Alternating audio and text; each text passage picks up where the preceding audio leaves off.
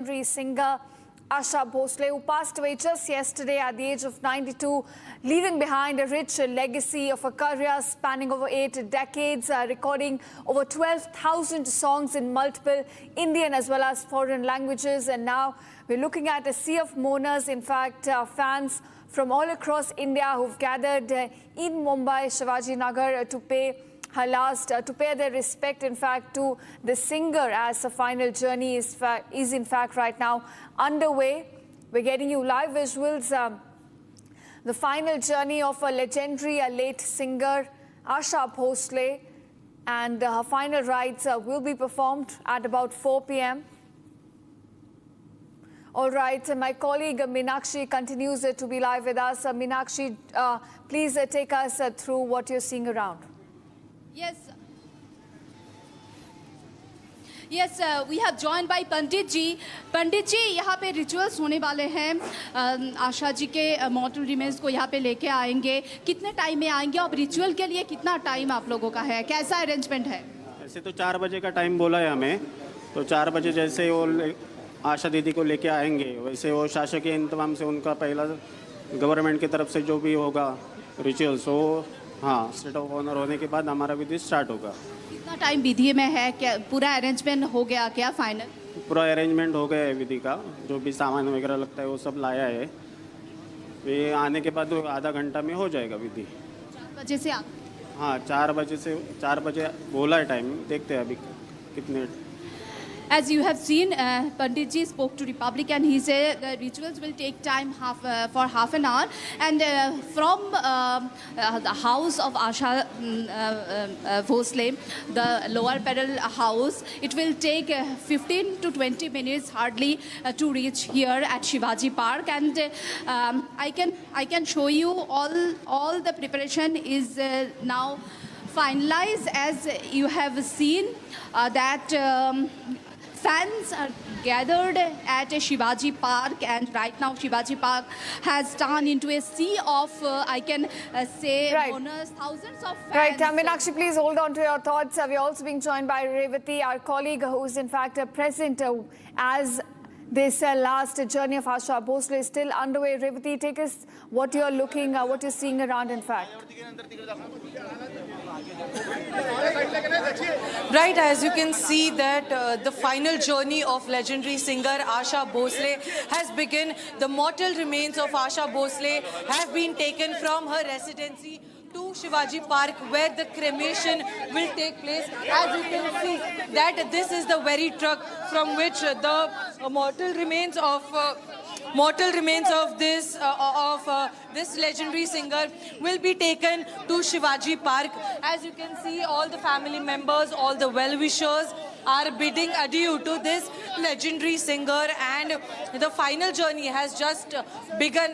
Before this, many personalities from media, from Bollywood, from music industry paid their last tribute to the legendary singer with the heavy security deployed at the site. We can see that from her lower parel residence, Asha Bhosle's mortal remains are being taken to Shivaji Park, and she will be cremated at Shivaji Park at around 5 p.m. today, where all the well-wishers and the entire nation will be bidding adieu to the legendary singer. Over to you. All right, Revati, so last rites will be performed at about 4 to 5 p.m. at Shivaji Nagar. This is where the last journey is in fact also headed. It started from her residence at Lower Parel, and now you can look in fact at a final journey. We're getting you live visuals, and you can see a sea of people. Her fans in fact have gathered to get a last glimpse of the legendary singer, to pay their tribute, to pay their respect to a singer that in fact has contributed immensely to Indian cinema. You can see how many people in fact have gathered on both the sides of the road to pay their respect to Asha Bhosle, to Asha Tai, the legendary singer who passed away at the age of 92 just yesterday. And right now her final journey, her last journey in fact, is underway in Mumbai. We're getting you live visuals as a sea of mourners in fact have gathered all around, and Revati continues to stay with us. Revati, take us through what you're seeing around. You can see also people, showering petals on her as her final journey is underway. There are a lot of fans who have gathered. It's a very emotional moment at this time. Right, as you can see that everyone here in Mumbai is bidding adieu to the legendary singer. Asha Bhosle took her last breath at the age of 92 at Breach Candy Hospital, where she first was rushed to the Breach Candy Hospital due to cardiac arrest. Then, due to multiple organ failure, she took her last breath. As we can see, the final journey of the legendary singer has begun, and now the entire nation is bidding adieu, bidding farewell to Asha Bhosle ji, who has contributed immensely to the Indian cinema and the music industry of the Indian cinema.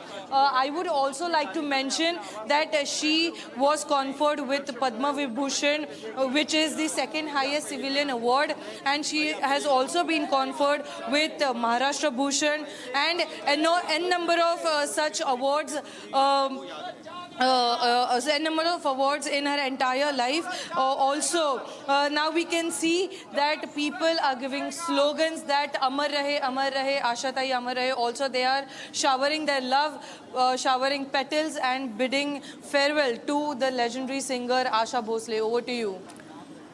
Right, of course, Revati, it's 8 decades of a melodious era that's now coming to an end. A voice that touched millions of hearts, moved our souls in a way that's difficult to describe, now coming to an end. In fact, you can see a lot of people, a lot of fans, people from music and film fraternity walking around the truck, in fact, which is carrying her mortal remains, her last journey, in fact, to pay their respect, to pay their tribute to the legendary singer, a singer who has contributed not just through her vocal expertise, but also through the vibrant personality that she explicit anyone she met, in fact, during the course of her journey. And we're celebrating as well today her legacy, a rich legacy, as we bid farewell to the legendary singer Asha Tai, as she is often called. In fact, it's 8 decades of music, 8 decades of magic that she brought to screen, that she contributed to Indian cinema.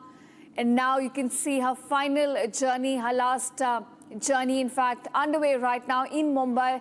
Her final rites will be performed at about 4 to 5 p.m. at Shivaji Nagar. And right now, her final journey is underway from her residence at Lower Parel to Shivaji Nagar. We're getting you live visuals.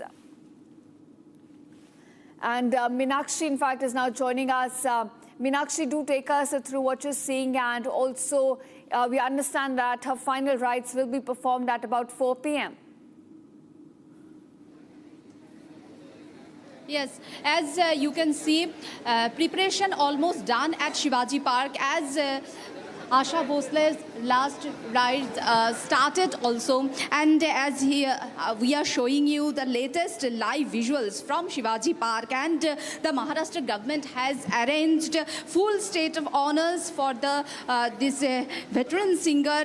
A ceremonial guard of honor will be presented with police personnel lined up as a mark of respect. You can see on the visuals, and several political leaders, cultural icons, they have started gathering at Shivaji Park. Security has been tightened with Mumbai police managing the swelling crowd. As you have mentioned already, lots of thousands of fans of Asha Bhosle, they gathered on the road, and they are waiting for their dearest Asha Bhosle. And we are showing you live visuals from Shivaji Park. Almost all preparation has been done, and we spoke to Panditji, who also told Republic that all rituals will take half an hour. And as I can mention, I can say the distance from Lower Parel to Shivaji Park is nearby 15 to 20 minutes. So Asha ji's mortal remains will reach here within within 20 minutes. So less time in the government's hand, and all BMC workers and police personnel, they are doing the last minute work. You can see, we are showing you that visuals. You can see the last minute work is going on. And as we have seen that earlier, her mortal remains were kept at her residence for public darshan, where political leaders and Bollywood fraternities, they had gone and paid respect to Asha Bhosle, and thousands queued up since morning. Actually, now at Shivaji Park, the final rituals will take place, and we can also hear the voice of Asha Bhosle. Everywhere the songs of Asha Bhosle is playing at Shivaji Park. So it's an emotional movement. It's a heavy moment for Asha Bhosle's family. All right, Meenakshi, just hold on to your thought. We're also being joined by Usha Uttap on phone line. Thank you, ma'am, for joining us on Republic TV. And I want to ask you, today, as we bid a farewell to Asha Tai, we're also looking at her rich journey, a legacy of about 8 decades. How do you look at that journey? And also, how is this moment for you right now? Because you've also worked very closely with the legendary singer. Well, I think, as I said already, just devastated by the news. And, I mean, nothing could be more real than this, right? Though it all seems surreal to me to see, a flower-bedecked van with her photograph on top. It's so sad. Yes. It's so sad, really. But that's life. Life has to carry on, and the minute you come in, you have to go. And to go the in-between years, I mean, she's lived such a fantastic life, such a full life, 92 years, and the great volume of work, both quality and quantity. She's inspired generations and generations, so many kids, so many grown-ups, so many people who have been listening to her songs and inspired by her. I mean, for me, it's just, as I said, it's surreal and at the same time so real. So real when you see something like this. I mean, as I've always said, I'm saying it one more time, that the song is much bigger than the singer. Much, much bigger. Because though her body is not with us anymore, she's gone, her music and her legacy will live on forever and evermore. Right, of course, ma'am. Her legacy will continue to live on in our hearts through her song, through the magic that she's created in her melodies. And, I'm sure that India is also joining you in this emotional moment at this stage. So is there something you would like to say to her fans who are also, bidding the final farewell to her at the moment? I'm sure they're all feeling the same way as I am. We're really sad that she's no more there physically, but the music will carry on, and the way her music will carry on will be really amazing, isn't it? It already is. I mean, so many generations of people are singing her song. As far as I'm concerned, personally, you will never find a single playlist, not a single playlist of my shows. Like even yesterday I performed, I will be performing day after again. There's never been a show or a playlist of ours where there is no DMD, which means Dam Maro Dam.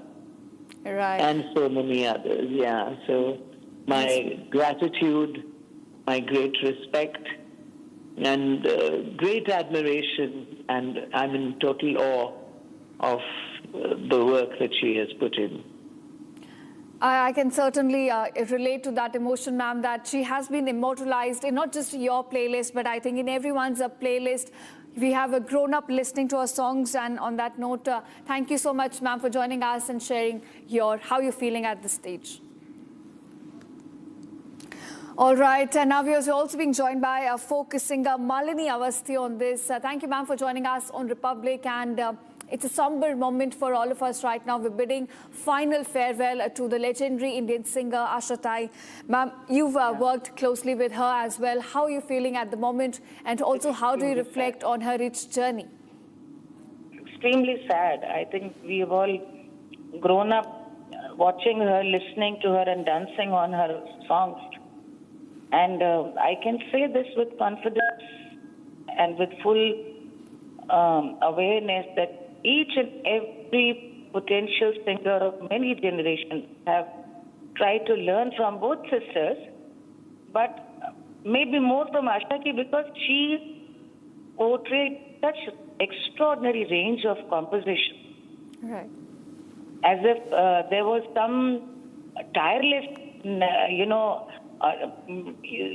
streak in her which was not ready to give up, willing to take chance, willing to take up new compositions. I mean, her whole life journey is such a role model for any singer, especially female singers. And I saying this because women face so many hurdles while pursuing a career. And here is a woman who got married very early and saw ups and downs in her personal life, but never gave up. And, it happens in family when you have one, almost a goddess Saraswati as your sister, Lata. And there are eminent comparisons drawn, and it's not easy to crave out your own, niche and such a legacy. It is not easy. I think a life has, it is. There's so much to learn from her. Right. That nothing can stop you from living your dream. And she did despite all the difficulties and hurdles. And imagine, 30 years ago, she came up with the remixes of her own songs. Who does that? Today, there is a trend of remixes in films and albums. And I heard her, in fact, she said that I saw people doing RD songs, and I thought, why should I watch others do when I can sing? I will do my own. And she came up with her own Asha and RD and came up with remixes with Leslie Lewis. So, it takes guts to come up with a new interpretation of your own very hit song. And it can be judged, but only very daring artists will take up that. And she was singing for Rahman Tab or any young music composer, Shami Tandon ji, she was singing for him. So I think this has kept her alive, in everybody's memories. And I think even today, you ask any 12-year, 13-year-old boy or girl, they would recognize her. She was so active, full of life, cooking for everybody, and living a life of that of a grandmother, a mother. I think she was a very happy and satisfied as a person when she said bye-bye. But I think what she has created, songs that she has sung, will continue to echo in this universe for, I think, lives and lives and generations, forever immortal. It's a blessing to have met her. And since you asked me what we did talk, when we met, yes, I was, we met we met earlier, but we had a very unique meeting to have some conversation. It was Prime Minister's swearing in ceremony in 2019. And we were there for the swearing in ceremony. And she was all alone, and you know how it happens after the swearing ceremony. The traffic was stuck, and both of us found in each other's company. And it took a while for the car to come. And so for 30 minutes, 25 minutes, we had such heart-to-heart conversation at North Block. I can never forget, in Delhi. And the first thing I said, I told her, I always thought that Lataji has immortalized villages of UP, Uttar Pradesh, village bells, songs of UP heartland, beautifully, musically, decorated by Naushad Saab.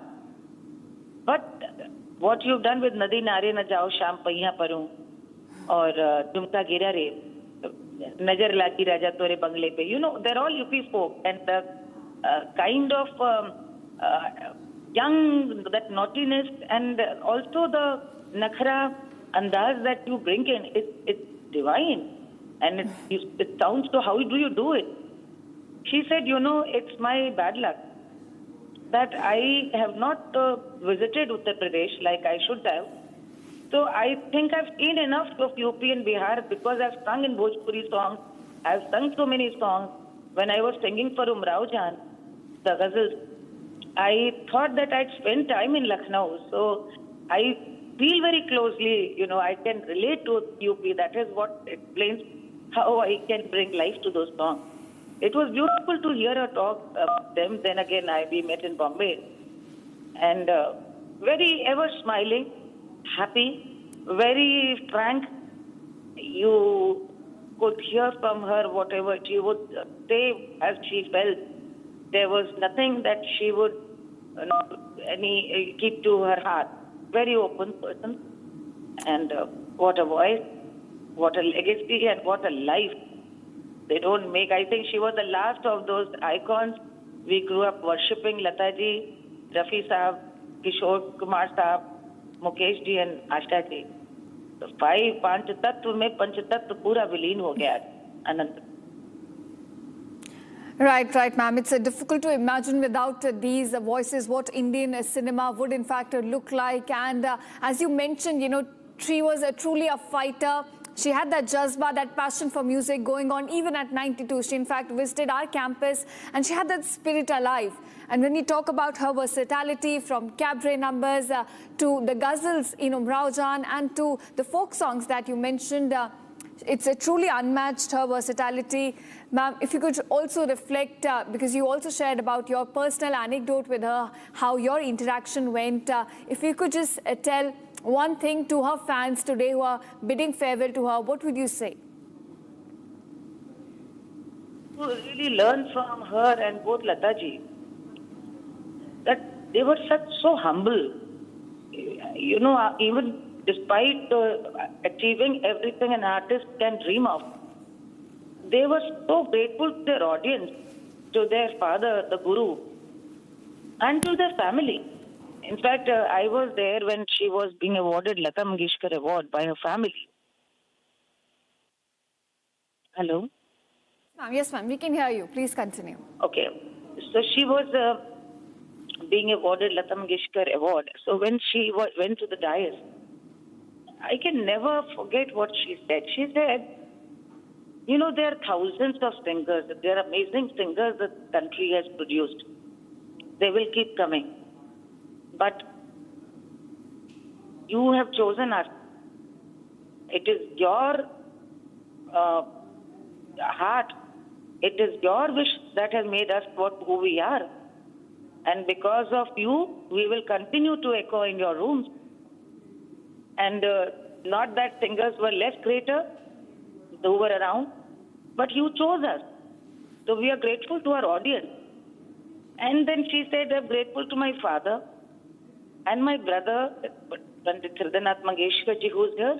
She said, because he chose me good enough to be awarded an award designated or which has been in honor of my sister.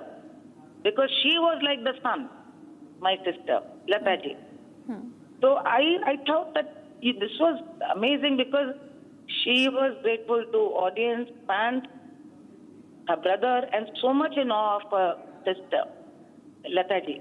I think this is what new artists can really learn, humility and gratefulness to music composers and to the audience who have made who legends are. I think that is what makes them great.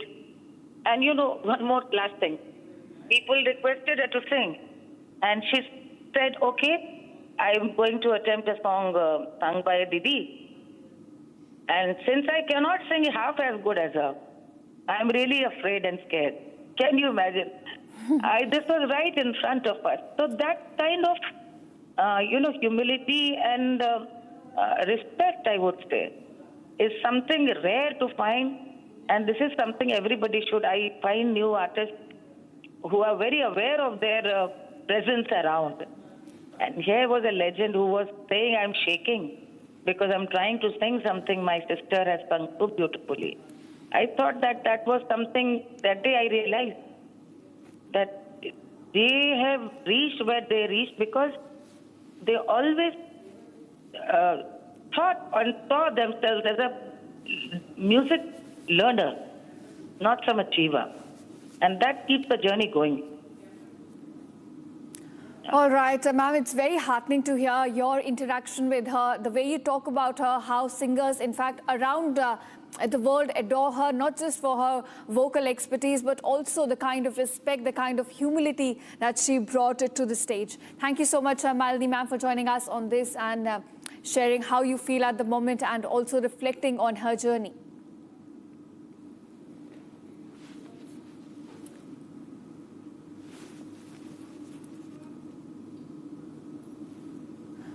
All right, we're also being joined by Jaspinder and Nerula is a singer. And thank you, Jaspinder, sir, for joining us on this broadcast. In fact, I want to ask you, sir, today we are bidding farewell to Asha Tai. It's 8 decades of legacy that we are, in fact, bidding farewell to. But she will continue to live with us through her music, through the magic she brought in her melodies. How do you look at this moment, sir? Yes, of course. This is a moment that, we were shocked, and we know everybody has to go, but then, this was like, but very, very peacefully she went. That's the best thing, because in these days, it's when somebody goes with that, with that pain and a prolonged disease or something, which didn't happen with her. She just went like that, And yes, we will always remember her from her songs and the association that I had with her. I looked at her as my mother, as my guru. I always learned from every genre that she sang since I was a child.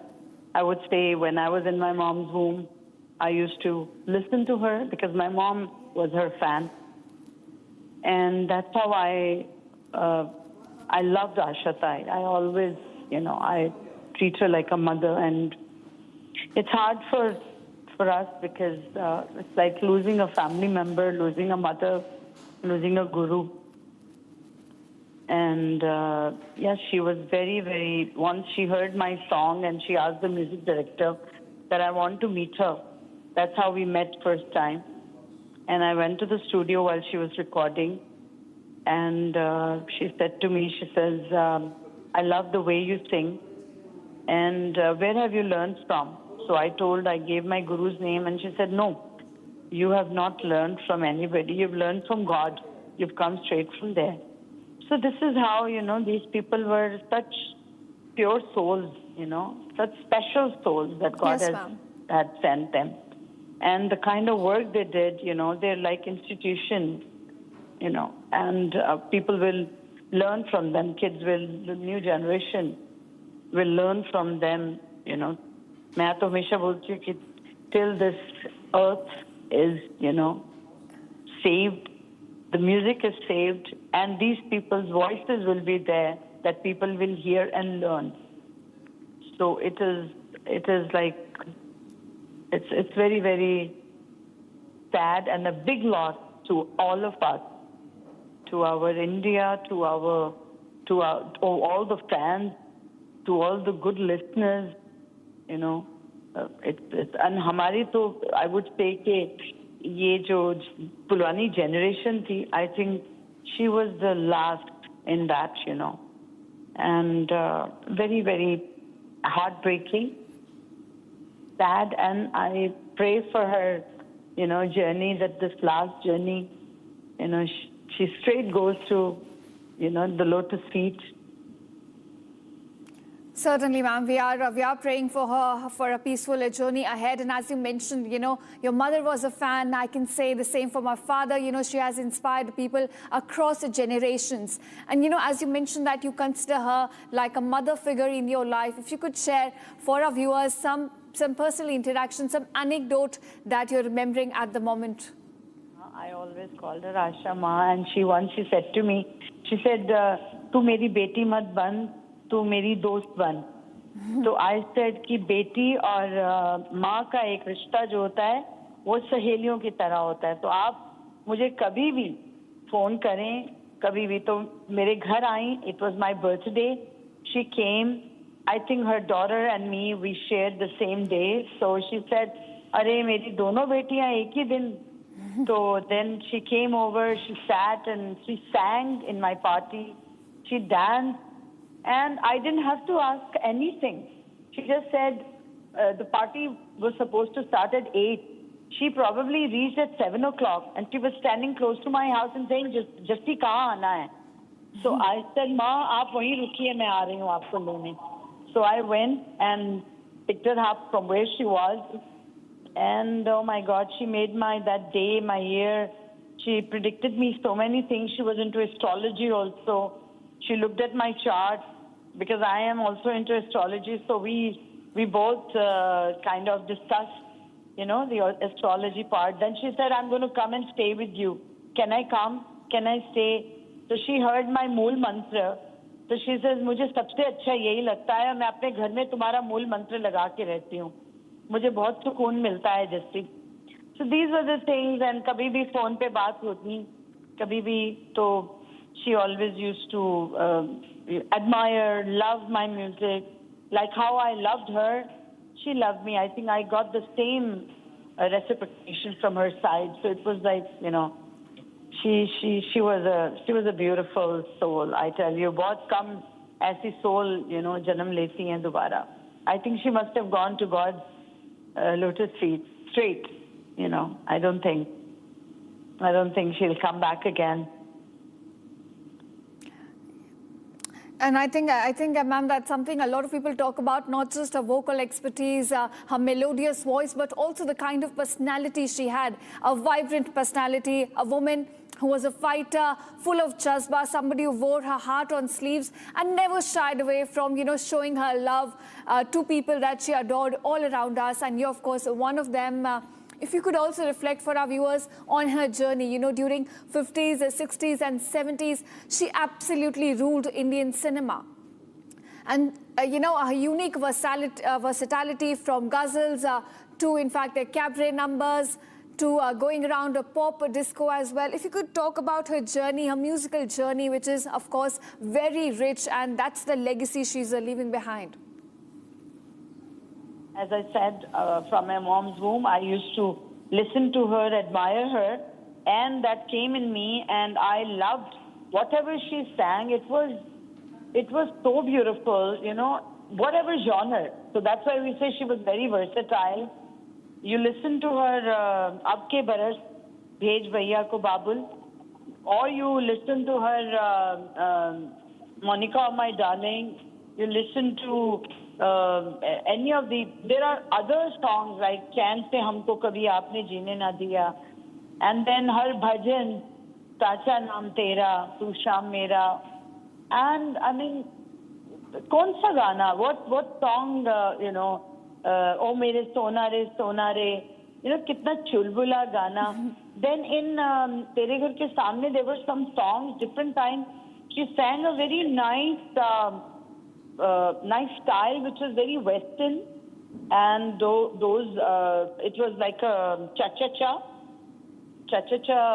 rhythm, and there's a girl dancing on it, and the way she, the modulation, voice modulation, how she did it, it was amazing. It was just remarkable. It was commendable, like how she sang the song, and I learned from every song she sang, I always, and look at the ghazals, Miraj-e Ghazal she sang. Every ghazal was the graces she took, the way she sang those ghazal. After that, Umrao Jan was another, Kamal. I would say Kamal. I mean, I can't. All right, Jaspinder ma'am, please just hold on to your thought. We're also being joined by Hema Malini at this moment. Ma'am, I want to ask you, you have closely worked with her, and how do you feel at this moment as we reflect on Ashatai's journey, 8 decades of rich legacy? How are you feeling at the moment, and how do you look at her journey? Her journey was fantastic. For the last 10 decades, she has entertained people with her singing skill, and nobody can beat her. And she had her own place in this music world. She was something unique. She was able to deliver whatever the music director wanted, what she wants. Matlab, in fact, she will give 100% more than what is necessary. Her voice became the heartbeat of Indian music. That singing, yes, ma'am. It was about creating timeless emotions that connected millions of hearts. Her versatility, grace, unmatched passion, it was truly a very different kind of a person she was. Right, ma'am, you've closely worked with Ashatai. She sang many songs for you, including O Saathi Chal. If you could, reflect on any anecdote that you could share with us, that you could think of or recall, your interaction that you had with Ashatai. Interaction, she has visited my dance shows also. So in fact, I did one dance ballet, Savitri. So she was present and she saw the show and she expressed her feeling, I love to sing for your ballet also, which did not happen. But whenever we have met, she has always loved me, gave me so much love. She will hug me. She will touch my face and say, how beautiful you are. She'll always say that. So I can never forget such a wonderful, lovely person she was. Right, ma'am. In fact, this is what we have been talking about since morning, that not just a vocal expertise, but also her vibrant personality, the kind of love she had for everyone around. She wore her heart on her sleeves. So if you could talk about that aspect of her also, because you've closely interacted with the legendary singer. Yes, please. Thank you. All right. Thank you, ma'am. All right, viewers, as you can see, it's people from all around the world, people from media, fraternity who are mourning the loss that we have had. We've lost a legendary singer, Ashatai, who succumbed to multiple organ failure just yesterday at about 12 noon at the age of 92. And today, her final rites will be performed. Her final journey right now is underway. And India is bidding farewell to the legendary singer and at the same time remembering her rich legacy of 8 decades, her soulful music, a voice that touched millions of us. It moved us in ways that's difficult to describe. And looking back at her journey in remembrance, we're talking about the kind of rich legacy she's leaving behind in about 12,000 songs that she has recorded in over 8 decades of her career, a rich legacy, 12,000 songs in multiple Indian languages, and today it's an end of an era, a melodious era that we're looking at, but Ashatai will of course continue to live with us through her songs, through the melodies that she's left behind, and the rich legacy that we are looking at right now as her final journey is underway. And India, in fact, is mourning this big loss to the media industry, and not just to the media industry, the cinematic world today, in fact, is mourning this loss. And we're looking at the final journey of Asha Bhosle, the melodious queen of Bollywood. We're looking at several leaders also coming at the Shivaji Park, which is where her last rites will be performed with full state honors. We're looking at several politicians now arriving there to pay their respect to Ashatai, to pay their tribute, the final respect, in fact, as her final journey is now underway. We're getting you visuals of the final journey, as well as the rites will be performed at about 4 p.m. today. And in this difficult moment, it's an emotional moment for everyone as India bids farewell to a voice that has been a ruling Indian cinema for decades and decades, has contributed immensely to Bollywood music, and not just Bollywood. She has sung in multiple Indian languages as well as foreign languages, a voice that brought magic to screen. And with in fact her passing away, her demise, we're looking at a big loss for the Indian music industry. And right now getting you the live visuals of a final journey which is underway from her residence at Lower Parel to Shivaji Nagar in Mumbai. And this is where the last rites will be performed now because of her contribution, the immense contribution to the Indian music industry, a rich legacy. In fact, we will be looking at her last rites being performed with full state honors at about 4 p.m. IST in the evening. And now, viewers, we're slipping into a very short break, but don't go anywhere. On the other side, we will continue to bring you more updates as how tributes are now pouring in, heartfelt condolences are pouring in for the legendary singer who's left behind a rich legacy.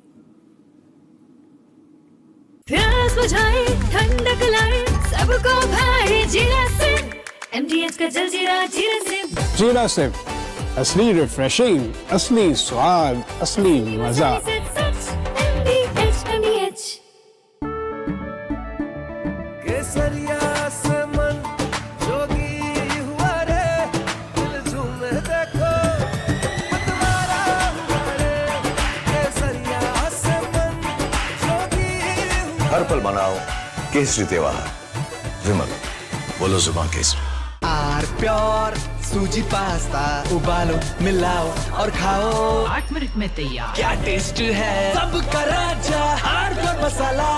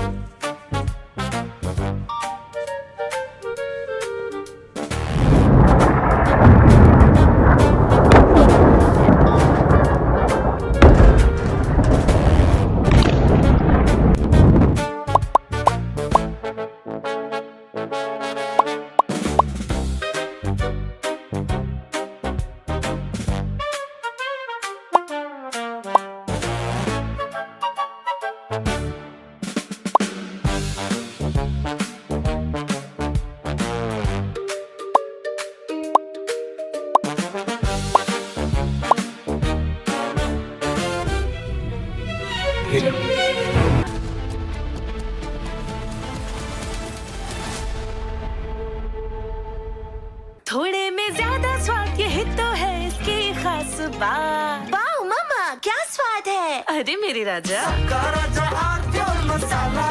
रानी इस घर में कुछ है जो टूटता नहीं। ये pillar कभी नहीं टूटेगा। रुंगटा स्टील TMT से बना। रुंगटा नहीं तो घर स्ट्रॉन्ग नहीं। रुंगटा स्टील TMT बार एकदम सॉलिड। चमकी चाट से क्या बना है? आलू चाट या फ्रूट चाट, स्वाद बनाए चमकी चाट। क्या बात है। स्वादिष्ट पकोड़े और बरसान, अरे चमकी चाट है इसकी जान। असली स्वाद सिर्फ चमकी चाट।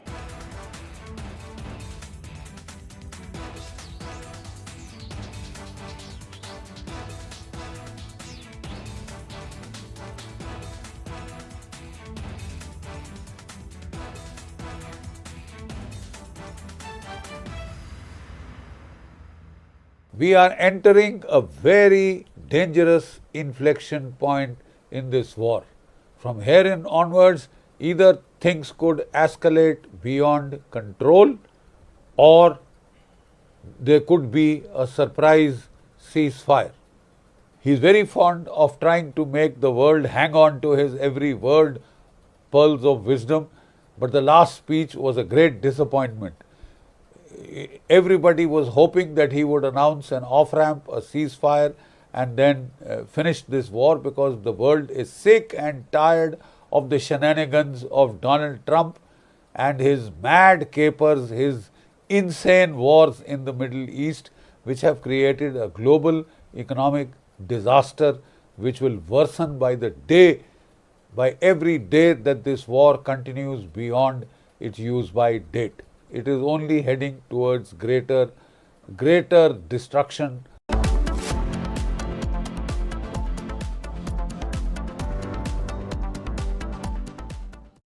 QS&THE, the world's foremost university rankings organizations, have ranked Amity amongst the top 3% universities globally, making it among the very few Indian universities to be included in both rankings.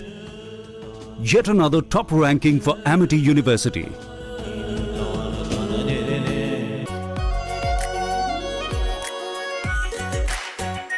Our Pure Shahi Paneer Masala.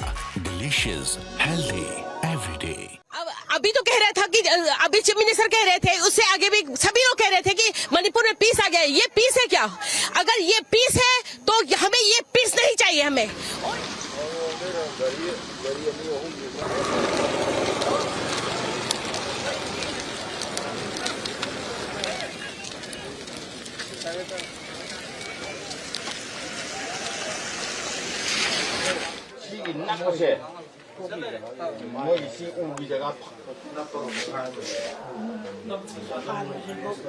ये bomb blast 1:05 में हुआ है। उसमें 2 बच्चे का जान गया है। 2 बच्चा, एक 5 साल का है, एक लड़की है वो तो 5 महीने का है। ये बहुत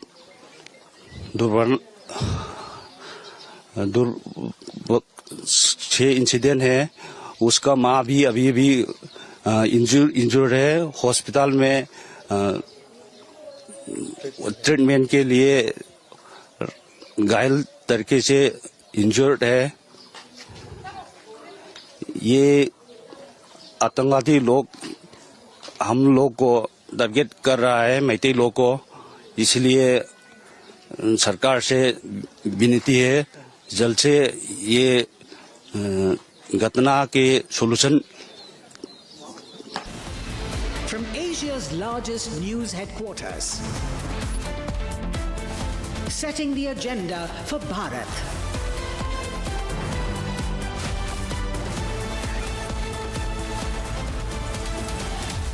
You're watching Republic.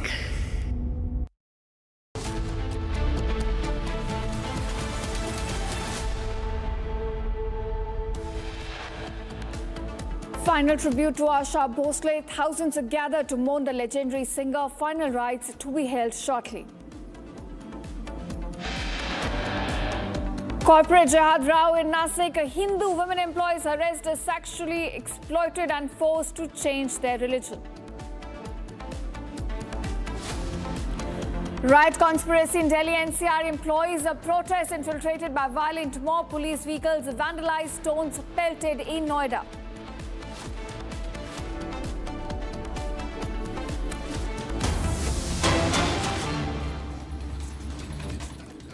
All right, viewers are getting you live visuals from, in fact, the legendary singer Asha Bhosle's The Final Journey, which is now underway. These are live visuals on your screen as Asha ties the final journey. Her last journey is right now underway in Mumbai. In fact, from her residence at Lower Parel to where the last rites will be performed with full state honours at Shivaji Park. Right now, you can see a sea of mourners. All her fans, in fact, are gathered to pay their respect, to get a last glimpse of the legendary singer who's contributed immensely to Indian cinema for past 8 decades. And right now, her final journey are underway as India bids farewell and mourns the big loss to the music industry. We're looking at the live visuals we're getting from Mumbai, in fact. As Asha Tai's final journey is underway right now, she's had an excellent career spanned over 8 decades. Over 12,000 songs recorded in multiple Indian and foreign languages. An immense contribution to Indian music. Today, that voice has left, is no more with us. But she's leaving behind a rich legacy of over 12,000 songs of melodies that will continue to immortalize her in our playlist, in fact. And today, It's a big loss for the industry. All right, my colleague Meenakshi now joins me with more details on this. Meenakshi, take us through what you're seeing around as you're present at this site, in fact. Yes, as you can see now, Usha Mangeshkar has reached at Shivaji Park, and CM, Chief Minister of Maharashtra Devendra Fadnavis, Deputy Chief Minister of Maharashtra Eknath Shinde and Sunitra Pawar also reached at Shivaji Park, and Cabinet Minister Chhagan Bhujbal also present at Shivaji Park. As you have seen, the Usha Mangeshkar, she present at Shivaji Park. From the common citizen to celebrities, the entire nation seems united in grief today. Shivaji Park, I can say, has become a center of collective mourning as India bids a final farewell to its Nightingale. And this situation, I want to share one news that before arriving at Shivaji Park, Chief Minister of Maharashtra has taken important decision. What is it? A cabinet meeting chaired by Chief Minister Devendra Fadnavis paid a tribute to legendary singer Asha Bhosle. During this meeting, a decision was also taken to set up an institution in her honor, and this state-supported initiative will be dedicated to promoting social and cultural welfare activities, carrying forward for spirit of service. So very important decision has been taken by Chief Minister of Maharashtra Devendra Fadnavis today. And now we have seen the mayor of PMC has reached at Shivaji Park, and members of Mangeshkar family are present, visibly emotional, and as they prepare to perform the last rituals. And what we can see here, police personnel have taken position for the ceremonial guard of honor, and the atmosphere is heavy, I can say, with every protocol being followed with precision and dignity. Senior officials and dignitaries have gathered nearly the designated area of the last rites, and we can see Ramesh Sippi, the director Ramesh Sippi, and Vivek Oberoi, Bollywood personalities are present at.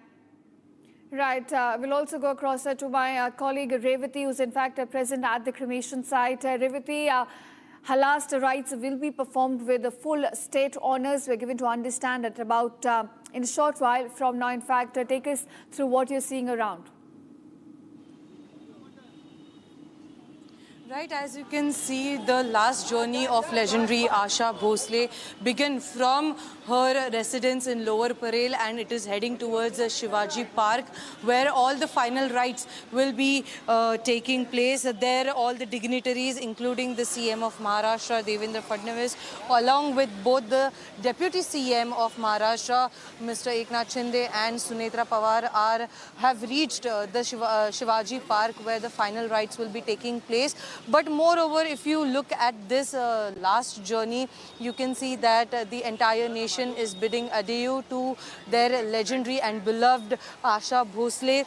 We can just imagine that what a legacy that she will be leaving behind for the Indian cinema. She has contributed immensely for the Indian music industry. A rich legacy that, in fact, Ashata is leaving behind. And thanks so much for joining us on this.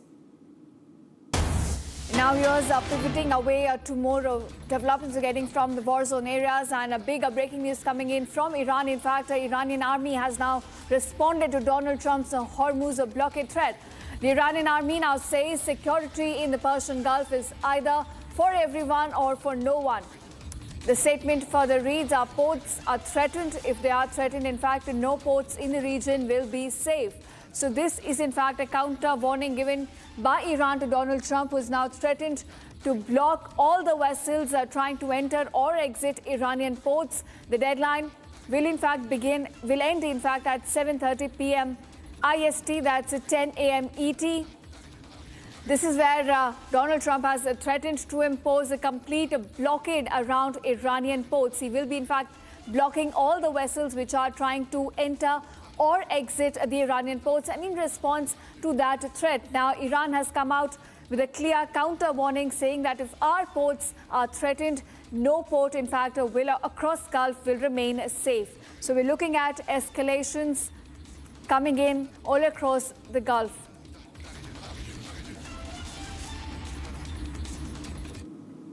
And now viewers are moving on to another breaking news development we're getting at this hour. Now Israeli military in fact has released a statement saying it will escalate its strikes on Lebanon.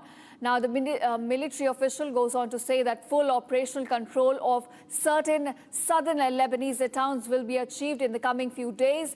The military official also says that full operational control of southern Lebanese town of Bint Jebel will be achieved in the coming few days. So we're looking at escalations now coming in not just across West Asia in terms of Strait of Hormuz, but also in between Israel and Hezbollah. Now, Israeli official has come out with a statement saying they will escalate their attacks all across the Lebanese territory, and in the coming few days they will be taking over southern Lebanese villages.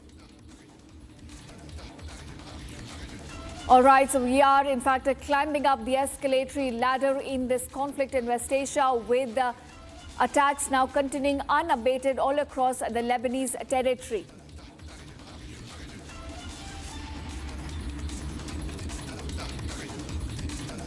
All right, viewers, so the theatre of war is still very active in West Asia as IDF now issues another warning to ramp up its attacks all across the southern Lebanese territory in the coming few villages. In the coming few days, in fact, we could be looking at certain villages now being coming under control of IDF as Israel issues yet another warning to Hezbollah to ramp up its attacks all across the Lebanese territory.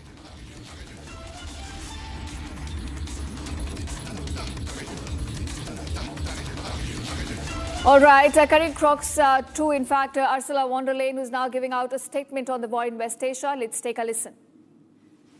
A key lesson of the past weeks is that security is indivisible. You cannot have stability in the Middle East or the Gulf while Lebanon is in flames. So we call on all parties to respect the sovereignty of Lebanon and to implement a complete cessation of hostilities. And as we observe the current fragile ceasefire, and despite the uncertainty, I want us to draw together lessons. This is the main purpose why we had the orientation debate today. It was not the first one in this crisis, but of course now with a new and fresh look at the situation. Let's recap. Since the beginning of the conflict, 44 days ago, our bill for fossil fuel imports has increased by over 22 billion euros. 44 days, 22 billion euros, not a single molecule of energy in addition. And this shows the enormous impact this crisis has on our economy. Even if the hostilities ceased immediately and the disruption of energy supplies from the Gulf will persist for some time to come. And therefore we discussed a series of measures that we will present to leaders at the next informal council that we have next week in Cyprus. We will have a communication the Wednesday before the European Council starts in Cyprus. And today we discussed a number of measures that we could present, and let me mention some of them. I want to start with the immediate measures. First and foremost, it is important that we have a robust coordination among the member states, because we've learned in any crisis, unity is our strength. We have demonstrated this in the 2022 energy crisis with the EU energy platform. Let me just give you two figures that are telling. This platform has helped to aggregate 90 billion cubic meters of gas purchases for us in the European Union, 90 billion. And it has connected buyers with suppliers, with 77 billion cubic meter matched between off-takers and suppliers. So what I want to say by that is we do not start from scratch with this coordination in the energy sector, but we can do more. and of course we can do better. We're also looking into EU-wide coordination of member states' gas storage filling to avoid that many member states go to the market at the same time, so they are competing against each other. And we will also coordinate oil stock releases to achieve the last possible effect of these releases. And we will ensure that member states' emergency measures will not impact the single market. That is the part coordination. Let me look at the second element we discussed. And this is basically how to approach the different measures that member states might apply to better protect vulnerable households and vulnerable sectors from the high energy prices. Here is very important. I mean, it's just 3 years ago or 4 years ago that we had the last energy crisis. We went through that one, and that we really learned the lesson from this energy crisis. The measures should be targeted, so not overall, but targeted to vulnerable groups. Timely, they have to be fast, not in a year, but immediately. And temporary. So for a short amount of time, you can apply them, but if they are cast in law, you have to make sure that you get out of the measures in a timely manner.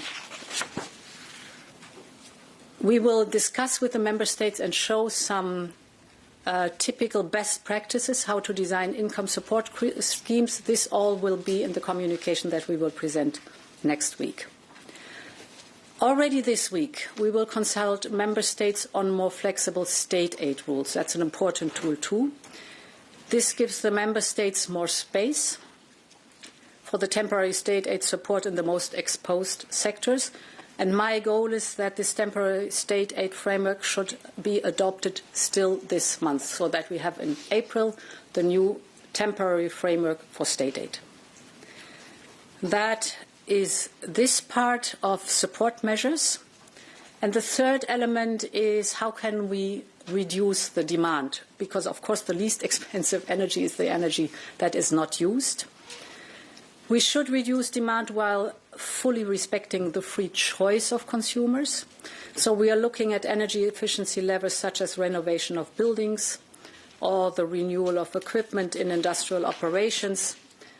These are some measures, but there are also other measures that we will present or will be the core of the presentation of the communication next week on the table of the leaders.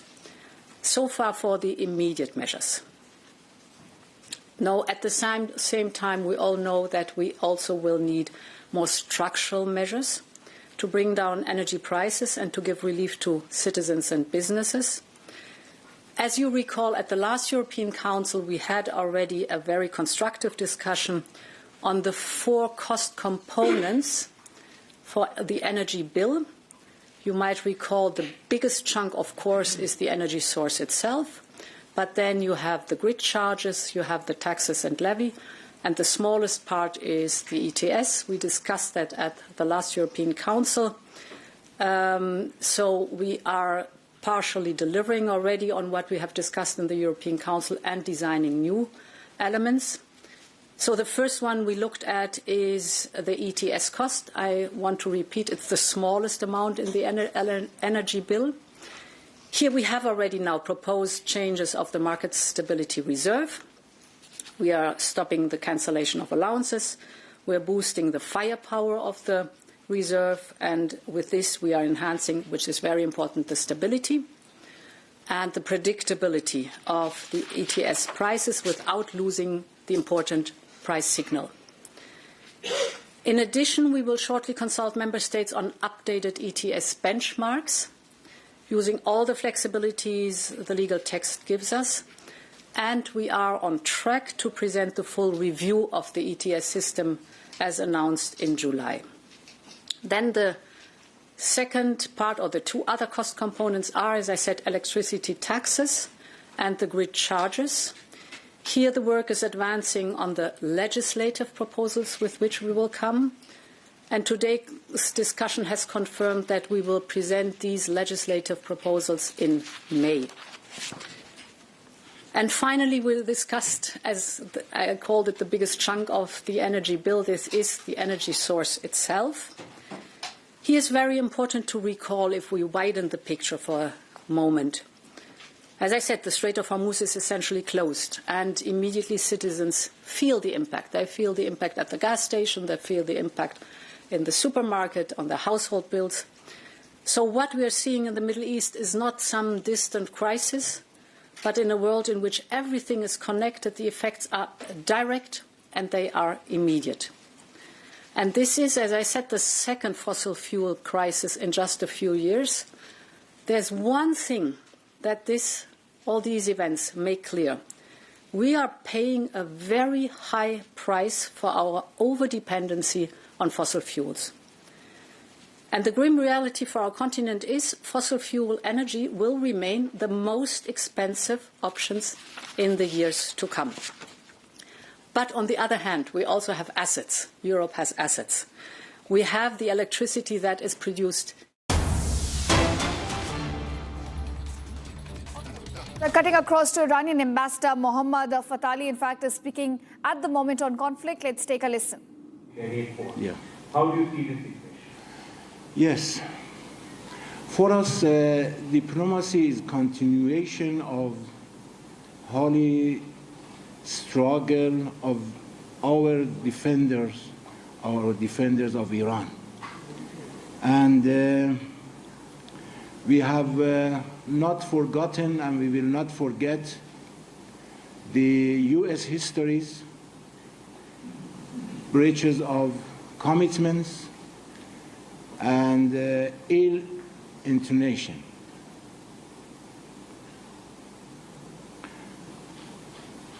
And ill intention because you know that we have so many experiences from the United States.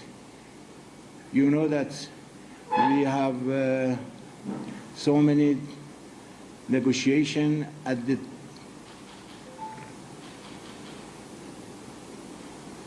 last one. We are on the negotiation that they attack. And in 12 days war also, you have heard and you have seen that Iran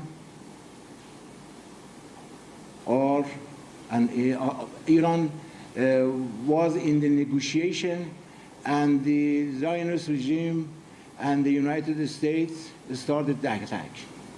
And after that announced the ceasefire. And we accept the ceasefire in the 12 days war before 9 months ago. And in the recent days, also, we are under negotiation.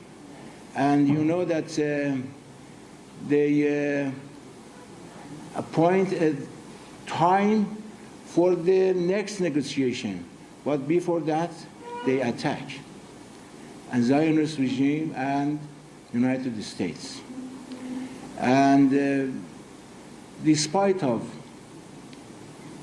we know very well from their intention, but we re-entered in the negotiation. And during that negotiation, the recent negotiation, I announced several times, I mean that the officials, high-ranking officials, or relevant institutions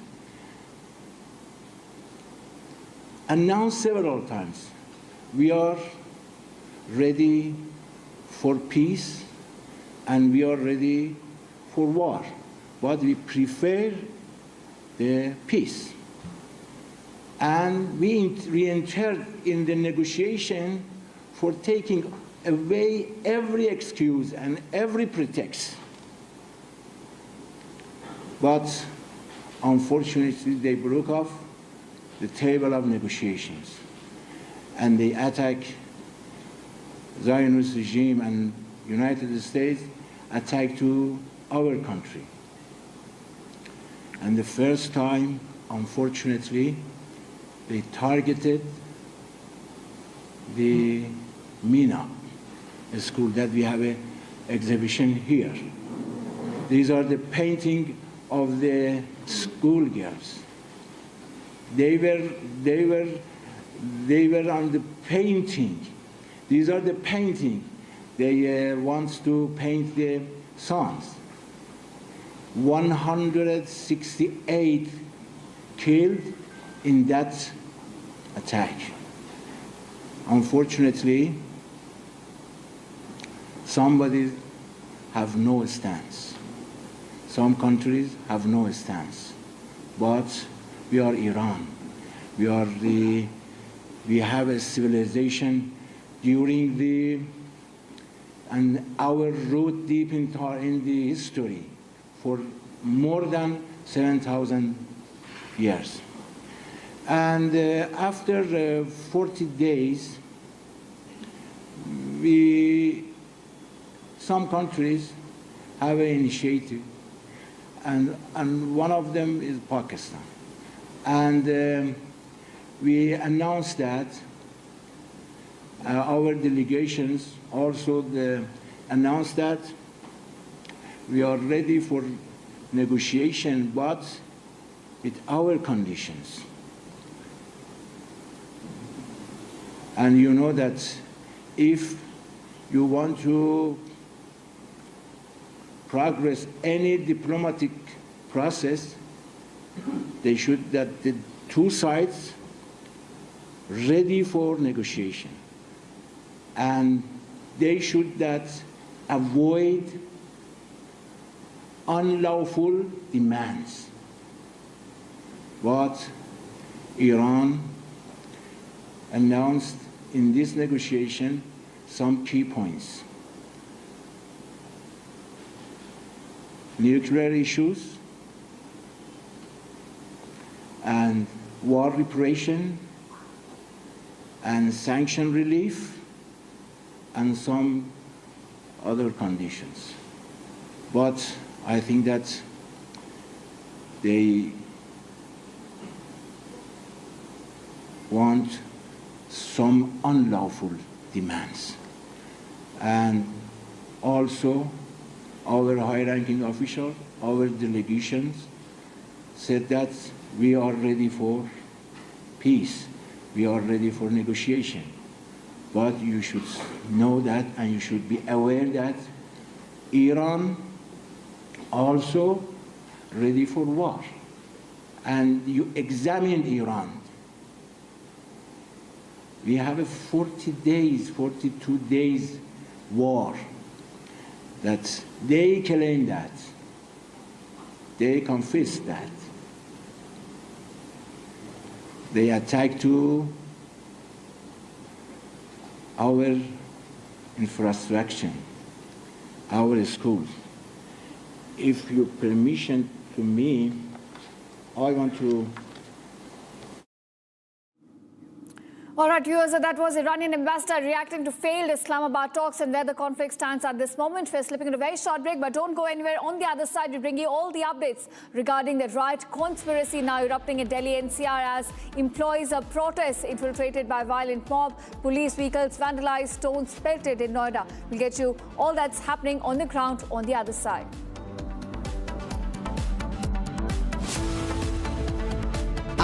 pure सूजी pasta उबालो मिलाओ और खाओ 8 minute में तैयार। क्या taste है सबका राजा हार्टफेल्ट मसाला।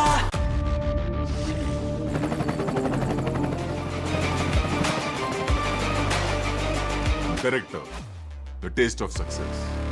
थोड़े में ज्यादा स्वाद यही तो है इसकी खास बात। वाओ मामा क्या स्वाद है। अरे मेरे राजा सबका राजा heartfelt masala.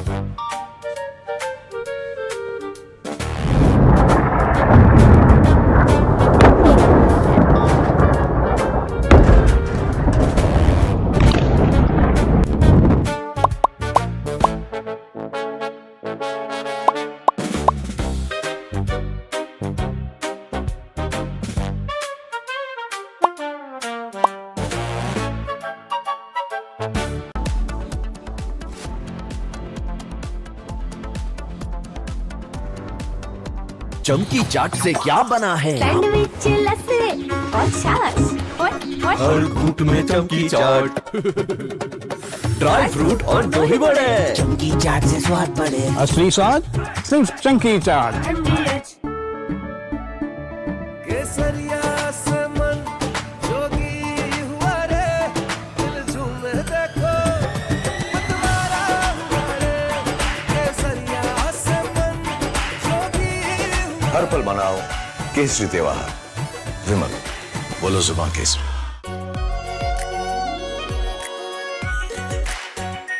Are pure shahi paneer masala, delicious, healthy, everyday.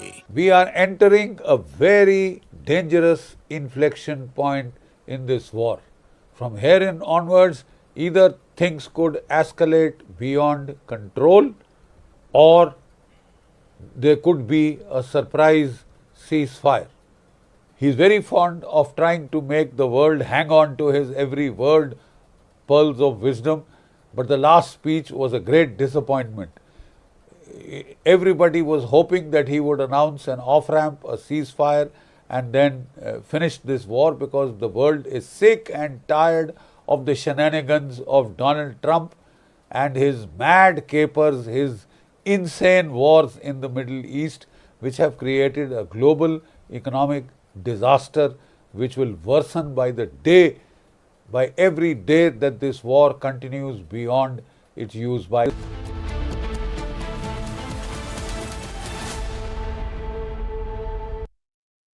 Are pure सूजी पास्ता उबालो, मिलाओ और खाओ। 8 मिनट में तैयार। क्या टेस्ट है सबका राजा आर प्योर मसाला।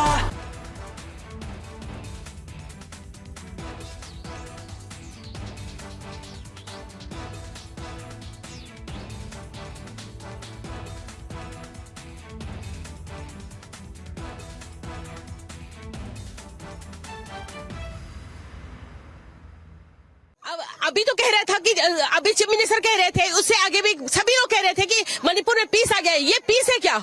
अगर ये पीस है तो हमें ये पीस नहीं चाहिए हमें।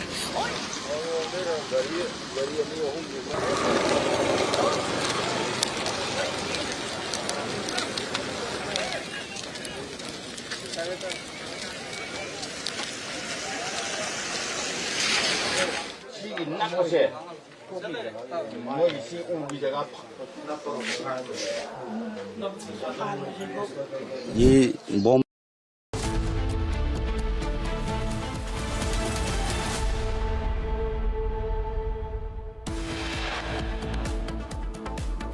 Final tribute to Asha Bhosle. Thousands are gathered to mourn the legendary singer. Final rites to be held shortly. Corporate jihad row in Nasik. Hindu women employees harassed, sexually exploited and then forced to change their religion.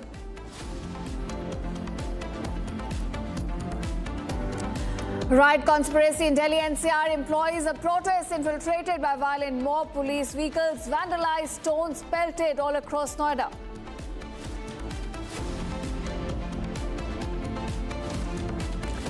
Serving Army brigadier and son assaulted in Delhi after they questioned 2 people for drinking in public. Delhi police allegedly did not take action.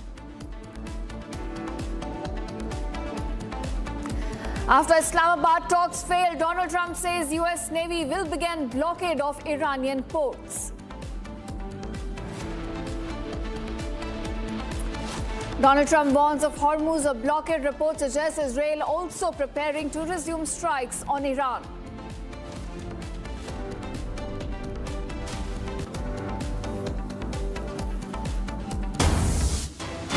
Now, viewers, a top focus at this hour amid escalating workers' protests in Noida, Uttar Pradesh. Chief Minister Yogi Adityanath on Monday has now issued a statement addressing the situation. Now, he alleges that certain individuals were conspiring to incite unrest in attempt to hinder the state's progress towards peace and prosperity. He also appeals to workers to remain calm and not fall prey to such attempts. That's the statement being issued by Uttar Pradesh Chief Minister Yogi Adityanath on the kind of protests we have now been seeing all across Delhi NCR. Let's take a listen. आज जब उत्तर प्रदेश में आपकी double engine की सरकार, NDA की double engine की सरकार, प्रधानमंत्री मोदी जी के नेतृत्व में, उनके मार्गदर्शन में सुरक्षा का, सुशासन का, सेवा का, इंडस्ट्रियलाइजेशन का एक मॉडल खड़ी कर रही है, बेटी और व्यापारी की सुरक्षा सुनिश्चित कर रही है, नौजवान के लिए नौकरी और रोजगार की गारंटी दे रही है, अन्नदाता किसान के चेहरे पर खुशहाली लाने का काम कर रही है, तब जब यह सब कुछ हो रहा है, कुछ लोग उस शांति को समृद्धि की ओर बढ़ने से रोकने के लिए अशांति पैदा करने के भी षड्यंत्र कर रहे हैं। मैं अपील करूंगा सभी औद्योगिक इकाइयों में कार्यरत कार्मिकों से और औद्योगिक इकाइयों में कार्यरत श्रमिकों से भी, याद करिए ये डबल इंजन की सरकार आपके साथ कैसे खड़ी होती है। कोरोना कालखंड में आपने देखा होगा, जब कोरोना की परवाह के बगैर हमारी सरकार ने कार्मिकों को सबके लिए अपनी गाड़ियां उपलब्ध करवाई, उनको क्वारंटीन सेंटर में रखवाने की व्यवस्था की, उनके लिए सभी प्रकार की फ्री सुविधा उपलब्ध करवा करके उनको उनके घरों तक पहुंचाने का काम किया। All right, my colleague Saurav now joins me with more details on this. Saurav, while Uttar Pradesh CM is now claiming a conspiracy at play to spread unrest in the state, the big question and also the concern of our viewers is what is the situation on the ground? So you have been covering this story very closely. Tell us, is the violence still spiraling on the streets or has the situation stabilized? As you can say, there are tensions in the environment in Noida's phase 2 area. However, the current situation is under control and there is a heavy police deployment present at the spot. And as you can see that the roads which are blocked due to the vandalized vehicles, all the roads are cleared now. The vandalized vehicles have been taken to the Noida phase 2 police station right now. And as you can see, one private car, white color Swift, was vandalized at this spot, and apart from that the other police vehicle was vandalized at this spot. The vehicle was turned upside down by the violent mob in the morning itself, and after getting a towing van, the police officials have removed that vehicle and the vehicle has been taken to the Noida phase 2 police station. Currently you can see the debris of both the vandalized vehicle is present at the spot itself. And apart from this, you can see that this is the main road where the confrontation between the police officials and the protesters took place in the morning at 7 a.m. And as you can see, there are small stones present at this location which tells a horrific tale which unfolded in the morning. There was a massive confrontation between the police officials and the violent protesters at this very location. See, this is the main spot where the confrontation happened. There are small stones and there were another police vehicle which was vandalized on this road. See, this is the spot where the third vehicle of the police officials was vandalized. This vehicle is also taken to the Noida phase 2 police station right now by the police officials, and the debris of that vehicle and the leftover is still present at the spot. Apart from this, all the glasses of the police vehicles were shattered by this violent mob here in the morning. And this violent mob are the employees of the Motherson Industries, which is located in Noida phase 2. And this is the exact company, Motherson company, of which employees came on the street due to the less pay, and they are demanding the salary increment through this protest. This protest was going on for the past 5 days. However, today this protest turned violent and they have vandalized the police vehicles. Apart from that, Sort of the big takeaway.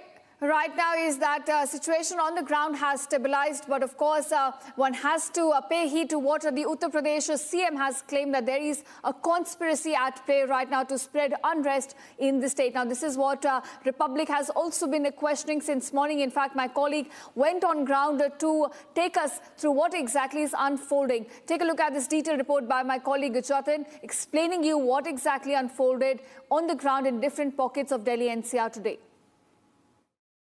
Noida में आज श्रमिकों के प्रदर्शन के दौरान हिंसा हुई। हिंसा में पुलिस कर्मियों की गाड़ियों को तोड़ा गया, ना सिर्फ तोड़ा गया बल्कि आग के हवाले भी किया गया। इस वक्त नोएडा के सेक्टर 84 में मेरी मौजूदगी है और तस्वीरें आप देखेंगे, गाड़ियों में यहाँ पे तोड़फोड़ जो है वो साफ तौर पर की गई। ना सिर्फ तोड़फोड़ की गई बल्कि जो पुलिस की गाड़ियां हैं उनको आग के हवाले किया गया और अब पुलिस कर्मी आपको यहाँ पर तैनात नजर आएंगे। लेकिन श्रमिकों का ये पूरा प्रोटेस्ट था और उस प्रोटेस्ट में कैसे हिंसा ये प्रोटेस्ट ने रूप ले लिया। हमारे साथ कुछ लोग हैं, क्या हुआ था? भीड़ इकट्ठी हो गई थी, क्या ऐसा हुआ था? हम लोग शनिवार को शांतिपूर्ण धरना प्रदर्शन कर रहे थे, फिर हम लोगों को यहाँ शनिवार को हमारी गाड़ियां भी नहीं आने दी गई। सर एक शिफ्ट में जितने बंदे आ पाए थे 2000 लगभग बंदे आ पाए थे, बस 2000 लोगों ने शांतिपूर्ण धरना प्रदर्शन करा 2 घंटे।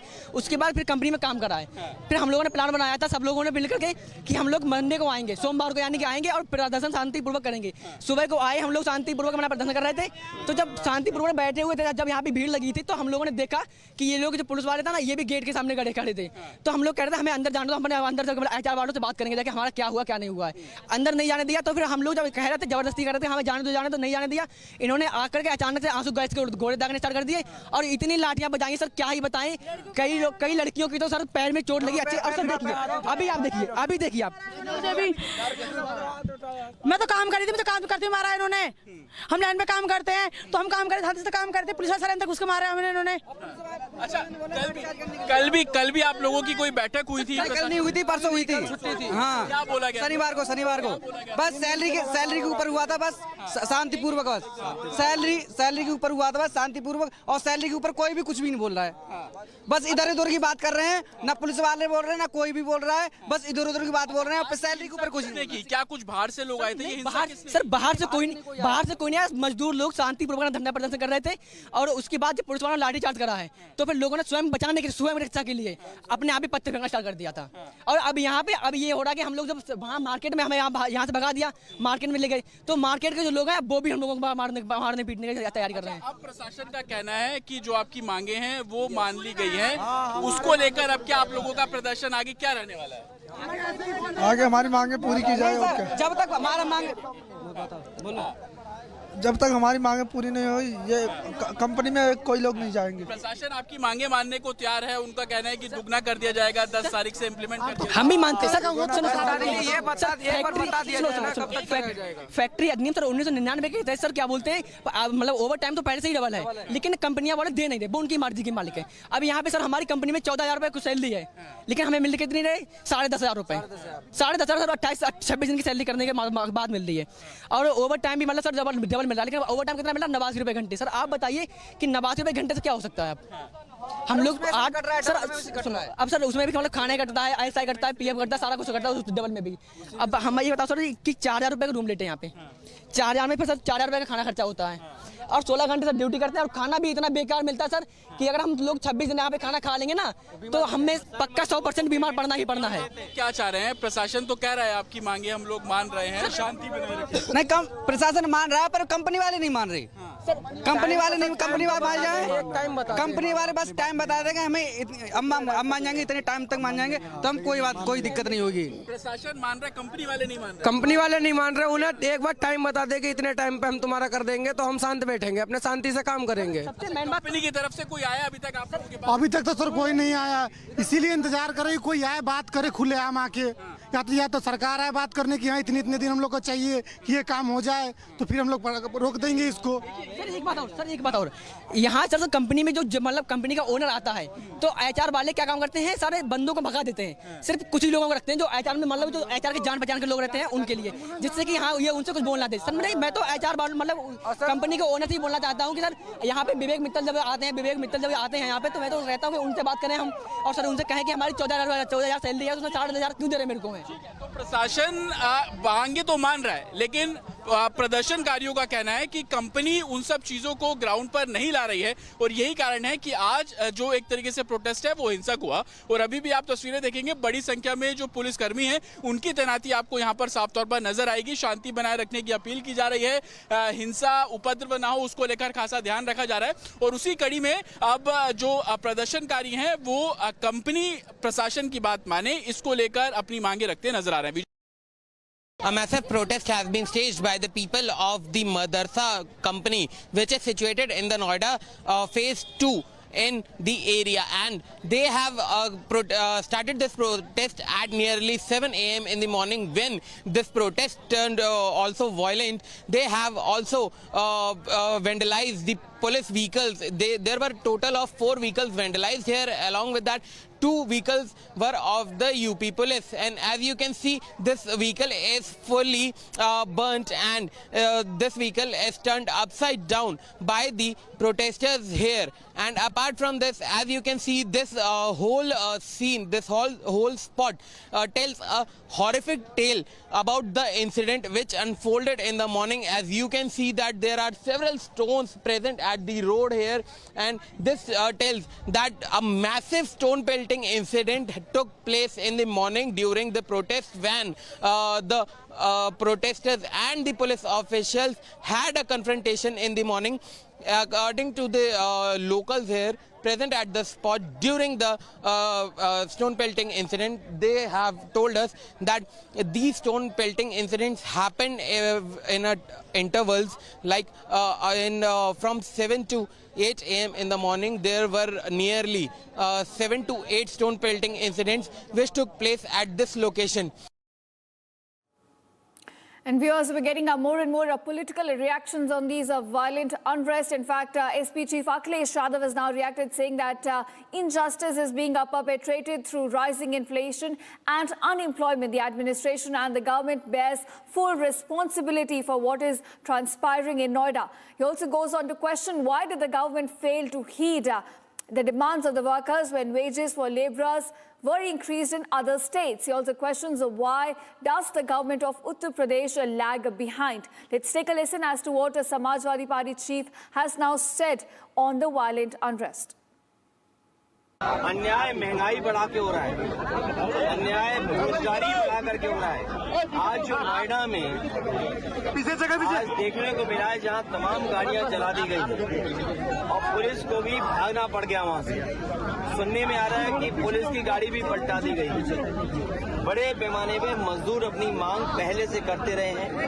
पूरी जिम्मेदारी प्रशासन की है, सरकार की है, और सरकार की इसमें कमी ये है कि जब मजदूर अपनी मांग को लेकर के आए तो सरकार ने सुनवाई क्यों नहीं की। कोर्ट से लेकर के या अन्य प्रदेशों में भी मजदूरों का जब वेतन बढ़ गया, मजदूरों को राहत दी इस महंगाई में, तो उत्तर प्रदेश की सरकार पीछे क्यों? सरकार ने बातचीत का रास्ता क्यों नहीं निकाला? एक तरफ तो सरकार निवेश की बात कर रही है, वहीं मजदूरों के साथ अन्याय कर रही है। और निवेश अगर आएगा और मजदूर नहीं होंगे तो कारखाने कैसे चलेंगे? ये पूरी जिम्मेदारी सरकार की है। सरकार किसी की बात सुनना नहीं चाहती। सरकार लोकतंत्र एक सरकार नहीं है, लोकतंत्र में विश्वास नहीं करती है, एक तंत्र में विश्वास करती है। संविधान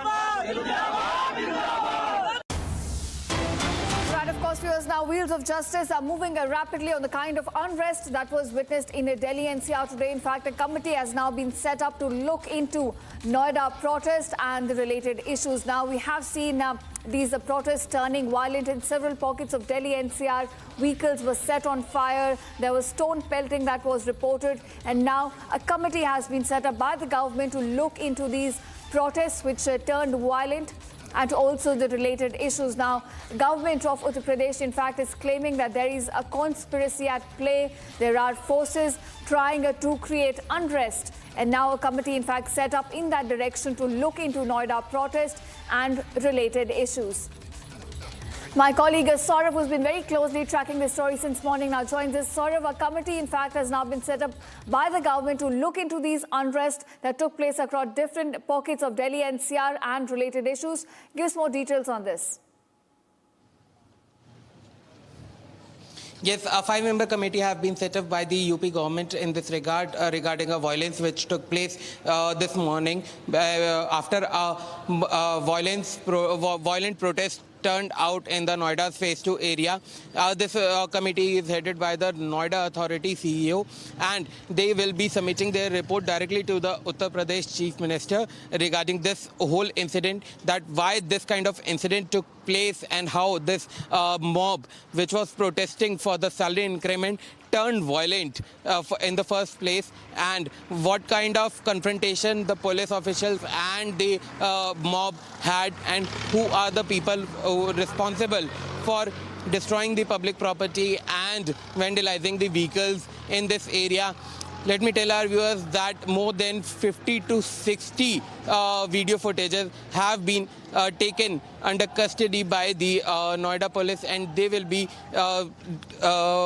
checking all these CCTV footages to find out who all are the people involved in the stone pelting incident and the vandalizing of the vehicles.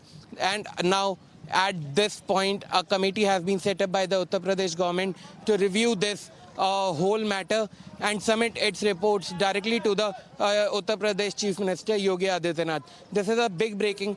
We are fetching from the ground, and this committee will be headed by the Noida Authority CEO. All right. Thanks, Saurav, for joining us and giving us the latest on Noida unrest. Thanks so much. Now, viewers, are shifting focus to more developments getting from war zone areas. Now, UK Prime Minister Keir Starmer, in fact, posted on X on Strait of Hormuz a blockade. He says, and I quote him here, "The ongoing closure of the Strait of Hormuz is deeply damaging. Getting global shipping moving is vital to ease the cost of living pressures." The UK, in fact, has convened more than 40 nations who share our aim to restore the freedom of navigation in the crucial waterway. And the week coming, in fact, UK and France will be co-hosting a summit to advance work on a coordinated, independent, multinational plan to safeguard international shipping when the conflict ends. So we are looking at more and more European nations now becoming, in fact, very impatient regarding the blockade of Strait of Hormuz. And the latest statement is coming from the UK Prime Minister Keir Starmer. Now he says, and viewers, I quote him here, "The ongoing closure of the Strait of Hormuz is deeply damaging, and getting global shipping moving is vital to ease the cost of living pressures."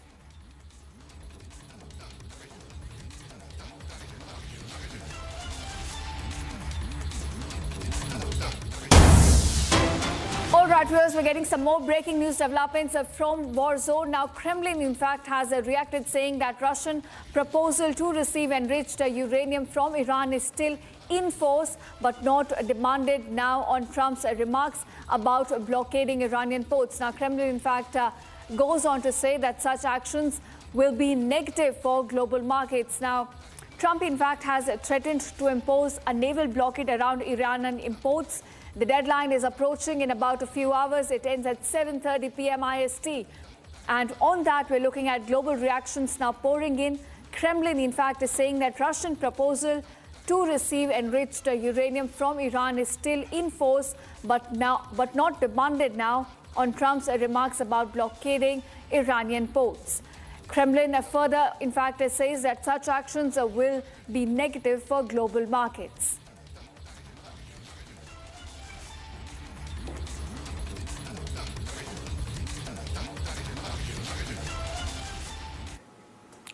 Now, viewers, the United States has openly questioned NATO's reliability. Donald Trump has called out the alliance for not standing with it when it mattered the most. And at the same time, Washington is now turning up the heat on Iran, drawing a firm red line on nuclear ambitions and warning of a sweeping oil blockade, which is aimed at cutting off Tehran's economic lifeline.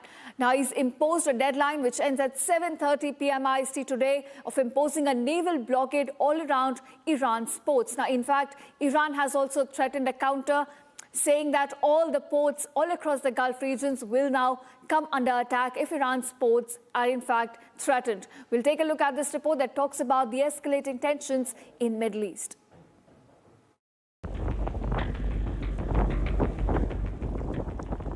Global tensions are going to escalate tonight. Donald Trump has sharpened his stance on both allies and adversaries. and raised serious questions over reliability of NATO alliance. Well, they're coming up. They're going to be coming up. But I'm very disappointed in NATO. They didn't do that. They weren't there for us.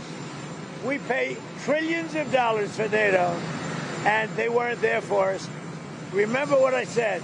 NATO was not there. Now they want to come up, but there's no real threat anymore. But NATO was not there for us. On negotiations, Donald Trump's message was blunt. Oh, I don't know. I don't care if they come back or not. If they don't come back, I'm fine. Their military is gone. Their missiles are largely depleted. The manufacturing capability for missiles and drones is largely defeated. We've been very nice. We haven't ripped down too many bridges. We did one only because they broke their word. They broke their promise. But the bigger headline is the hardening US position on Iran's nuclear ambitions and Donald Trump's uncompromising red line that has now been drawn. And just so you understand, Iran will not have a nuclear weapon. Will not have. There is no way that they're going to get. They still want it. And they made that clear the other night. Iran will not have a nuclear weapon. A sweeping blockade targeting Iran's oil exports is all set to take effect at 7:30 p.m. today. That'll be 10 o'clock tomorrow. Other nations are working so that Iran will not be able to sell oil. And that will be very effective. But what we want to do is we want to, and again, we don't need it. What we notice and what we see and what I think is maybe my idea, maybe not, I don't know. But there are many boats heading toward our country to fill up with oil and then go and take it. So they're not going to go through the Hormuz Strait. If there is a full-blown naval warfare, the pressure is not going to be just rhetorical, but it will be economic and immediate. All right, viewers, that's all we could pack in this edition of Live in Breaking. Now we're slipping into a very short break, but don't go anywhere. On the other side, we bring you all the updates regarding the corporate jihad row in Nasik, where Hindu women employees are being harassed, sexually exploited, and in fact forced to change their religion. All the updates on that massive row on the other side.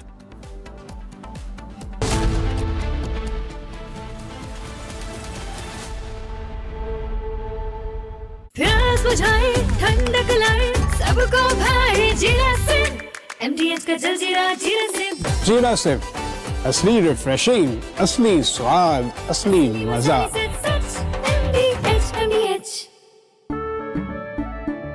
केसरिया से मन जोगी हुआ रे, दिल झूमे देखो मतवारा हुआ रे। केसरिया से मन जोगी हर पल मनाओ केसरी त्योहार। विमल, बोलो जुबान केसरी। थोड़े में ज्यादा स्वाद, यही तो है इसकी खास बात। वाओ मामा, क्या स्वाद है। अरे मेरे राजा, राजा और मसाला।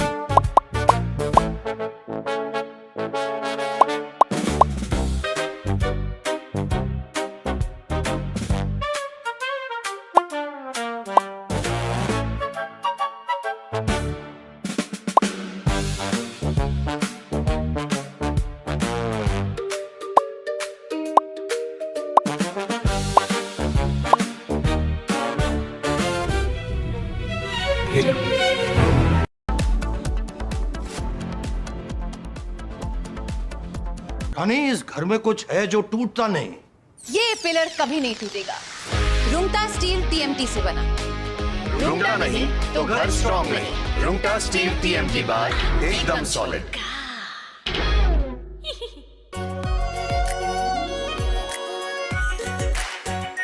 Are pure shahi paneer masala, delicious, healthy everyday.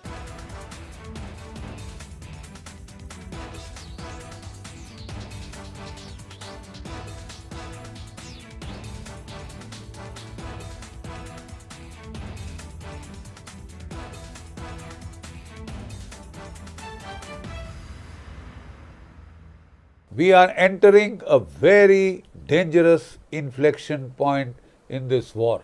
From here in onwards, either things could escalate beyond control or there could be a surprise ceasefire.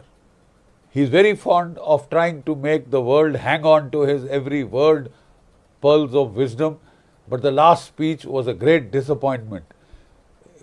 Everybody was hoping that he would announce an off-ramp, a ceasefire, and then finish this war, because the world is sick and tired of the shenanigans of Donald Trump and his mad capers, his insane wars in the Middle East, which have created a global economic disaster which will worsen by the day, by every day that this war continues beyond its use-by date. It is only heading towards greater destruction of the global economy.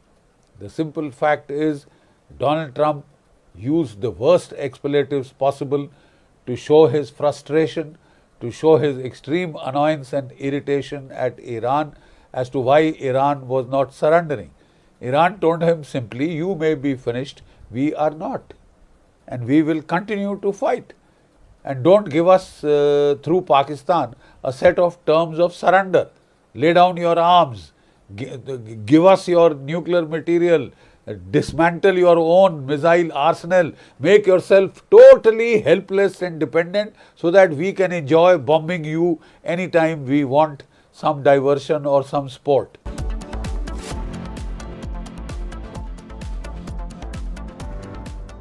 चमकी चाट से क्या बना है? Sandwich लस्सी और छाछ और हर घूंट में चमकी चाट। अब बताओ, स्वाद आया? आया। असली स्वाद सिर्फ चमकी चाट। केसरिया से मन जोगी हुआ रे, दिल झूमे देखो मतवारा हुआ रे। केसरिया से मन जोगी हर पल मनाओ केसरी त्योहार। विमल, बोलो जुबान केसरी। आर प्योर सूजी पास्ता उबालो, मिलाओ और खाओ। 8 मिनट में तैयार। क्या टेस्ट है सबका राजा हार्डवेयर मसाला। अभी तो कह रहा था कि अभी चीफ मिनिस्टर कह रहे थे, उससे आगे भी सभी लोग कह रहे थे कि मणिपुर में पीस आ गया। ये पीस है क्या? अगर ये पीस है तो हमें ये पीस नहीं चाहिए हमें।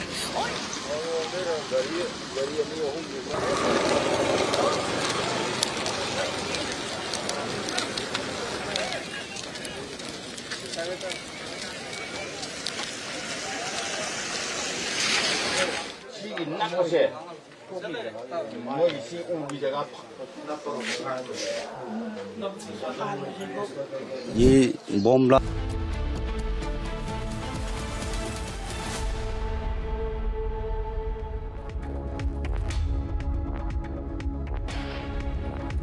Hello and a very warm welcome. You're watching Republic TV. I'm Gesu Bharadwaj, and viewers, major revelations have been made in the Nashik conversion and sexual harassment case. We're getting you all the details as the police has already arrested at least 6 accused members. But first, here's a check on your headlines for the hour. Take a look.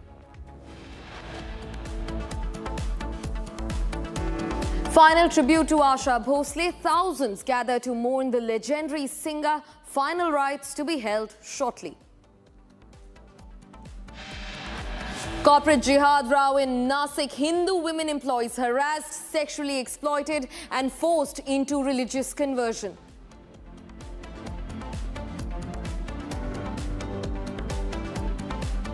Riot conspiracy in Delhi. NCR employees' protests infiltrated by a violent mob. Police vehicles vandalized, stones pelted.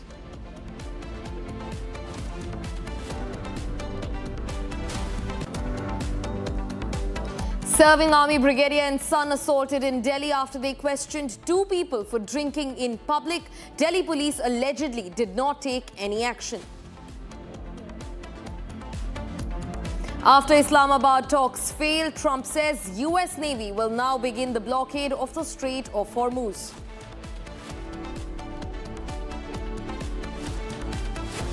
Trump warns of Hormuz blockade. Reports suggest Israel also preparing to resume strikes on Iran.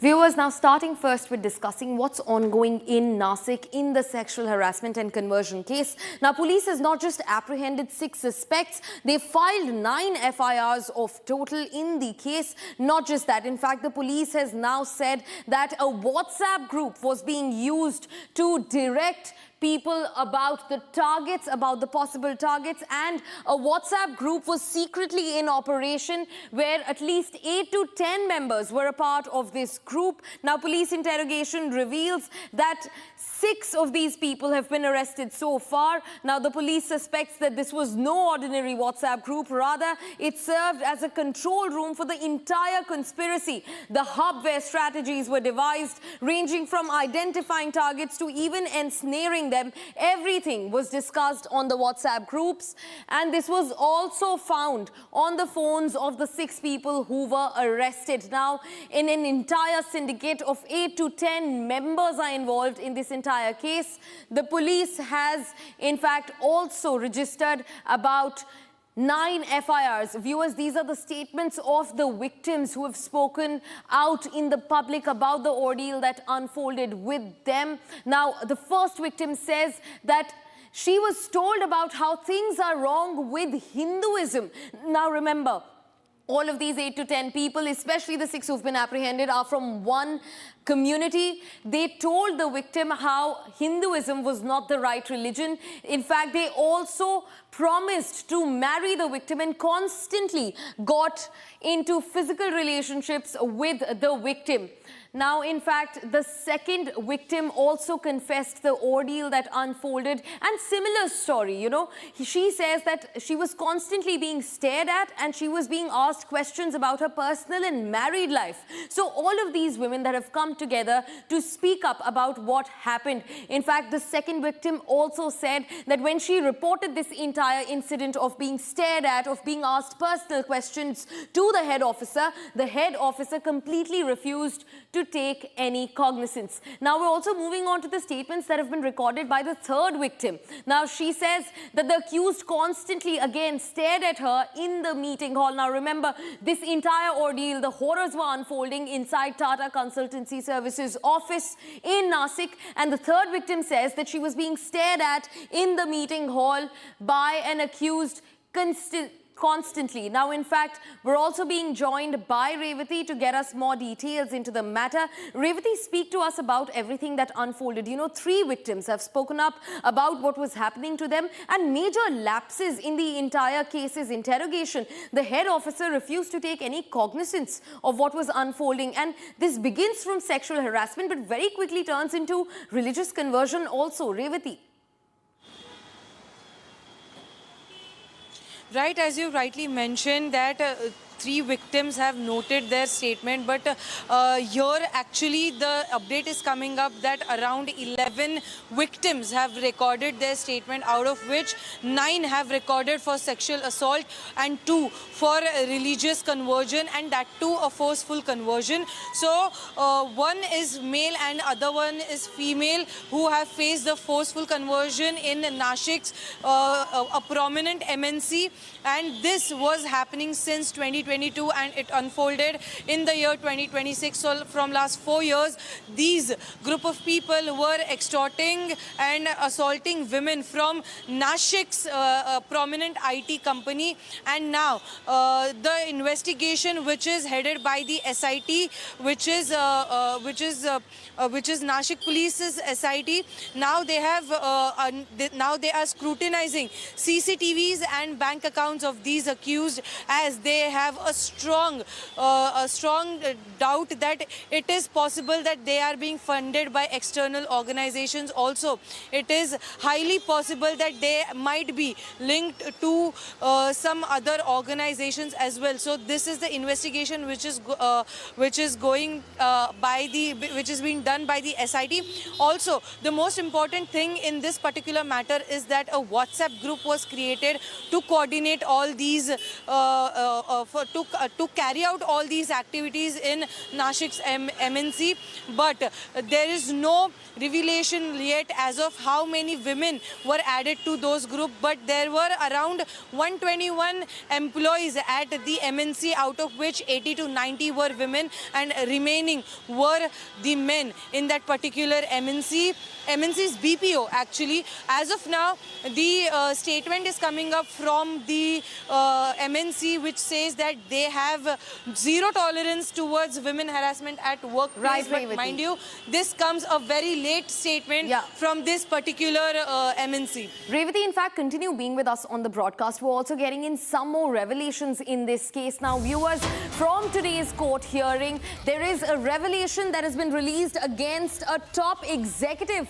of the Tata Consultancy Services in Nasik. Now, it's revealed that this member in question is also a committee member of the company's POSH committee, the Prevention of Sexual Harassment Committee that's established for women's safety across corporate offices and workplaces. Now, the investigation revealed that about 78 emails and 22 phone calls were exchanged between this POSH committee member and the other accused suspects. Now, prosecution argues that the POSH committee member supported the accused individuals rather than taking any action on the complaints that were filed by the women who've now stood to be victims of sexual harassment and religious conversion. Now, the prosecution further also contended that the investigation remains incomplete at this hour, as there is suspicion that financial transactions may have taken place as well.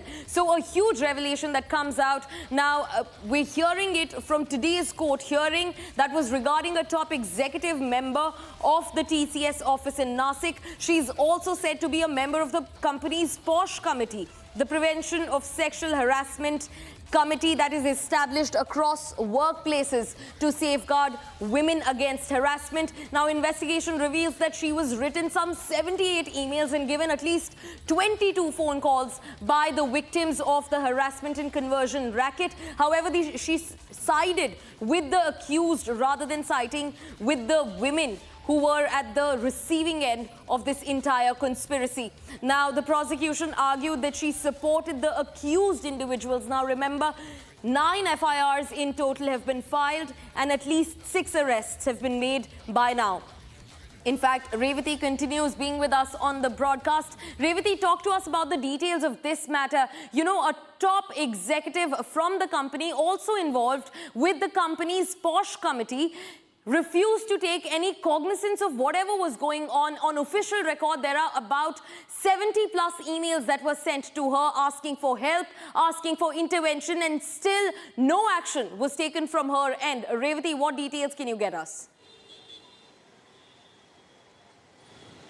Right, as you rightly mentioned, before we get into the details, I would like to mention 2 shocking things about this particular matter. That Ashwini Chenani was an operation manager, which is a high-level position in the MNC, and she received emails. Being a woman, being a committee member of POSH, she didn't take cognizance of this complaints, and she literally said, तुमको highlight क्यों होना है या फिर ये IT में चलता रहता है. That's what she had to reply to the women who were facing sexual harassment at the workplace. So, getting through the details of today's argument in the court today, after after she was nabbed, Ashwini Chenani was nabbed. She was given a police custody of 2 to 3 days, which ended today, and then she was presented before the Nashik court today.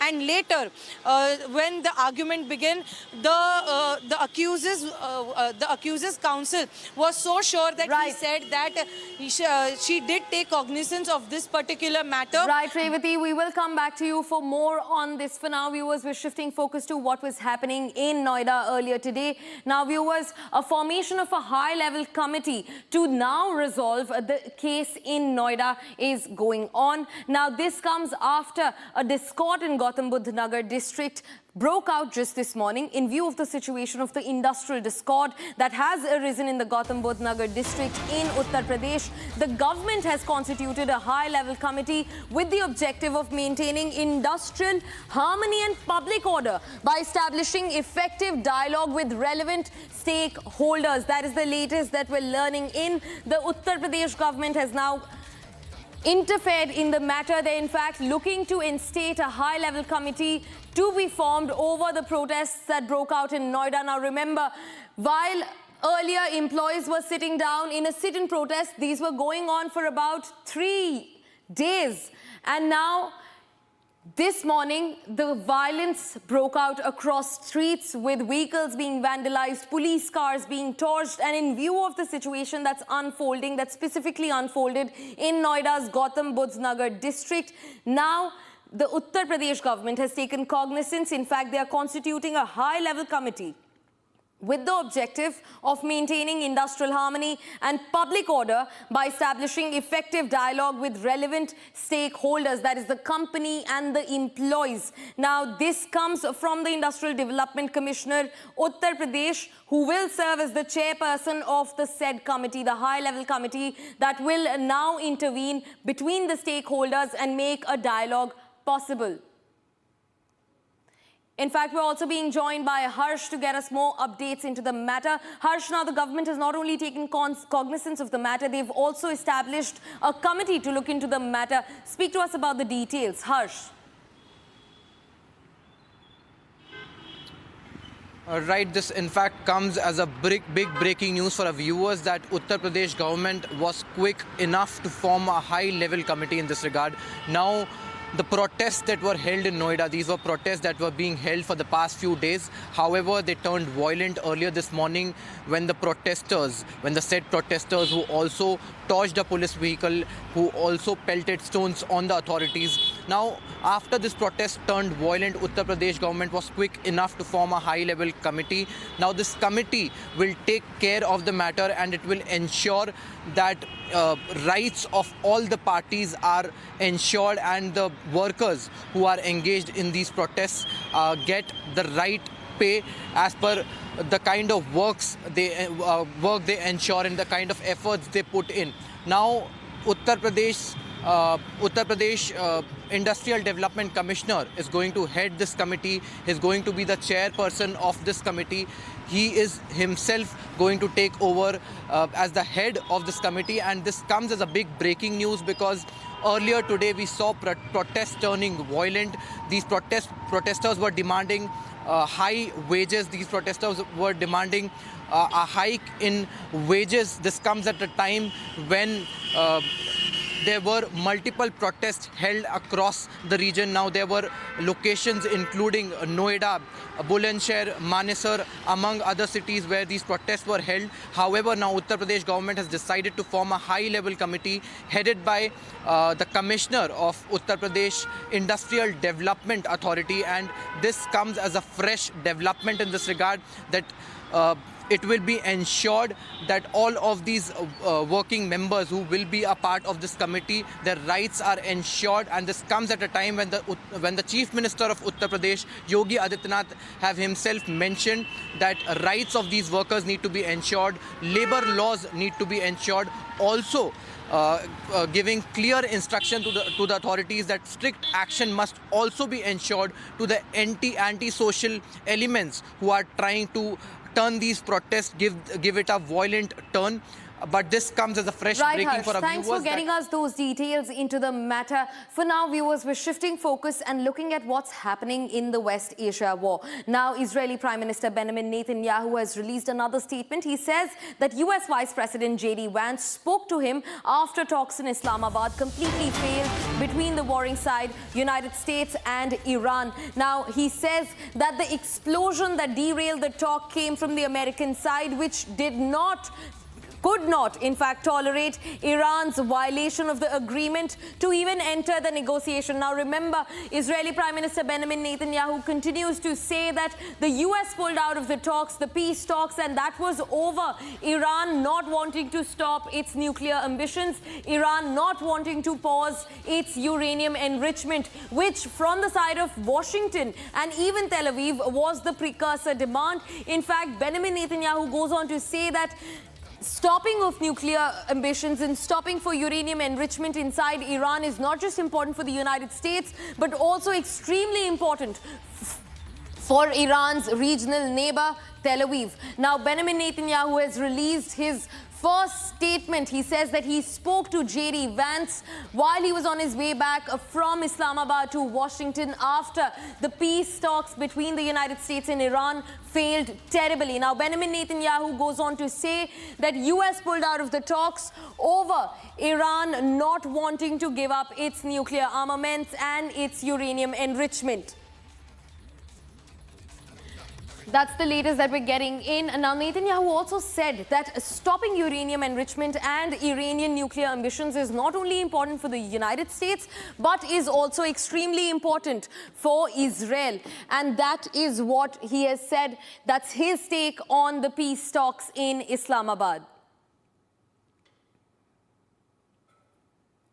Viewers, now the collapse of the US-Iran talks in Islamabad has drastically escalated geopolitical tensions by initiating a targeting of the US naval blockade in the Strait of Hormuz. Now, this unprecedented maneuver is triggering massive volatility in the global energy markets and causing severe oil price spikes. While Western economies scramble to mitigate the immediate fallout of this de facto US-Iran war scenario, Russia is quietly capitalizing on the crisis. Now, with maritime choke points paralyzed and international maritime law under UNCLOS effectively sidelined by the IRGC and American fleet movements, Russia is rapidly making gains and pivoting to increase its energy exports. Now, remember, this is a huge question on Washington's warfare. They were supposed to deplete Russia using the Russia-Ukraine war, where they were also giving in Patriot missiles to Ukraine to thwart any attacks. But in this war in West Asia, Washington has done exactly the opposite. They have in fact given Russia a lot more than what they could take away. On top of it, the Washington has also lost about $2 trillion to this war. 2 trillion with a T. Take a look at this. The recent collapse of United States and Iran talks in Pakistan has brought the world to the edge of a severe energy crisis. With the threat of a complete blockade of the Strait of Hormuz, the global oil market is preparing for a massive shock. Experts predict prices could soon shoot past $115 a barrel. While most nations panic about inflation, one country is watching this unfold with a strategic advantage. That country is Russia. The backbone of this advantage is Russian eastern infrastructure, specifically the Eastern Siberia Pacific Ocean Pipeline, known as ESPO. This pipeline connects the vast oil fields of Siberia directly to the Pacific coast. The oil is then pumped to the port of Kozmino in the Russian Far East. From Kozmino, it takes just a few days for tanker ships to reach northern China. Russia has aggressively expanded this port's capacity, allowing it to handle loadings of nearly 900,000 barrels per day. The crude oil pumped through this network is known as the ESPO blend, and it is highly prized by Asian refineries. Unlike the heavier, more sour crude oil that comes from many parts of the Middle East, the ESPO blend is a medium sweet crude. This means it has a much lower sulfur content and is significantly easier and cheaper to refine into high-demand products like diesel and gasoline. Because Asian refineries are specifically designed to process this type of high-quality oil, demand for the ESPO blend remains constantly high. If the Hormuz blockade actually occurs, Chinese and Indian refineries will aggressively compete for every single drop of ESPO crude to keep their economies running, completely ignoring any Western pressure to limit Russian imports. Currently, countries like India and China buy Russian oil at a significant discount due to Western sanctions. However, if a blockade in the Middle East suddenly cuts off 21% of global supply, that discount will disappear immediately. With the Strait of Hormuz closed, Asian buyers will have absolutely no choice but to rely almost entirely on the ESPO pipeline network to survive. This desperation will allow Moscow to sell its premium ESPO blend at extremely high market prices. Russia will instantly transition from selling discounted oil to selling the most sought-after, secure barrels in the entire world. They will maximize the flow through the Siberian pipelines and pump the Kosmino port to its absolute physical limit, bringing in billions of dollars in extra revenue. Beyond pipelines, Russia has developed entirely new logistical routes to secure its dominance. The most critical is the Northern Sea Route across the Arctic Ocean. By using specially built icebreaker ships, Russia transports oil from its western ports directly to China across the top of the world. This Arctic route is almost half the distance of traditional paths, cutting the journey to Asia down to roughly 20 days. It completely removes the need to sail near the Suez Canal or the Strait of Hormuz. Additionally, Russia and India are actively developing the Chennai-Vladivostok Maritime Corridor, connecting Russian Pacific ports straight to Indian shores to ensure secure delivery. In the end, a conflict in the Middle East acts as a massive financial boost for the Russian economy, entirely facilitated by the ESPO project. The United States and its allies will struggle with skyrocketing fuel costs and massive inflation, while Asian manufacturing hubs will face severe energy uncertainty. Meanwhile, Russia's secure Siberian pipeline and Pacific port will operate as the only reliable lifeline for half the world. By investing heavily in the Eastern Siberia-Pacific Ocean pipeline, Russia has built an energy corridor entirely immune to a Middle Eastern crisis. While the collapse of diplomacy in Pakistan and a naval standoff in Hormuz spelled disaster for the global economy, they prove that Russia's massive pipeline to the east was the ultimate strategic masterstroke to completely dominate the Asian oil market. Breaking development now. Sources reveal that Trump wants to prevent Iran from using the Strait of Hormuz as a bargaining chip in negotiations. Now remember, the statement comes very closely right at the heels of US President Donald Trump saying that US Navy will now further blockade the Strait of Hormuz, even as the contentious strait remains shut over Iranian aggression. And now in the latest, sources reveal that Trump wants to prevent Iran from using the Strait of Hormuz as a bargaining chip in negotiations. Now remember, global pressure is also mounting over US President Donald Trump to reopen the Strait of Hormuz and to take it back to how it was before the West waged a war on Iran. In fact, viewers, this is the contentious Strait of Hormuz. It's just about 32 to 33 kilometers wide at its narrowest edge. And remember, it is a position right between Iran and Oman and the UAE, mostly between Iran and Oman. And remember, this entire stretch is manned by the IRGC, which is the Iranian Revolutionary Guard Corps, their navy, and also Oman's navy. Because of the geographical positioning, even though the international maritime laws do not allow free waters to be manned by any particular country's navy. Now, after the 28th of February, this entire Strait of Hormuz has been shut over the constant attacks that are being exchanged between United States and Iran amid the ongoing West Asia escalations. Viewers, that's all that we could wrap in this edition of the News Bulletin for you. But don't go anywhere. On the other side, we continue the conversation over Trump now wanting to blockade the Strait of Hormuz over the Iranian aggression continuing in the West Asia escalations. Reports also suggest that Israel now is preparing to resume strikes on the Iranian territories. We'll see where the fate of the war goes right on the other side. Stay tuned.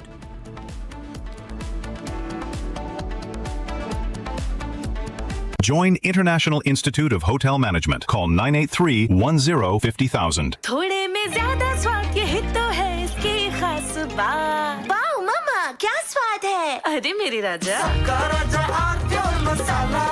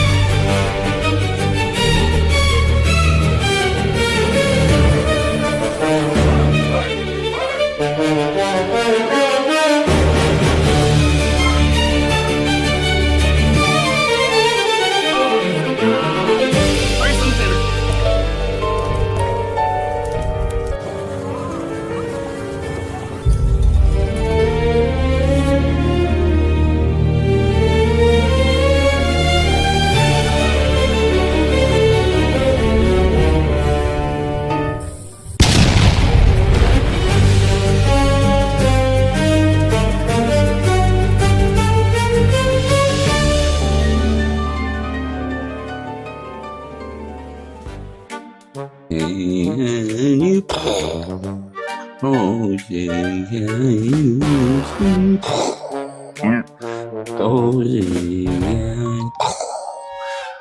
done all of it. Their Navy is gone. Their Air Force is gone.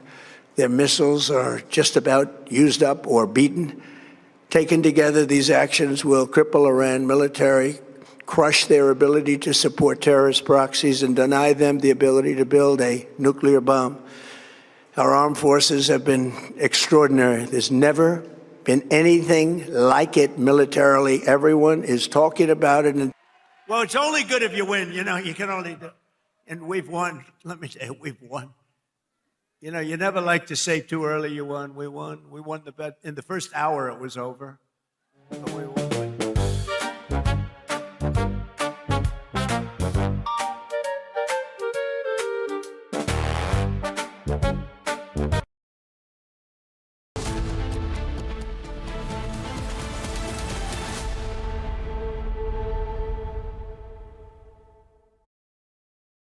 चमकी चाट से क्या बना है? आलू चाट या fruit चाट? स्वाद बढ़ाए चमकी चाट। क्या बात है? स्वादिष्ट पकोड़े और बरसान, अरे चमकी चाट है इसकी जान। असली स्वाद सिर्फ चमकी चाट।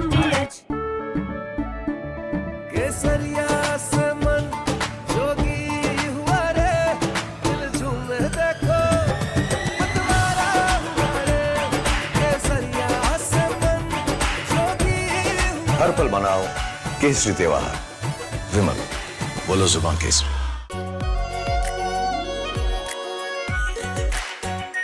Our pure Shahi Paneer Masala. Delicious, healthy, every day. We are entering a very dangerous inflection point in this war. From here in onwards, either things could escalate beyond control, or there could be a surprise ceasefire. He is very fond of trying to make the world hang on to his every word, pearls of wisdom, but the last speech was a great disappointment. Everybody was hoping that he would announce an off-ramp, a ceasefire, and then finish this war, because the world is sick and tired of the shenanigans of Donald Trump and his mad capers, his insane wars in the Middle East, which have created a global economic disaster which will worsen by the day, by every day that this war continues beyond its use-by date. It is only heading towards greater destruction of the global economy. The simple fact is, Donald Trump used the worst expletives possible to show his frustration, to show his extreme annoyance and irritation at Iran as to why Iran was not surrendering. Iran told him simply, you may be finished, we are not. And we will continue to fight. And don't give us...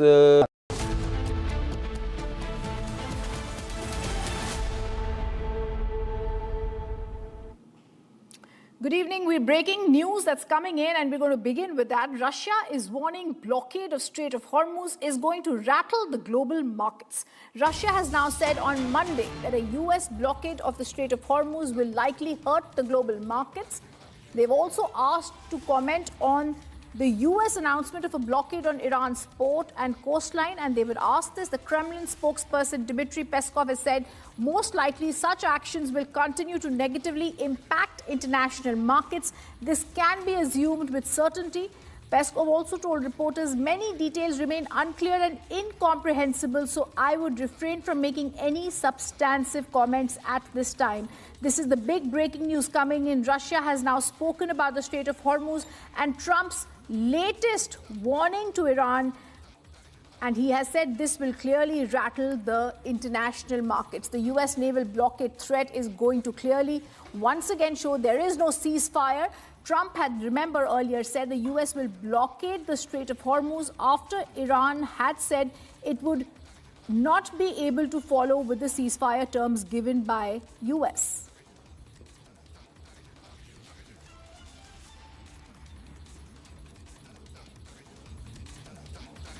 And of course, when US has spoken, Iran is going to hear what Israel also says. Israeli Prime Minister Netanyahu, in breaking news coming in, has said Israel supports Trump's strong stance to impose a naval blockade on Iran. Yet another instance how Iran is being seen two-sided attacks by US and Israel. Remember, viewers, the blockade announcement that was given by President Trump that US Navy warships will immediately block vessels in the Strait of Hormuz, targeting ships that pay tolls to Iran had caused alarm. Now we're also seeing Netanyahu backing the stance of a naval blockade that has been given. It's very clear he's supporting Trump. Let's listen in to what he said. אני שוחחתי אתמול עם סגן הנשיא ג'יי די ואנס. הוא צלצל אליי ממטוסו בדרך חזרה מאסלאמבאד. הוא דיווח לי בפירוט, כפי שעושים אנשי הממשל הזה מדי יום, על התפתחות המשא ומתן. במקרה הזה, הפיצוץ במשא ומתן. הפיצוץ בא מהצד האמריקני שלא היה מוכן לסבול את ההפרה הבוטה של ההסכם לכניסה למשא ומתן על ידי איראן. בעצם ההסכמה הייתה שנוצרים את האש ואיראן פותחת מיד את המיצרים. הם לא עשו את זה. האמריקנים לא היו מוכנים לקבל את זה. הבהיר לי שהנושא המרכזי שעומד על הפרק מבחינת הנשיא טראמפ בארצות הברית זה הוצאת כל החומר המועשר ולהבטיח שאין יותר העשרה או בהמשך בשנים הבאות, וזה יכול להיות עשרות שנים, אין העשרה בתוך איראן. זה המוקד שלהם, וכמובן דבר שהוא חשוב לנו, וכיוון שאיראן הפרה את הכללים, הנשיא טראמפ החליט לשים עליהם בלוקדה, זו מילה לועזית, למצור, מצור ימי. אנחנו כמובן תומכים בעמדה התקיפה הזאת, ואנחנו מתואמים עם ארצות הברית כל הזמן. There's more news that's coming in. Pope Leo has now firmly pushed back against US President Donald Trump, saying he does not fear him. He will continue speaking out against the war. He says this also includes the conflict involving Iran. Pope Leo also said that despite mounting criticism from Washington, he spoke to reporters about the Papal plan and plane, and he said, I have no fear of the Trump administration. He defends the Vatican's repeated calls for peace. Pope Leo stresses these appeals are rooted in the Christian teachings, not political messaging. He's clearly said he's not going to fear Donald Trump. Let's listen to what he said. I basically said that the message of the church, my message, the message of the gospel, blessed are the peacemakers. I do not look at my role as being politician. I don't want to get into a debate with him. I don't think that the message of the gospel is meant to be abused in the way that some people are doing. And I will continue to speak out loudly against war, looking to promote peace, promoting dialogue and multilateral relationships among the states, to look for just solutions to problems. Too many people are suffering in the world today. Too many innocent people are being killed. And I think someone has to stand up and say, there's a better way to do this. So, thank you very much for the comment. Thank you. Said that fairly for policy of fear of the Trump administration. I have no fear of neither the Trump administration nor speaking out loudly about the message of the gospel. And that's what I believe. I am confident with the church's policy. We're not politicians. We're not trying to make foreign policy with the same perspective that he might understand. But I do believe that the message of the gospel, blessed are the peacemakers, is the message of the Lord. Thank you very much for clarifying. The United States has openly now questioned NATO's reliability. Donald Trump has also called out the alliance for not standing by when it needed them the most. At the same time, Washington is also turning up the heat on Iran, drawing a firm red line on its nuclear ambitions, and also warning Iran of a sweeping oil blockade aimed at cutting off Tehran's economic lifetime and lifeline.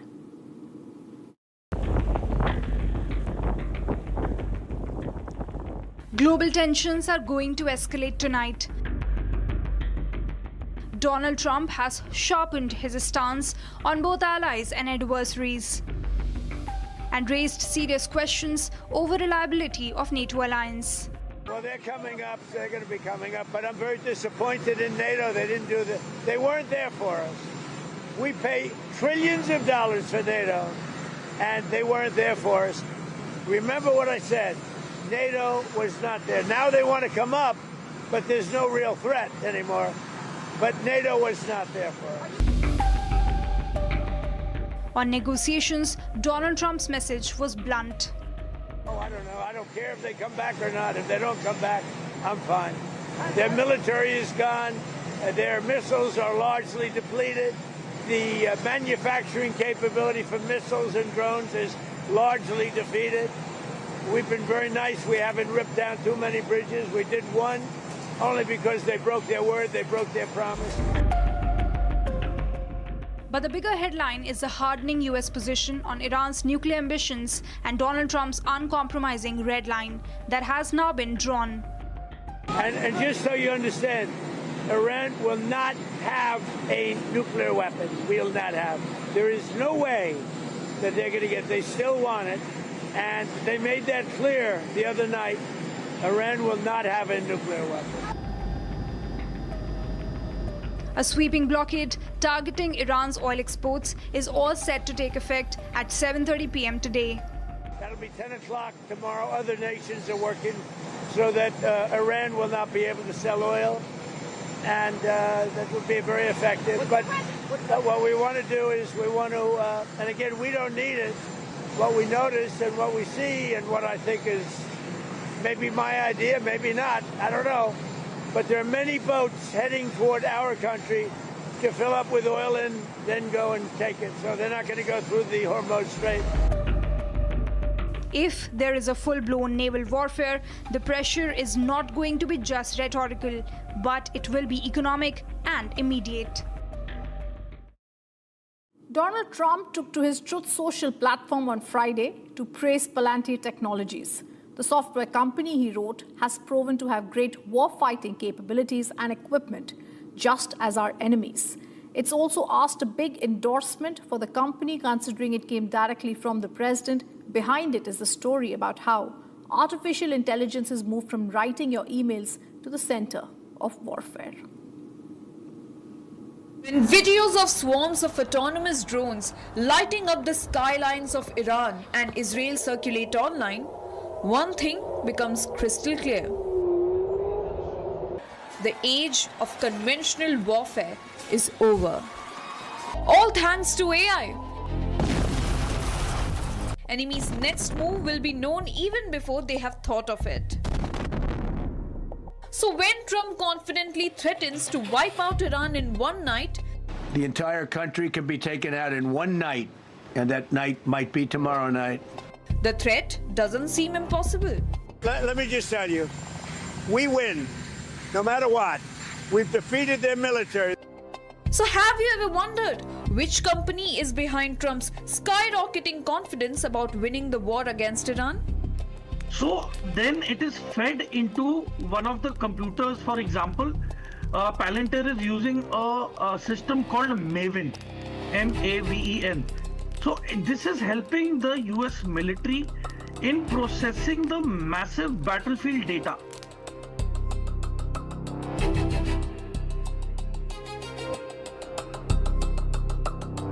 See, Maven is basically a platform. So in this platform, it has the capacity to, logically come to a conclusion with thousands of inputs or maybe lakhs of inputs, that if this is one company, related to Iran and it deals with drones, it will backtrack that this company is dealing with which other companies. And then it will track those companies as to those companies are making what components. And then once it, homes on to what components they are making, then they do the if then else, the logarithm of logic and decoding. So I remember during my school days when we used to operate on the disk operating system, DOS. So we used to have a command prompt called if then else. So this is exactly what Maven does. If then else, that is the algorithm it is based on, and based on that algorithm it decides and it generates thousands of strike options, and it reduces the decision time from days or maybe months to minutes. So that is what is helping the people or the military is using AI, especially American military, that the decision that they need to take within weeks is being taken within minutes.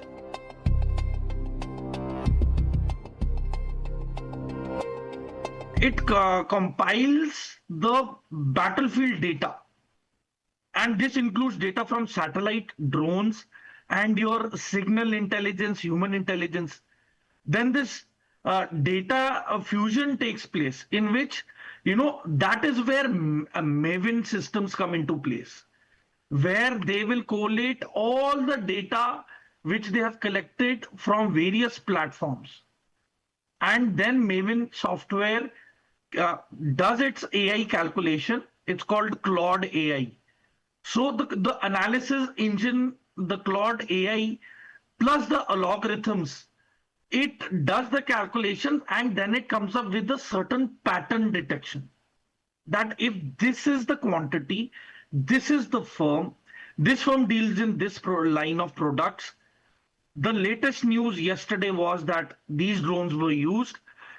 Now, logically, it will correlate with the components and the data it has gathered.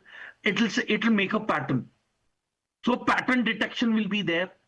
Then wherever these drones have been seen flying, it will logically analyze that if it takes off from here, it has a range of these many kilometers. That means the most probable target in this general direction where these drones are heading, and in this general direction will be the positions where the enemy will be present.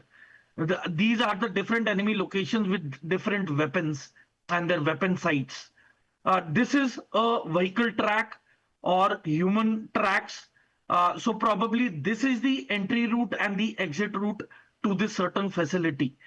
So it will collate everything. It will generate more than 1,000 plus strike options.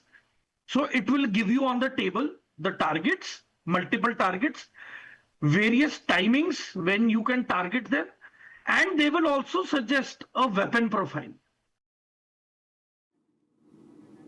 And there's more breaking news coming in. There's a memo to the US Navy. They're saying we will allow shipments of humanitarian aid consisting of food supplies, medical materials, and also essential goods, providing they are inspected.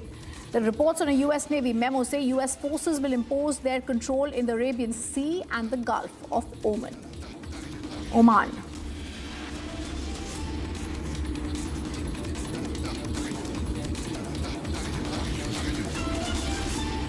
Viewers, the truce talks between Iran and US have failed miserably in Islamabad, and now Donald Trump has threatened to begin a naval blockade in the Strait of Hormuz. This has drawn sharp criticism from Iran. The head of the Parliament's National Security Commissioner of Iran has said on Sunday that the comments from President Trump hours after talks in Islamabad are natural for a defeated president. After truce talks in Islamabad failed, US President Donald Trump has said that the US Navy would immediately begin a blockade of ships entering or leaving Hormuz. This has drawn sharp criticism from the head of the Iranian Parliament's National Security Commission, Ibrahim Azizi. آرزوهای خودش رو به زبون میاره، رویاهای خودش و خواسته‌هایی که هیچ وقت محقق نشده و نخواهد شد به فضل الهی. این رفتارهایی هم که از یکی چند ساعت بعد از مذاکرات شروع کرده. من در دریای عمان، اقیانوس هند، در دوردست‌ها این میکنم اون میکنم. خب طبیعیه که یک رئیس جمهور شکست خورده دیگه اگر این جملات و این کلمات و این ادبیات رو به کار نبره، من فکر میکنم دیگه فضاحتش برای مردم آمریکا هم غیر قابل قبول میشه. Ibrahim Azizi said that Americans did not come for genuine talks. آنچه که گذشت در طول این 24 ساعت گذشته از مذاکرات نشون داد که اساساً آمریکایی‌ها برای مذاکره نیامده بودن. آمریکایی‌ها به دنبال باز تحمیل اراده بودن بر ملت بزرگ ایران منتها از مسیر مذاکره. و با ادبیات دیپلماسی. According to Iran, the trust deficit was clearly visible in the peace negotiations. با بی‌اعتمادی با شما گفتگو می‌کنیم و به دنبال منافع ملت ایران هستیم در موضوع هسته‌ای، غنیسازی، در موضوع تنگه هرمز، در موضوع تحریم‌ها، در موضوع غرامت‌ها، در موضوع خساراتی که به ما وارد کردی هم جدی هستیم. وقتی چنین اراده‌ای رو به طور طبیعی آمریکایی‌ها مشاهده می‌کنن، خب طبعاً نمیتونن اون خواست خودشون از مسیر میز مذاکره تحمیل کنن، برمیگردن. خب همینطور که معاون رئیس جمهور آمریکا آقای ونس بهش ما هیچ دستاوردی نداشتیم داریم برمیگردیم. Ebrahim Azizi said that Trump is voicing his own wishes, his own dreams that will never be realized. Now, Australian Prime Minister Albanese has also called for US-Iran peace talks to resume and Strait of Hormuz to be reopened. Albanese said US has not asked Australia to help lift the blockade in the Strait of Hormuz. He said the conflict in West Asia is having a devastating impact on the global economy. The longer it goes on, the bigger the impact will be.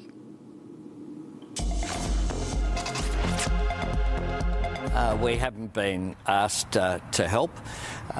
What we have done is continue to provide support. I've extended the period of service of our Wedgetail aircraft in the Middle East. It's providing defensive support, particularly to the UAE and to Gulf countries that aren't participants in the war but have been victims of it as a result of Iran's unprovoked attacks. And of course, there are many Australian citizens, of course, particularly in the UAE, in Dubai and Abu Dhabi, around about 20,000. And so we have very much an interest in providing that defensive support for our friends there. And that's what we were asked to do by the UAE, and that is what we have done. Well, I want to see the resumption of peace talks. We want to see an end to this conflict. It's having a devastating impact on the global economy, and the longer it goes, the bigger the impact will be and the longer the tail will be as well. And so we want to see an end to the conflict.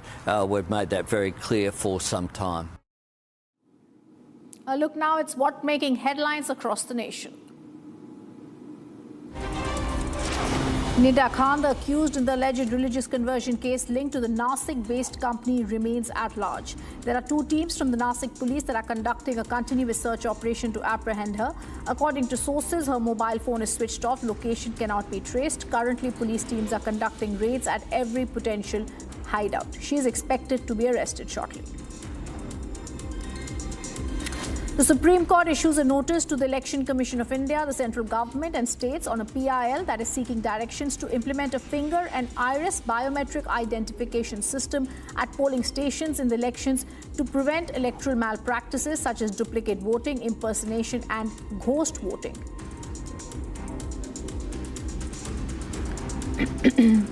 It was Mamta who 27 years ago helped elect a BJP member of parliament. In 1999, for the sake of her own political expediency, Mamta Banerjee, Owaisi has fumed, brought the BJP and RSS into Bengal. Owaisi now says at that time the Gujarat riots and the Bilkis Bano case did not cross her mind. He also asks now, who are you to lecture others? You need to look at your own face in the mirror. It's you who strengthened BJP and RSS in Bengal.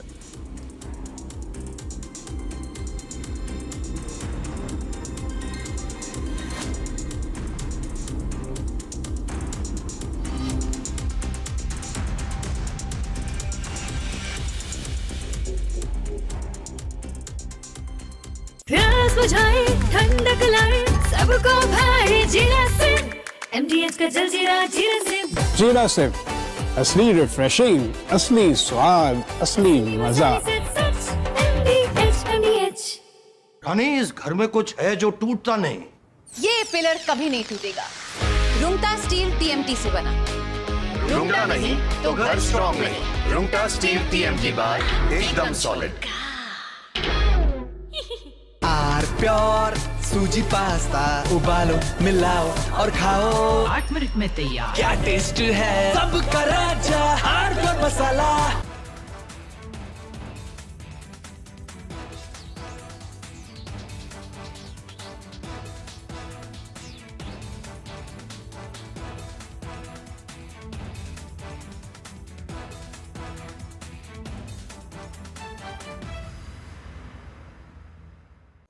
अभी तो कह रहा था कि अभी chief minister कह रहे थे, उससे आगे भी सभी लोग कह रहे थे कि मणिपुर में पीस आ गया। ये पीस है क्या? अगर ये पीस है तो हमें ये पीस नहीं चाहिए हमें।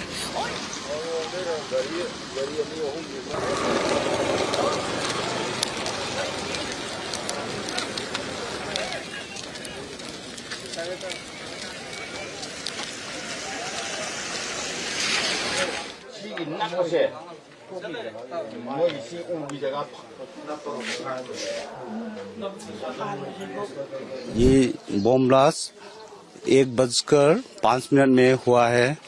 उसमें 2 बच्चे का जान गया है। 2 बच्चा, एक 5 साल का है, एक लड़की है वो तो 5 महीना का है। ये बहुत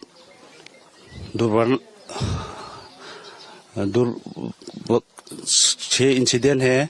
उसका माँ भी अभी इंजर्ड है, हॉस्पिटल में ट्रीटमेंट के लिए घायल तरीके से इंजर्ड है।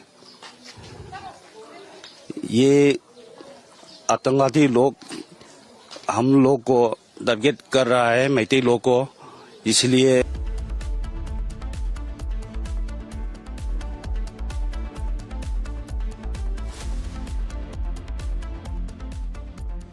चमकी चाट से क्या बना है? सैंडविच, लस्सी और छाछ और हर घूंट में चमकी चाट। ड्राई फ्रूट और दही बड़े। चमकी चाट से स्वाद बढ़े। असली स्वाद सिर्फ चंकी चाट। केसरिया से मन जोगी हुआ रे, दिल झूमे देखो मतवारा हुआ रे। केसरिया से मन जोगी। हर पल मनाओ केसरी त्योहार। विमल, बोलो जुबान केसरी। थोड़े में ज्यादा स्वाद, यही तो है इसकी खास बात। वाओ मामा, क्या स्वाद है। अरे मेरे राजा, सबका राजा heartfelt masala.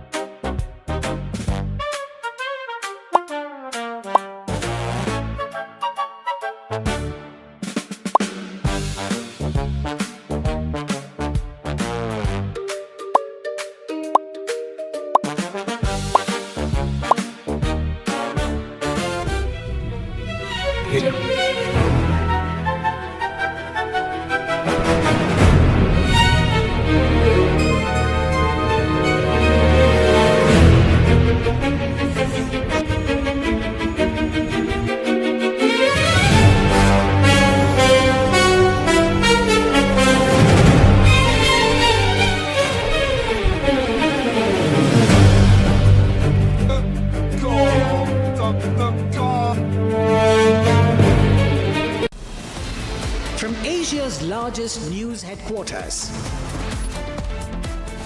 setting the agenda for Bharat.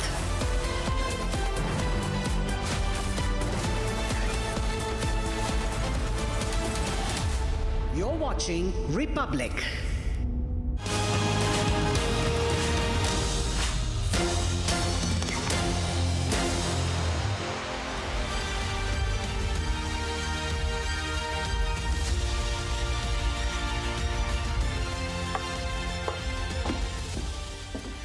welcome viewers. You're watching our special coverage on election fever, which is high currently all across the country. Now, two big elections are due on April 23rd. Bengal and Tamil Nadu will get you all of the updates on what's happening on the ground. What is the pulse of the voters saying? Where are we headed in these election-bound states? Getting you all the updates just right after we have a quick check at the headlines.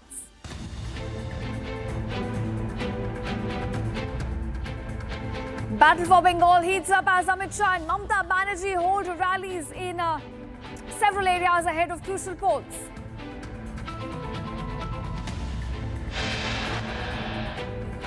Addressing a massive crowd in West Bengal, Home Minister Amit Shah says Bengal will no longer be intimidated by violence and that people would give reply to bombs with ballots.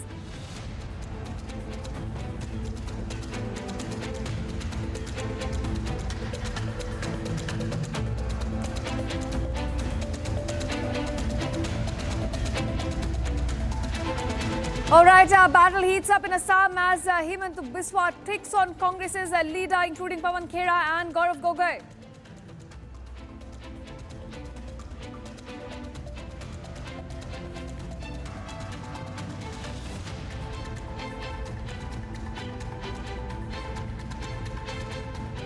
A massive war of words erupts between Tamil Nadu CM M.K. Stalin and Union Finance Minister Nirmala Sitharaman over paddy incentives in the state.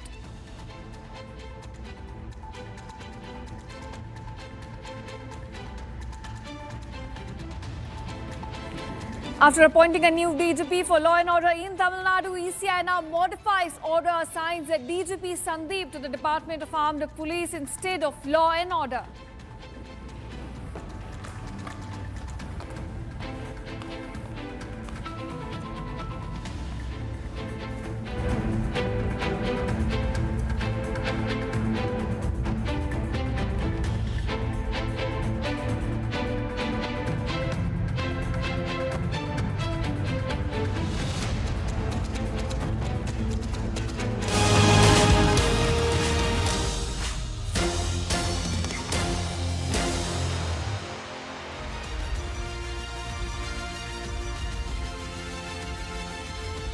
And now, viewers, the top focus at this hour of war of words has erupted between Union Finance Minister Nirmala Sitharaman and Tamil Nadu CM M.K. Stalin.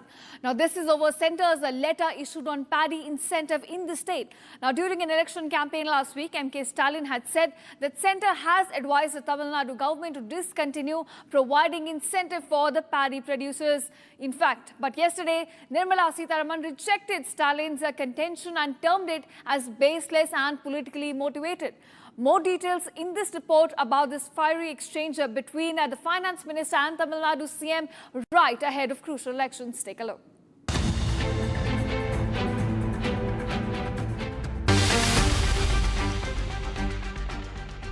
Ahead of the crucial election in Tamil Nadu on the 23rd of April, a war of words erupted between Chief Minister Stalin and Finance Minister Nirmala Sitharaman. This has to do with the paddy incentives and false narratives and a letter sent by the Union Finance Ministry earlier this year. Stalin took to social media this morning and questioned whether Nirmala Sitharaman was willing to place the letter in public domain. The Finance Minister responded quickly, sharing the letter on social media. She accused the DMK of driving a wedge between the centre and the state and also creating false narratives. She escalated the attack by stating that M.K. Stalin should stop wasting time on the anti-centre rhetoric. Nirmala Sitharaman further slammed the Tamil Nadu Chief Minister, claiming that he had chosen to misinterpret the letter. All right, my colleague Sharda, who's been very closely tracking all the election updates from ground, now joins me. Sharda, we're looking at centre versus Tamil Nadu heating up right again. We're looking at a fiery exchange between Union Finance Minister Nirmala Sitharaman and the CM of Tamil Nadu, M.K. Stalin. Break it down for our viewers, how exactly this is unfolding over the issue of paddy incentives. Well, right now, starting with the letter that Nirmala Sitharaman had sent to the Chief Secretary of the State, Dheeraj Kumar, asking if the money given as an extra bonus to the paddy procurement can be stopped for the state of Tamil Nadu. Just to remind our audience, few months back, Nirmala Sitharaman had asked all the states that's making more paddy procurement if the bonus amount is required to make sure that these finances can be managed and balanced, and if so, the centre can stop giving these extra funds, which will stop the state from getting into more debt. And for this, multiple states are given their acquaintance, telling that they would not require so much money for the paddy, and extra bonus can be cut off. And that's the reason today Nirmala Sitharaman taking to Twitter, posting that letter with the Dheeraj Kumar, the former chief secretary of the state, was sent out. And now the chief minister and the DMK leader M.K. Stalin pointed out, telling that the centre is constantly following the stepmother policy for the southern state, especially the states where BJP is not ruling in the state, pointing out that even though the paddy procurement and the wheat procurement needs bonus amount of money, is the finance minister who is denying to give that money. He also pointed out that if the money that's been given in is in bonus, the letter should have only been directed to Dheeraj Kumar and need not have put an explanation for it in the Twitter with a huge statement saying whether Tamil Nadu is getting enough funds or not. And also he posted a new statement saying that all states do not accept for Nirmala Sitharaman's policy of reducing the bonus payment for paddy procurement, because being Pinarayi Vijayan, the state we just went into elections now, had also rejected that policy. All right, Shada, do continue to stay with us. We're getting some more breaking developments from the election-bound state. Now, at this moment, EC, in fact, has modified its order once again in the Tamil Nadu state over DGP. In fact, over the last week, ECI had transferred a chief secretary, Chennai City Commissioner, and appointed a new DGP of Law and Order. DGP Sandeep, who is now appointed for Law and Order, has been moved to the Department of Armed Police. And AT Durai Kumar, who is the Directorate of Vigilance Anti-Corruption in Chennai, has now been posted as in charge of a DGP until the final order is in fact received. Now we're looking at a major reshuffling of different officers taking place right ahead of crucial elections in the state. Shada continues to stay with us. Shada, we're looking at a recent modification by the Election Commission of India as this reshuffling now takes place as far as the senior officers are concerned in the state. Break it down for our viewers. What exactly is now taking place? Well, just 3 days back, the DGP of the state was appointed at Sandeep Rai Rawat. However, in just 3 days' time, today, the Election Commission of India has once again changed the DGP of the state, removing from his position, put in the current ADGP of the Vigilance to take over as the DGP of the state. And the letter mentioned that it is a temporary order until a permanent staff is procured for this particular place. The ECA also changed the position of the Chennai City Commissioner from Arun, who was initially had complaints against from the TVK leaders, especially Adav Arjuna, stating that it was Arun, the commissioner, who directly met the Chief Minister's office to seek permission for Vijay's rally, saying that without the DGP's permission, the commissioner had taken the information to the CMO and that denied to give permission for TVK's rally in the city capital, Chennai, where multiple complaints kept raising against the Chennai City Commissioner, and an absence of the DGP in place. The ECI has now appointed a new Chennai City Commissioner and a new DGP in charge. However, this DGP in charge brings in as a confusion because they changed into Sandeep Rai Rawat just 3 days back, and now again another change brings in. Whereas the DMK's MP T.R. Balu has made a question saying that what is the necessity for the ECI to change the officers who are not directly involved, while police are directly involved, while the City Commissioner and DGP was under the scrutiny under the ECI's eyes to transfer them. What was the necessity to change the Chief Secretary of the state, Dheeraj Kumar, while he has no direct relation with the Election Commission? However, the BJP has a different choice to this, denying T.R. Balu's statement, the DMK MP statement, saying that all the government official staffs are directly or indirectly linked to the elections that's happening in the state, and it was necessary for the ECI to make sure that all the doubts that they had to be cleared and they have the rights to transfer. Tamilisai Soundararajan, who was a former governor of Telangana and Puducherry, speaking to the public, mentioned that under administration charges, ECI has the right to change any person who is working as a government official as well. And so in this way, DMK is very doubtful as to why ECI is transferring every single official from the Chennai state. Right, Shada, but do continue to stay with us. We're getting some more breaking news developments regarding Vijay and his much anticipated movie. In fact, Jananayagan. Now it was leaked online 3 days back, and now in fact we're looking at some action being taken against the people who leaked the entire film online. Now the cybercrime has arrested 6 people from Chennai just last night. And the police, in fact, has now mentioned that piracy here was done through cloud surface and also found 300 infringing links related to the piracy of this movie. Now, this movie is said to be Vijay's last movie before he forays full-time into politics, but it has been, in fact, embroiled in a much longer controversy. And now it seems that some clues are emerging behind who were the people behind its online leak. Now, Shada, do take us through these arrests that have been made in this case regarding the leak of Vijay's movie Jananayagan by the cybercrime police, and also the kind of details which are now emerging. Well, Jananayagan was a film that was shot last year. It was said to be Vijay's last film before he starts his elections role as a politician, full-time role as a politician. It was his 69th film. However, the film did not get released because the CBFC had given multiple restrictions, multiple censor issues raised when the movie was set to release in January 2026, the beginning of this year. However, while the censor board did not cut down the importances that they had asked, the movie was later postponed to March, and there was 14 days of check also for the movie producers, given time being given for them to make these changes. But as the movie producer and the movie team did not make these cuts, the film was not released, and later it had to be taken legally in the court. The Jananayagan film mostly showed the political scenario in the country, following which the Election Commission also had to take a recap of the entire situation that's happening with the movie. Following the review of the movie, the ECI said certain cuts are necessary with the political ground scenario in Tamil Nadu. The film out background shows that Vijay, being a normal man, becoming a politician at the end who's ruling the state, and said that if this kind of movie is released during the code of conduct, it would give a sense of breaching the moral code of conduct. Being a political leader who's contesting in this particular elections denied for the film to be released.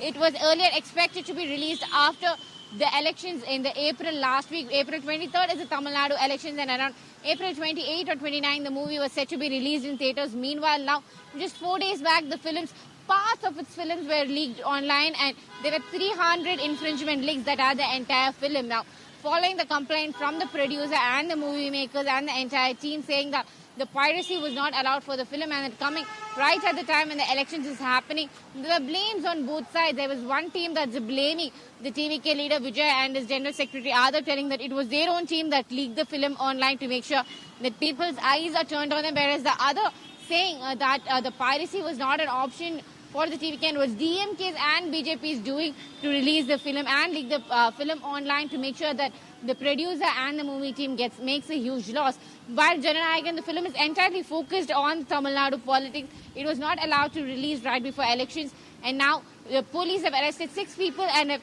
also closed down all 3 infringement links that had the film. However, many people have downloaded the film, so now the police are investigating through cybercrime as to how many people have watched the film online, how many scenes have been leaked, how many still are using the movie download to watch the film, and severe actions are set to be taken even against common people who are following the links. Right, Shada, thanks so much for joining us and keeping us with all the updates that are coming from the election-bound state of Tamil Nadu. Of course, we're inching closer to the D-Day of polling, and then, of course, counting. We'll continue to track all that we're getting from the ground in Tamil Nadu. Thanks so much. And now here's shifting from one election-bound state to another, the state of West Bengal. Now in a major development in Malda violence case, the National Investigation Agency has stepped up action, arresting 3 people and detaining 7 others. And among those held are political figures, including an ISF leader as well as a Congress candidate. Now this has certainly intensified the political storm ahead of the crucial polls in the state of West Bengal. Take a look at this detailed report.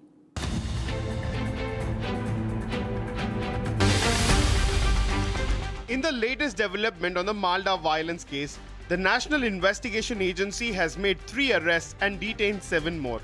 Among the arrested is a leader of the Indian Secular Front, Ghulam Rabbani, who was allegedly involved in the meeting that happened a day before the incident. One Congress candidate was also among those detained. Congress's Sayam Chowdhury from Mothabari was picked up while he was campaigning for the election in the Ali Nagar Panchayat area. The NIA on Sunday arrested the ISF member and Karyakarta and the Panchayat leader Ghulam Rabbani on the Malda incident, where the officers were captivated and made hostage in the Kalyachak area of the Motabari. In fact, the Congress candidate Sayam Chaudhary was also detained by the NIA, who was further released by the NIA after being interrogated for many hours. Not only this, the NIA today also arrested 2 Congress Karyakartas and the workers Shahadat Hussain and Asif Ali in the Malda Motiachak area, Kalyachak area, where exactly the incident took place, and the judicial officers were held captivated and they were ghiraved by the locals in the Malda Kalyachak area. It is being stated that the Congress workers were responsible for mobilizing the crowd and ghiraving the judicial officers in that particular area. Now the NIA has made the first arrest of the ISF Panchayat leader, Panchayat worker Ghulam Rabbani, and the interrogation is underway. It is being stated that he will be questioned and more will come out exactly how was this entire incident pre-planned and was full of intimidation. Not only this, it is being stated that NIA is soon going to submit the fresh investigation report to the Supreme Court, and also is going to mention that till now 47 were detained in these cases and many more will be coming out in the fresh investigation report, which will be submitted to Supreme Court soon by the NIA officers. Harsha Sandwani along with video journalist Shambhu for Republic TV. Now we are staying with more developments coming to light from the state of West Bengal. Now Union Home Minister Amit Shah and Chief Minister Mamta Banerjee held back-to-back rallies in Birbhum, from the allegations of violence and intimidation to claims of welfare and governance coming in from both the sides.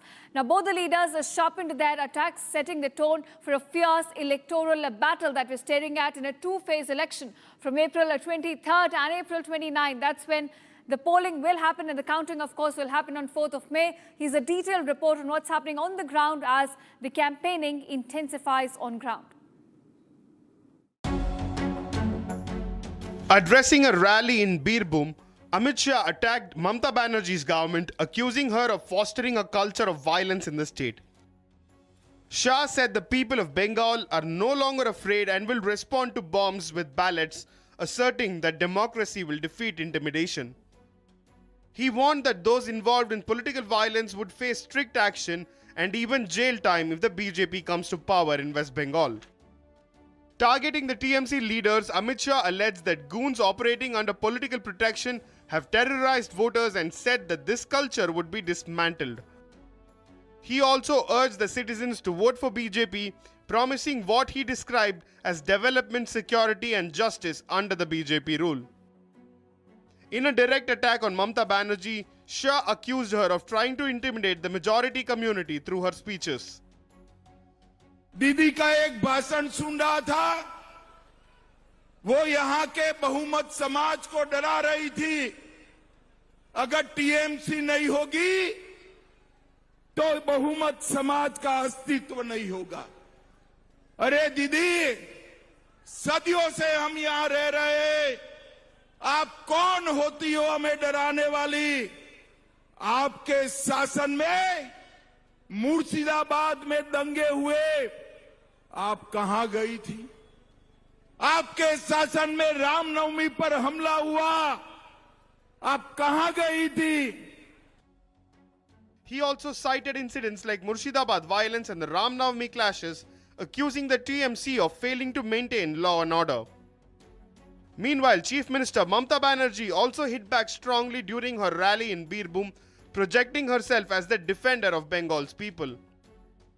Mamta said she is single-handedly fighting for the welfare of the common people, highlighting her government's social schemes and grassroots connect. She accused the BJP of trying to divide society along communal lines and warned voters against what she called outsiders interfering in Bengal politics. She also attempted to counter BJP's narrative on law and order, asserting that her government remains committed to peace and inclusive development.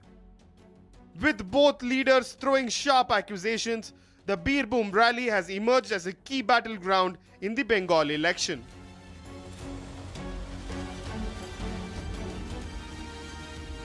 Now viewers, in an exclusive conversation with Republic TV, BJP Lok Sabha MP Manoj Tiwari said that Mamata Banerjee's government would be thrown out this time in this election. Now speaking while campaigning in the capital city, he says that people are having trust in the BJP and want the party to come to power. Listen into this entire conversation.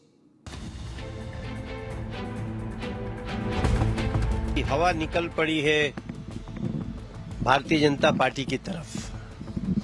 मैं आज हमारा चौथा दिन है, इसके पहले भी मैं बहुत जगह गया हूं। अभी चारों तरफ एक ही भाव है, पलटानो दरकार, चाई बीजेपी सरकार। हम जो देख रहे हैं परिवर्तन निश्चित है इस बार पश्चिम बंगाल में। पश्चिम बंगाल के लोग कराह रहे हैं, एक शब्द है कराहना, अंदर से बहुत पीड़ा में है।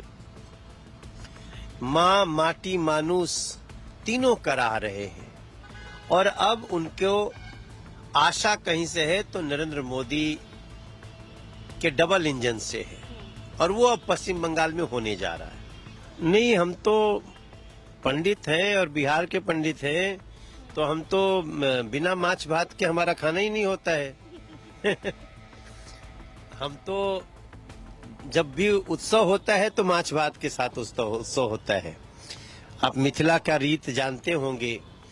तो अभी क्या है कि ममता दीदी के पास जब वो सत्ता में थी तो उनका था लूट और अत्याचार, और अब उनका साधन बन गया है झूठ और अफवाह। अब पश्चिम बंगाल की जनता अफवाह में नहीं जाने वाली है।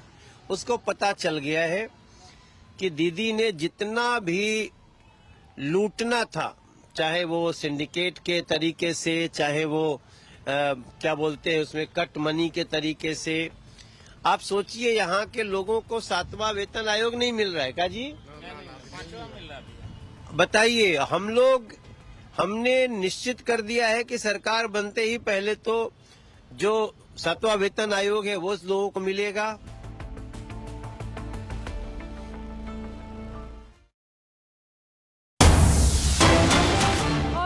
Viewers, let's also take a look at what's happening on the ground. Since we are talking about West Bengal elections, we are looking at election campaigning intensifying. In fact, as Home Minister Amit Shah is now holding a mega rally in Durgapur. We're getting you live visuals of the color of elections on the ground. In fact, as Home Minister Amit Shah now holds a mega rally, you're looking at top stalwarts from all the political parties now pushing for that final big, in fact, push on the ground. And as you can see, Home Minister Amit Shah right now holding a mega rally in TMC. TMC is a bastion, in fact, as we are inching closer to the D-Day in elections in West Bengal. You have April 23rd, the first phase of polling. April 29th is the second phase of polling and the final one, in fact. And as we inch closer, election campaigning intensifying on the ground, and right now getting you live visuals from Durgapur in West Bengal, where Home Minister Amit Shah is holding a mega rally as he tries to mobilize more support for Bharatiya Janata Party. Now remember, it has become an election, a high-stakes election for both TMC and BJP. TMC aiming to retain power, while BJP trying to make inroads and trying to take control back from TMC of the state. Now, in this contested battle, we're looking at both the parties now giving in their final push as we inch closer to the polling day. And right now, Home Minister Amit Shah, in fact, holding a mega rally in Durgapur, West Bengal, as the campaigning on the ground intensifies. Now, he's accompanied by several BJP senior leaders as well, as he tries to garner more support, tries to engage with voters on the ground to mobilize more support for Bharatiya Janata Party ahead of the crucial assembly elections in West Bengal.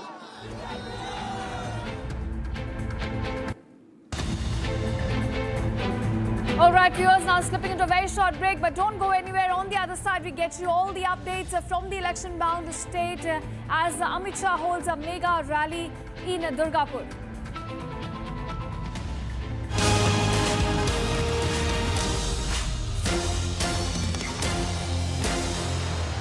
QS and THE, the world's foremost university rankings organizations, have ranked Amity amongst the top 3% universities globally, making it among the very few Indian universities to be included in both rankings. Yet another top ranking for Amity University. थोड़े में ज्यादा स्वाद ये तो है इसकी खास बात। वाओ मामा क्या स्वाद है। अरे मेरे राजा रानी, इस घर में कुछ है जो टूटता नहीं। ये पिलर कभी नहीं टूटेगा। रुंगटा स्टील TMT से बना। रुंगटा नहीं तो घर स्ट्रॉन्ग नहीं। रुंगटा स्टील TMT बार एकदम सॉलिड। चमकी चाट से क्या बना है? आलू चाट या फ्रूट चाट। स्वाद बनाए चमकी चाट। क्या बात है। स्वादिष्ट पकोड़े और बरसान। अरे चमकी चाट है इसकी जान। असली स्वाद सिर्फ चंकी चाट। केसरिया से मन जोगी हुआ रे, दिल झूमे देखो मतवारा हुआ रे। केसरिया से मन जोगी हुआ। हर पल बनाओ केसरी त्योहार। विमल, बोलो जुबान केसरी।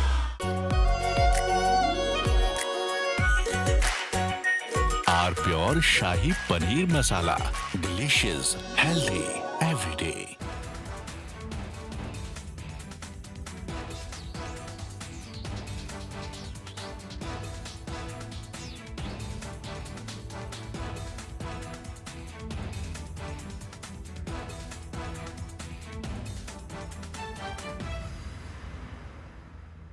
प्यास बुझाए ठंडक लाए सबको भाई जीरा से MDH का जलजीरा जीरा से। जीरा सिर्फ असली रिफ्रेशिंग, असली स्वाद, असली मजा। अभी तो कह रहा था कि अभी चीफ मिनिस्टर कह रहे थे, उससे आगे भी सभी लोग कह रहे थे कि मणिपुर में पीस आ गया। ये पीस है क्या? अगर ये पीस है तो हमें ये पीस नहीं चाहिए हमें।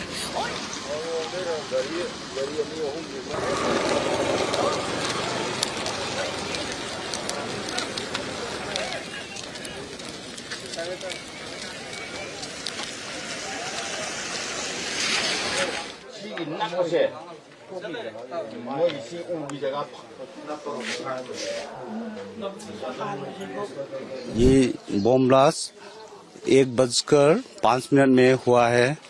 उसमें 2 बच्चे का जान गया है। 2 बच्चा, एक 5 साल का है, एक लड़की है वो तो 5 महीना का है। ये बहुत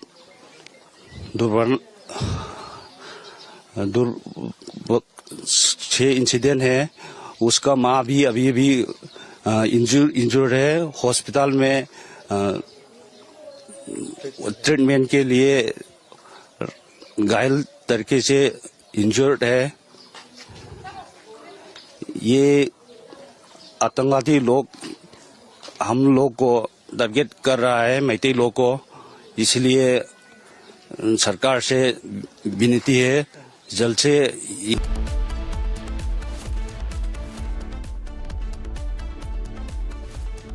Join International Institute of Hotel Management. Call 983-10-50,000. Pure सूजी पास्ता उबालो मिलाओ और खाओ।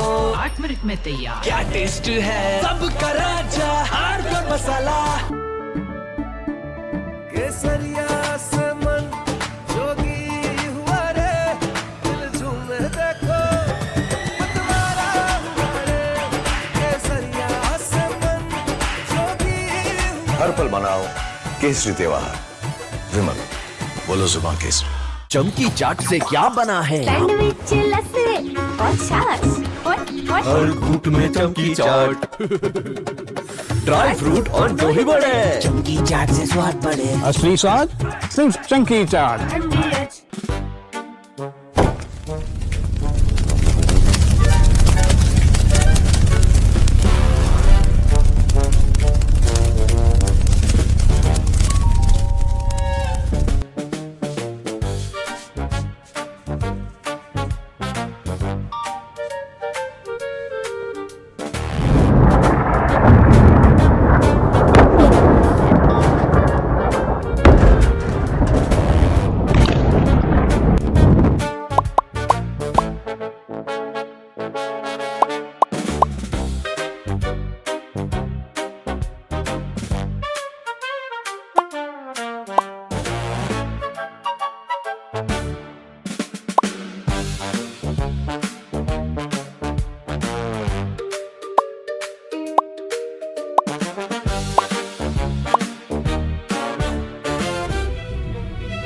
From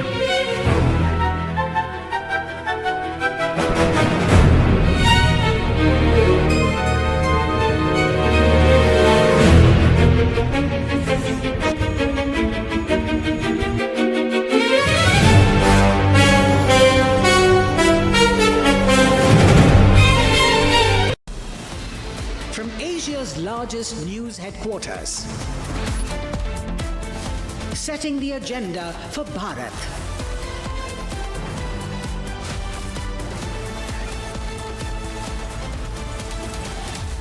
You're watching Republic.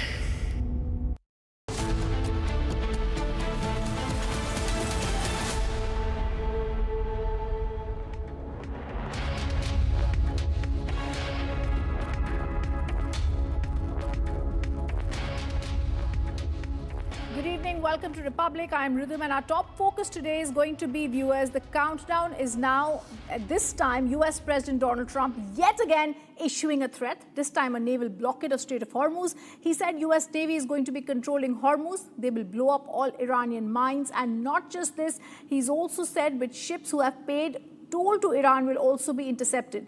The big question here is of Trump's isolation, because the global responses were not in their favor.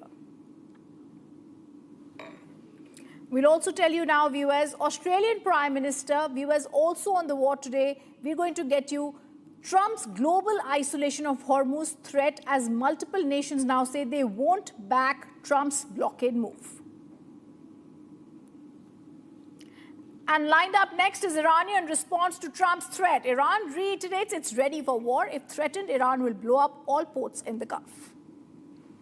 And viewers, we're also going to end this bulletin with Trump launching a sharp attack on war and the Pope hitting back.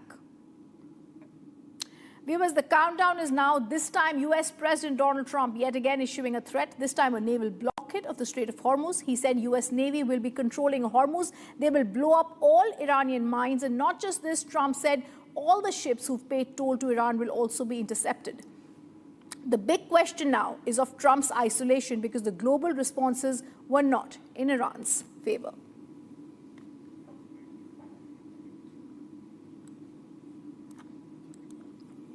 Now, Australian Prime Minister Anthony Albanese has also called for US-Iran peace talks to resume, Strait of Hormuz to be reopened. He's also made it clear Australia wants to say freedom of navigation in Hormuz. I do wake up in the morning and there's usually some change in the circumstances in the Middle East.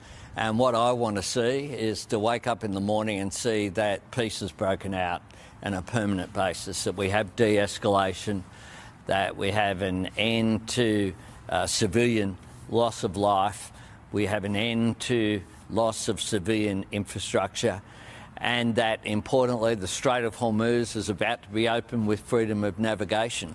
That's what I want to see, and that's what Australians want to see, and that's what global citizens want to see as well, because this global conflict on the other side of the world is having an impact here, and it's having an impact right around the world. Similarly, EU Chief Ursula von der Leyen has also urged for the Strait to be reopened immediately. She reiterated restoration and freedom of navigation in Strait of Hormuz is of paramount importance. Listen in.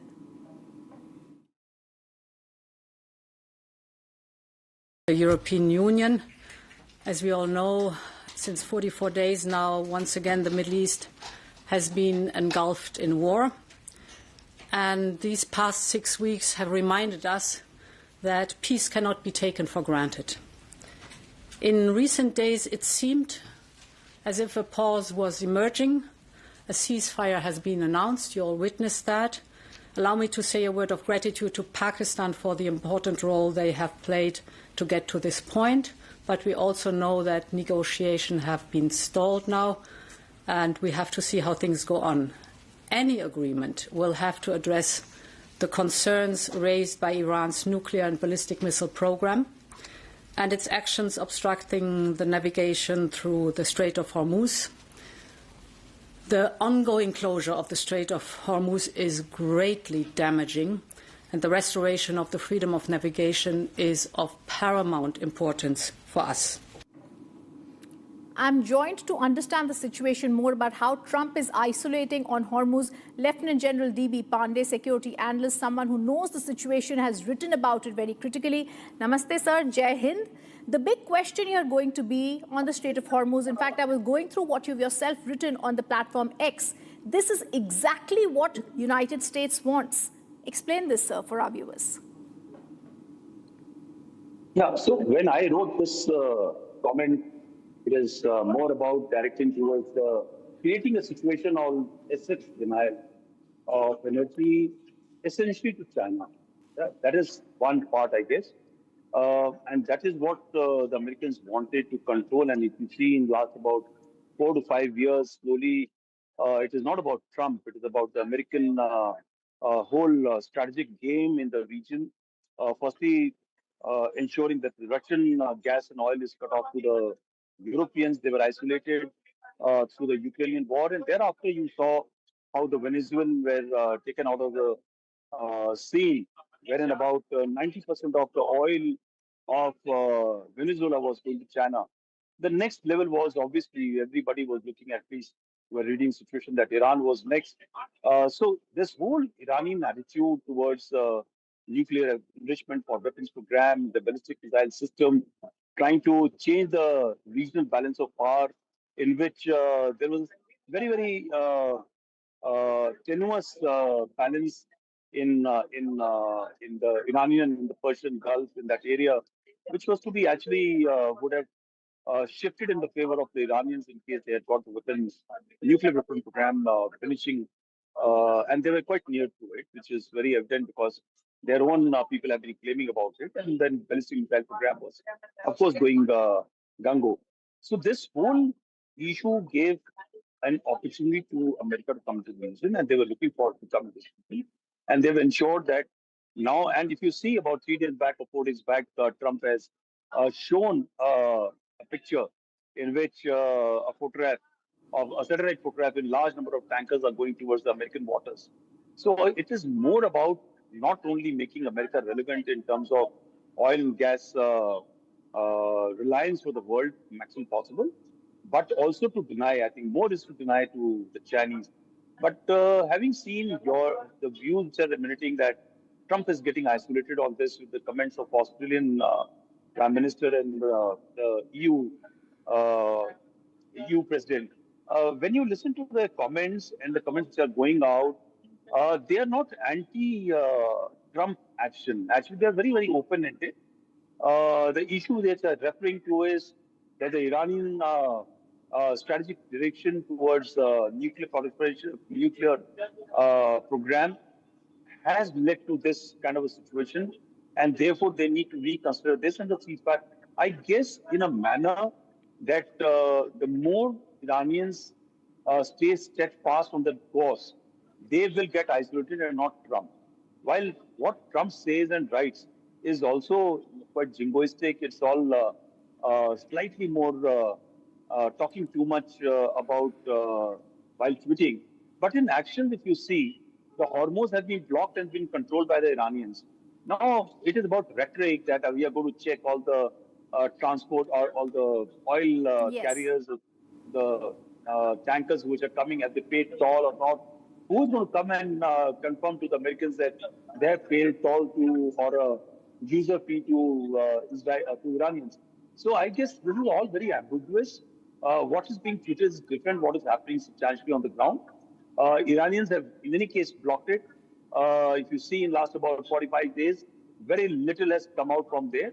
And virtually, if you recall, yesterday, UK star Cremation has been there, the UK Prime Minister, and he's saying that about 40 nations are looking to stitch a grouping in which they will open the Hormuz and they'll keep it open. The Japanese have started looking at that they will participate into opening of Hormuz. These are all, I think, world pressure is not being brought about on America. It's been brought about in Iran that the world which you thought you were going to be leveraging is now getting against you. It's been too long and you need to open up. This is my Lieutenant General DB Pandey, I just want you to stay with us because I also want to ask you, understanding the academic grounding that you have on national security and strategy, including in PhD in defense studies, how the situation is going to evolve. But viewers, first, while Trump is isolated on Hormuz blockade, he's also continued attack on allies, including NATO. Watch this report on how Trump has reacted.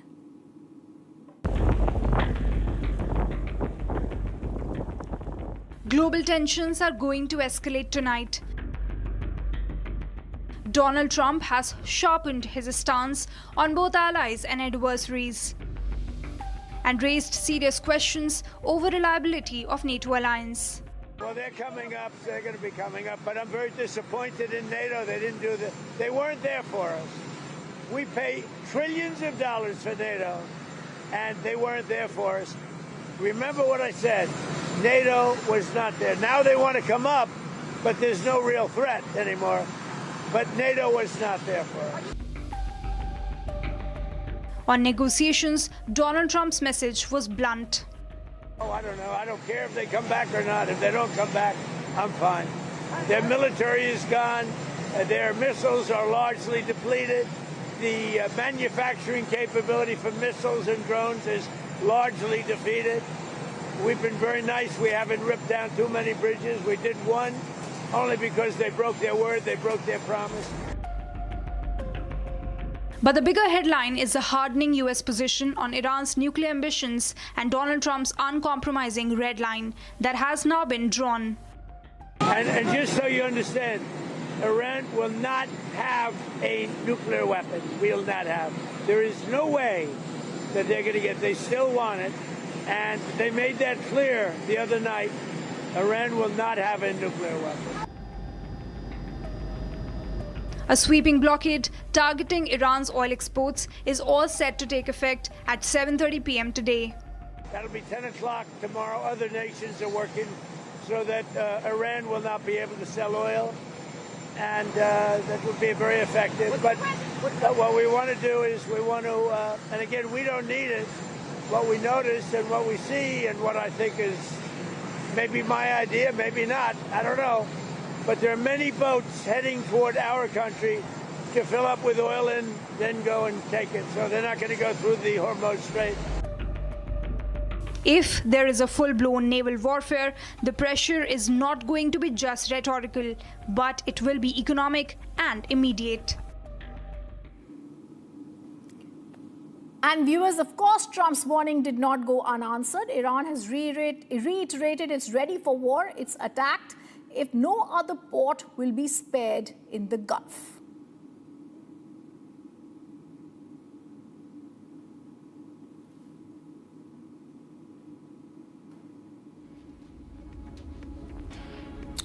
The US has made unlawful demands in talks. Iran is fully ready for war is what we're being told. I also want to go across once again to my guest, Lieutenant General DB Pandey. You've studied this, so you also know how strategies work. How is Trump's threat to block Hormuz being received? It's received sharp criticism from Iran, but does Iran have the capability of having a multifaceted attack where they're saying they're going to be targeting all ports? Yeah, so I just need to correct before we go on further because silence will be incorrect. I'm not a doctorate in, but yes, I got double masters and a MPhil in various level of strategy works. So but I must say a couple of points. Americans have got a very short memory. They have forgotten that in Second World War, in the First World War, they came too late to the existence of the European world when the operations were going.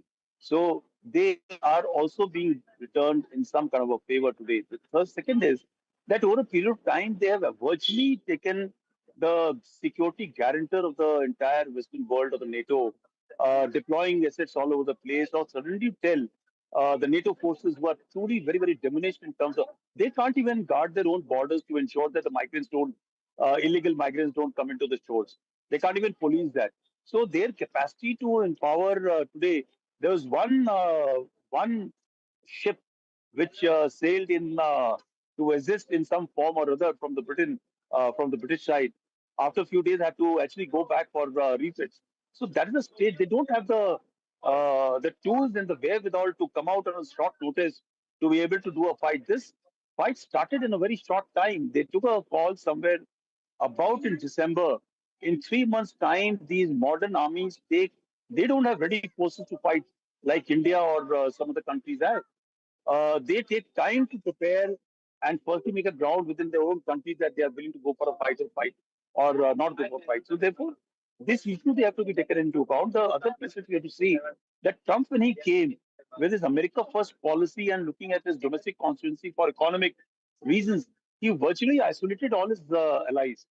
Europeans, every NATO country, they have been pitched onto trade and tariff war, and therefore the sound bites which he has given, the way they have treated the leadership, has not been very, very decent, and therefore he is also being paid back in virtually the similar manner how he treated them. Or does he require them? I don't think so. He requires, because what the capability these forces will get, they have got hardly any capability to get this thing within American power. They got enough capacity and capability to ensure that if they want to actually force Hormuz open, they can do it. Right? They have the military capability. Yes, they want to do it or not is a matter of other detail. The hardening of position, does Iran have capacity today? Yeah, Trump is absolutely right. They have really degraded Iranian military power, ballistic missile capacities to be able to hit. But the problem lies that you just can't finish off a country, a sovereign country, which has got a nearly 9 lakh worth of force, which is asymmetric in nature, which knew that this time shall come, has prepared accordingly to invest in terms of Shahed drones and stuff like this. So will it be able to hit with large number of ballistic missiles the other ports in the Persian Gulf? May not be true. If you see, the UAE has virtually been able to take out 90% of them. And as the time passes, everybody is investing into interceptors, and they will be able to be ready again to take on. But Shahed drones, yes, because of the nature of the Shahed drones, they'll be able to reach out anywhere in the region of about 2,000 kilometers and strike at will. But will that have a substantive damage? Yes. Again, that answer comes out, no. It will have some damages, but it will not break an oil infrastructure, a port infrastructure, which is far more resilient and can actually recuperate very fast. So, given the condition today for Iran, True. It will. And Lieutenant General D.B. Pandey, just because I'm a little bit out of time, I thank you for being with us. It's very, very clear with what your perspective is showing. The US is making these unlawful demands in talks, and also we have to see how ready Iran is for war. Now, viewers, we're moving on to breaking news that's coming in. We've got an exclusive interview with Amit Shah, Home Minister from West Bengal. Take a look.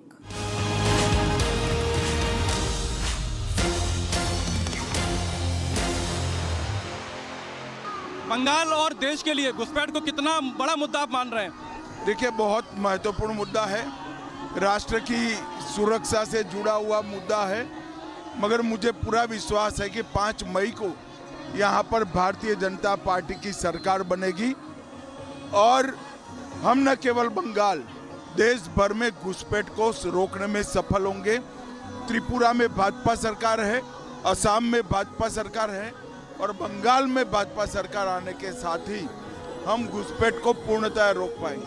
SIR को लेकर हम देख रहे हैं कि जो नाम कटे हैं, तो उसमें मैंने आपका भाषण सुना, आप कह रहे हैं कि एसआईआर की जो प्रक्रिया है उससे घुसपैठिए भी कम हो रहे हैं। स्वाभाविक रूप से कम हो रहे हैं, इसीलिए ममता दीदी का बीपी बढ़ रहा है। सर, हमने देखा उत्तराखंड में यूसीसी लागू हो गया, यूसीसी को लेकर आप कह रहे हैं कि बंगाल में यूसीसी लागू कर देंगे?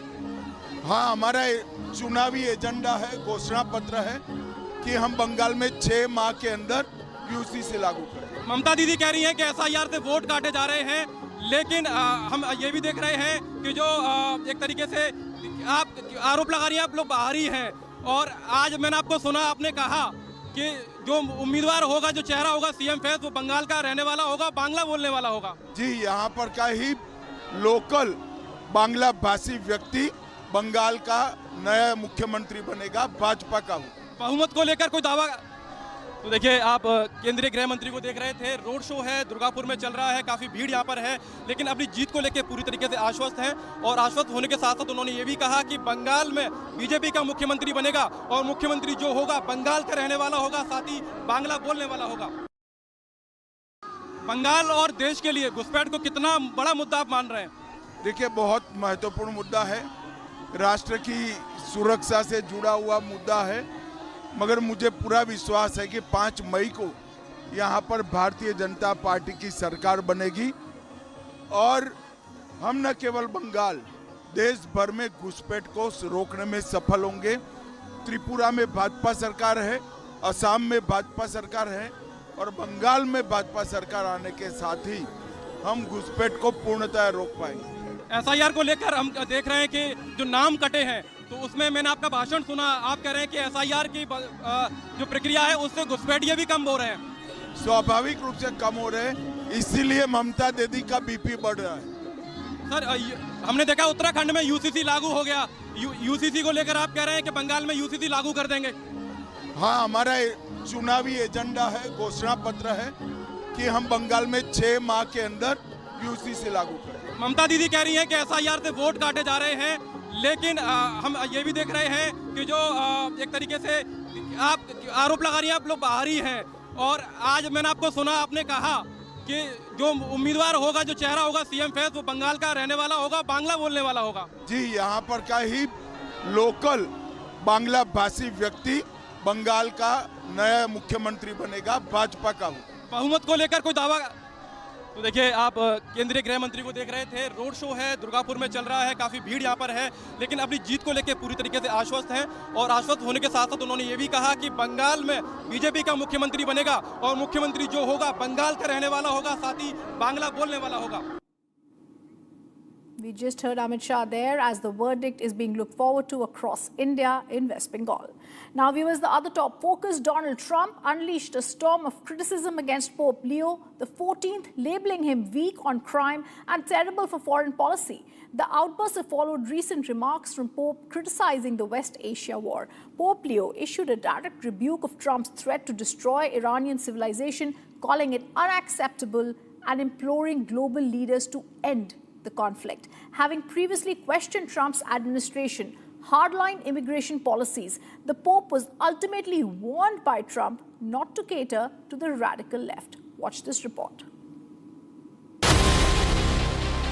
In another blistering personal attack, Donald Trump has called Pope Leo weak on crime and terrible for foreign policy while accusing him of being soft on Iran.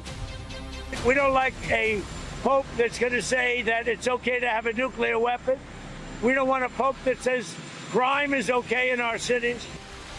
He also accused him of being hostile to American military actions and aligned with the radical left. I don't like it. I'm not a big fan of Pope Leo. He's a very liberal person, and he's a man that doesn't believe in stopping crime. He's a man that doesn't think that we should be toying with a country that wants a nuclear weapon so they can blow up the world. I'm not a fan of Pope Leo. Trump's remarks came after Pope Leo XIV demanded a ceasefire and respect of international law in Lebanon as Israel presses its war against Hezbollah. Pope Leo said he was closer than ever to the people of Lebanon in his prayers and called on all sides to stop fighting and seek peace. Anche all'amato popolo libanese sono più che mai vicino in questi giorni di dolore, di paura e di invincibile speranza in Dio. Il principio di umanità, iscritto nella coscienza di ogni persona e riconosciuto nelle leggi internazionali, comporta l'obbligo morale di proteggere la popolazione civile dagli atroci effetti della guerra. Faccio appello alle parti in conflitto a cessare il fuoco e a ricercare con urgenza una soluzione pacifica. The Pope did not mention the United States or Trump by name, but his tone and message appeared directed at Trump and the US officials. Dalla pace tutti traggono vantaggi, individui, fratelli e sorelle. chi prega a coscienza del proprio limite, non uccide e non minaccia la morte. Invece alla morte è asservito chi ha voluto le spalle al Dio vivente per fare di se stesso e del proprio potere l'idolo muto, cieco e sordo, cui sacrificare ogni valore e pretendere che il mondo intero pieghi il ginocchio. Basta con l'idolatria di se stessi e del denaro. Basta con l'esibizione della forza. Basta con la guerra. In his post on Truth Social, Trump also objected to the Pope's criticism of his presidency, framing his actions as part of his electoral mandate. In another brazen claim, Trump has said that the Pope, who is the leader of the Roman Catholic Church, was elevated to the position because of his American identity and would not even have been in the Vatican had Trump not been president. Trump also went on to accuse the Pope of aligning with political opponents and urged him to change course. With the Vatican and the White House now locking horns, it remains to be seen how many more global leaders will Trump have an altercation with before this war ends. And that's our top focus. We're going to stay with that. Coming up after a short break, we get you countdown to US naval blockade of Hormuz. Iran is saying they will not tolerate any strikes. Much more after a short break. Stay on with us. थोड़े में ज्यादा स्वाद ये हित तो है इसकी खास बात। वाओ मम्मा क्या स्वाद है? अरे मेरे राजा QS&THE, the world's foremost university rankings organizations, have ranked Amity amongst the top 3% universities globally, making it among the very few Indian universities to be included in both rankings. Yet another top ranking for Amity University. चमकी चाट से क्या बना है? Sandwich लस्सी और छाछ हर घूंट में चमकी चाट। अब बताओ स्वाद आया? आया। असली स्वाद सिर्फ चमकी चाट। केसरिया से मन जोगी हुआ रे, दिल झूमे देखो मतवारा हुआ रे। केसरिया से मन जोगी हुआ। हर पल मनाओ केसरी त्योहार। विमल, बोलो जुबान केसरी।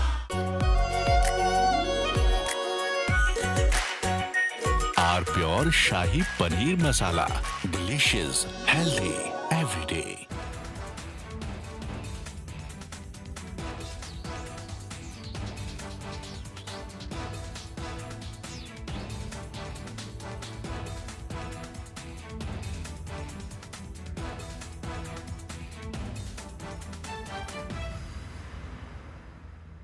चमकी चाट से क्या बना है? आलू चाट या फ्रूट चाट, स्वाद बनाए चमकी चाट। क्या बात है? स्वादिष्ट पकोड़े और बरसान, अरे चमकी चाट है इसकी जान। असली स्वाद सिर्फ चमकी चाट। We are entering a very dangerous inflection point in this war. From here in onwards, either things could escalate beyond control, or there could be a surprise ceasefire. He is very fond of trying to make the world hang on to his every word, pearls of wisdom, but the last speech was a great disappointment. Everybody was hoping that he would announce an off-ramp, a ceasefire, and then finish this war, because the world is sick and tired of the shenanigans of Donald Trump and his mad capers, his insane wars in the Middle East, which have created a global economic disaster which will worsen by the day, by every day that this war continues beyond its use-by date. It is only heading towards greater destruction of the global economy. The simple fact is, Donald Trump used the worst expletives possible to show his frustration, to show his extreme annoyance and irritation at Iran as to why Iran was not surrendering. Iran told him simply, you may be finished, we are not, and we will continue to fight. and don't give us through Pakistan a set of terms of surrender. Lay down.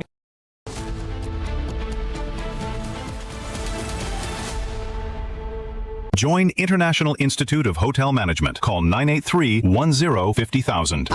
Pure सूजी pasta उबालो मिलाओ और खाओ 8 minute में तैयार क्या taste है सबका राजा हार्डवेयर मसाला केसरिया से मन जोगी हुआ रे दिल झूमे देखो मतवारा हुआ रे केसरिया से मन जोगी हर पल बनाओ केसरी त्योहार विमल बोलो जुबान केसरी प्यास बुझाए ठंडक लाए सबको भाई जीरा से MDH का जलजीरा जीरा से जीरा सिप असली रिफ्रेशिंग, असली स्वाद, असली मजा। MDH रानी इस घर में कुछ है जो टूटता नहीं। ये पिलर कभी नहीं टूटेगा। रुंगटा स्टील TMT से बना। रुंगटा नहीं तो घर स्ट्रॉन्ग नहीं।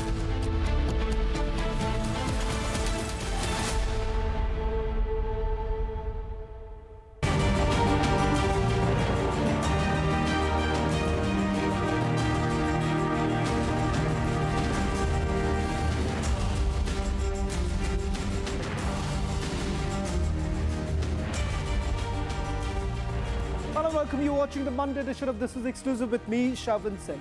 29 minutes to go.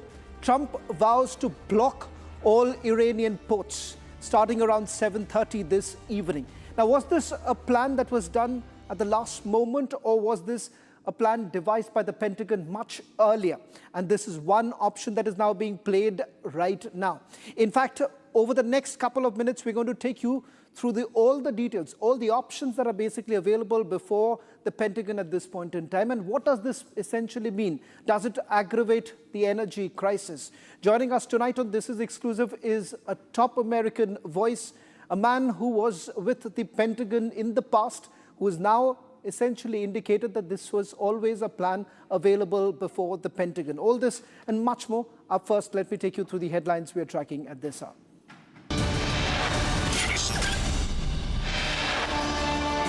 After Islamabad talks failed, Trump says US Navy will now begin imposing blockade on all ships trying to enter or exit Iranian ports.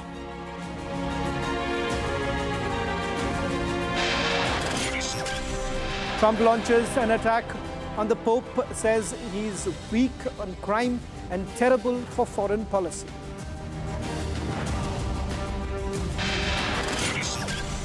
Corporate jihad row in Nasik. Hindu women employees harassed, sexually exploited and forced to change religion.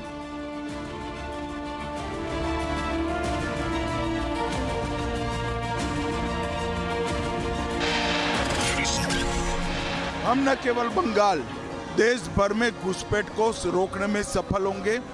Tripura में भाजपा सरकार है, असम में भाजपा सरकार है और बंगाल में भाजपा सरकार आने के साथ ही हम घुसपैठ को पूर्णतः रोक पाएंगे।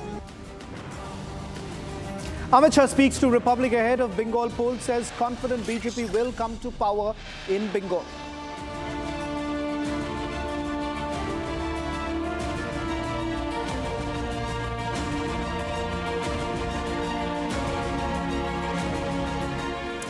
Ladies and gentlemen, global tensions are set to escalate sharply as President Trump has threatened to impose a blockade on all ships entering and exiting all Iranian ports. Thus, in about half an hour from now, a sweeping blockade targeting Iran's oil exports is set to come into force, signaling economic pressure. Meanwhile, Iran has issued a counter threat, signaling attacks on ports all across the Gulf if its ports come under attack. Now, the move could have far-reaching global consequences, especially in the volatile Strait of Hormuz and Bab el-Mandeb, two critical arteries for global energy supplies. Now, let me take you through what are the immediate impact that we are really looking at. The impact of the blockade on Iran's oil flows is now coming into sharp focus. Now, before the war, Iran was essentially exporting around 1.84 million barrels per day with shipments holding relatively steady at about 1.71 million barrels per day in April, even amid rising tension. Now, what's critical here, most of that oil is heading to China, making Beijing the primary lifeline for Tehran's energy revenues. The Strait of Hormuz, one of the world's most vital energy choke points, carries roughly 20% of the global oil supply. Now, that's close to 20 million barrels a day moving through a narrow maritime corridor. Now, any disruption here doesn't just hit Iran, it sends shockwaves across the global markets. And we are already seeing that impact with oil prices spiking and supply chains tightening. Now, that's the impact of the blockade that we are basically looking at.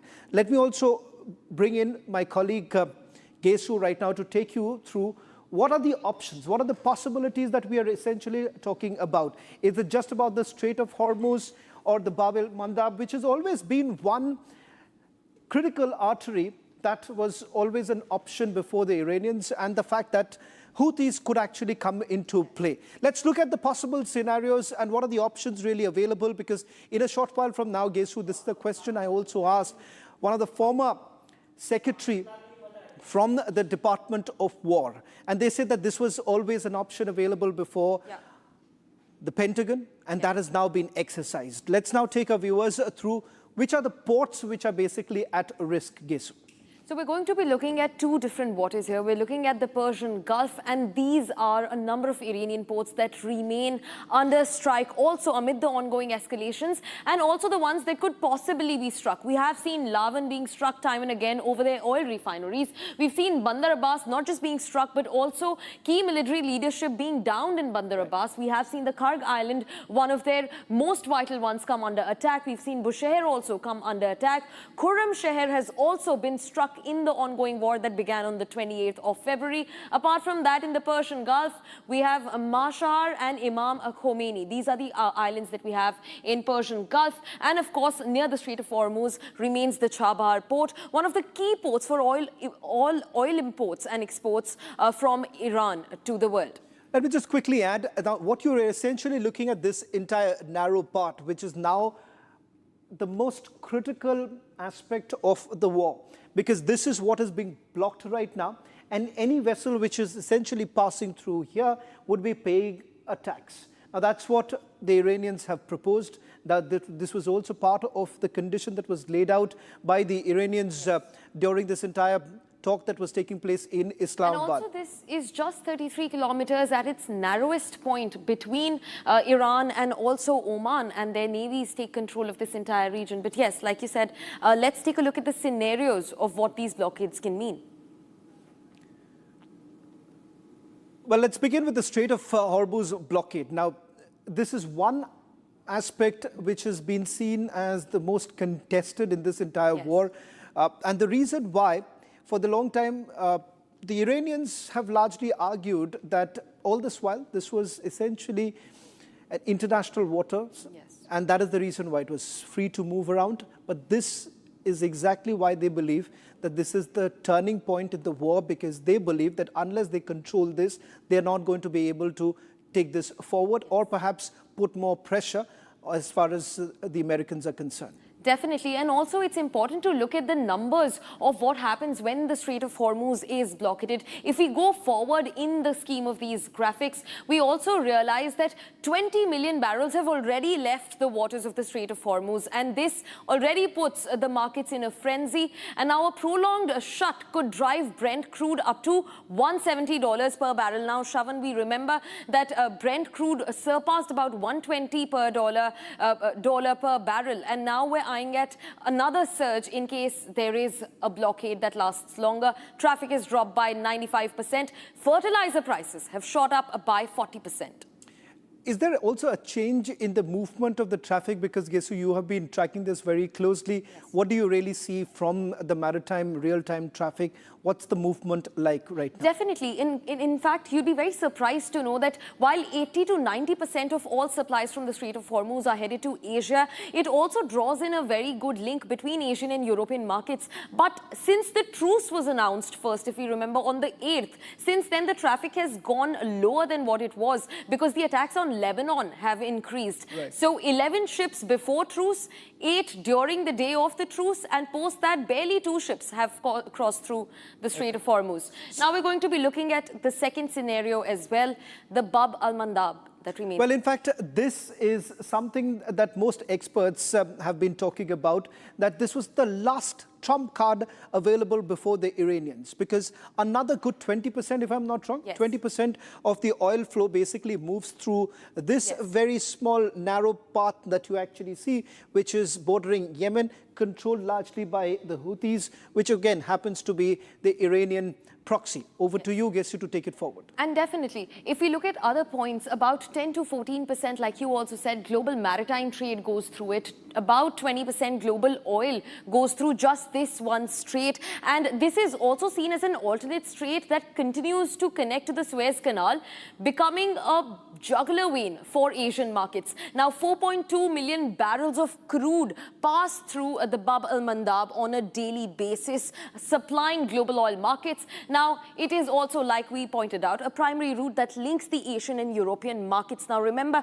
Asia remains the biggest stakeholder. It remains at the end of, at the receiving end of both these blockades. Now, in 2023, about 75 ships passed through Bab al-Mandab on a daily basis, like we were speaking about the numbers. And 2026, it's come down to just 35 ships daily through the Bab al-Mandab.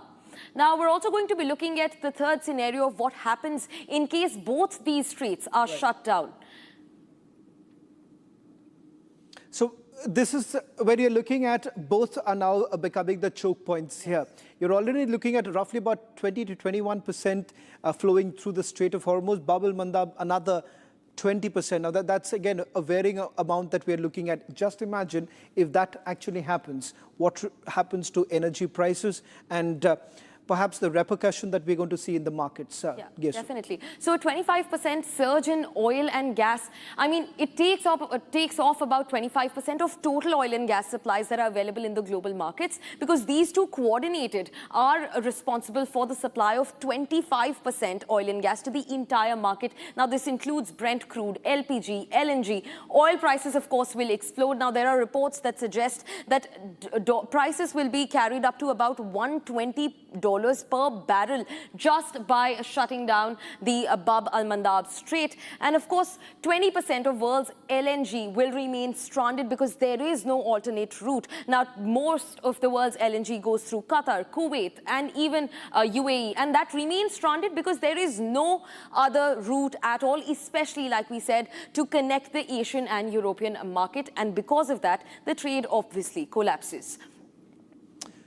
Well, in fact, Gesu, I spoke to a senior official. In fact, he's served in the CIA, the former CIA paramilitary operations officer, and has also been in the Pentagon, who's essentially looked at all possible options and why he sees that there is going to be an escalation, keeping in mind that you have a third aircraft carrier being moved to the area.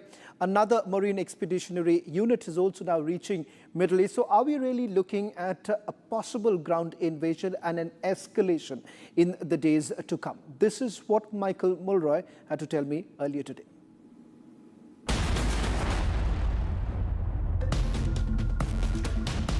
Tonight on This Is Exclusive, we have a very special guest joining us from United States of America, Mr. Michael Mulroy. He's the former Deputy Assistant Secretary of Defense for the Middle East and also a retired CIA paramilitary operations officer. Mr. Mulroy, thank you very much for speaking to Republic TV. Let me straight away dive into the biggest talking point, the naval blockade that has been threatened by President Trump, which many say is now only going to aggravate the energy crisis that we are staring at. Mr. Mulroy, for someone who has been in the Middle East, who's had a first-hand experience, give us a sense of what are we really looking at, if at all, United States of America continues with the naval blockade of the Iranian ports. So good to be with you and your audience. And this has been something that we looked at when I was in the Pentagon, so many years ago. It's been a plan that Central Command has had.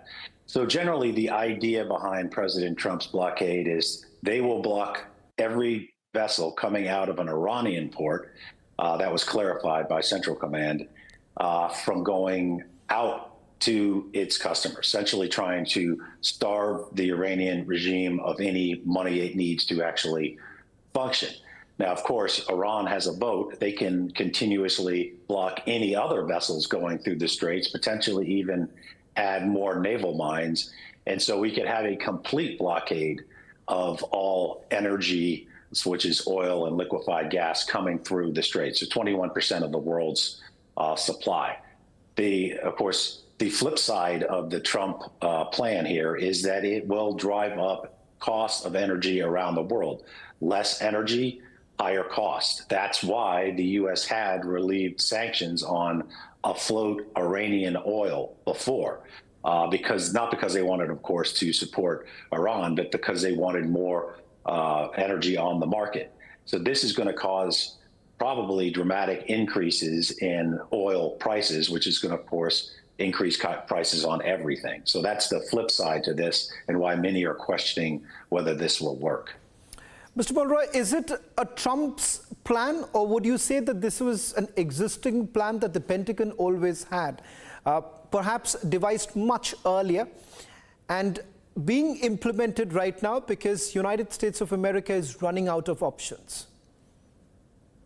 So it was, that's a good question. It was a plan, it is a plan that Central Command has had. It does, if you want to look at the military perspective, it requires several aircraft carrier strike groups, and we have 2, about to have 3. It requires about 12 additional vessels, so destroyers and cruisers, plus many of the boarding capabilities. So the ability, if ships just don't pull over and go to port, the U.S. will have to send boarding crews to get on them, take them over, and then take them to port. So it does require a lot of military assets. The military, of course, doesn't promote policy, wouldn't promote using this plan. They only have to be prepared for it so that there's essentially an arrow in the quiver of the commander-in-chief should he or she choose to use it. But the plan has been around for a while. Mr. Mulroy, what next? Some reports, particularly in the Western media, indicating that a ground invasion is inevitable. Pentagon is drawing up multiple reports or multiple options of perhaps sending in the troops. As someone who has been within the system, within the Pentagon, do you believe that there is a high possibility, now that the talks have completely failed and the fact that the ceasefire is being viewed as more like a military pause rather than a ceasefire in true terms, do you believe that in the days to come, we are really looking at an escalation perhaps? I think so. I think the United States wanted to see a plan succeed during the last round. You know, obviously we sent the vice president to lead that. So I don't think it was pretend or some kind of delaying tactic just to get the assets in the region. But I do think, to the point of your question, we are seeing a second Marine Expeditionary Unit, so now we'll have 2. Another aircraft carrier, so now we'll have 3. We can push forward the 82nd Airborne Division, which is the Army's 9/11 force in readiness. So we could have the assets in theater, plus all of the special operations assets we already know we have there because they were used during the recovery of the downed pilot. This gives us the ability to start taking terrain around the Strait of Hormuz, which is, I think, not the preferred option, but is an option for the president if this blockade doesn't work. But that would be a big decision that obviously elicit a substantial response by the Iranians against our partners in the region, the Gulf countries.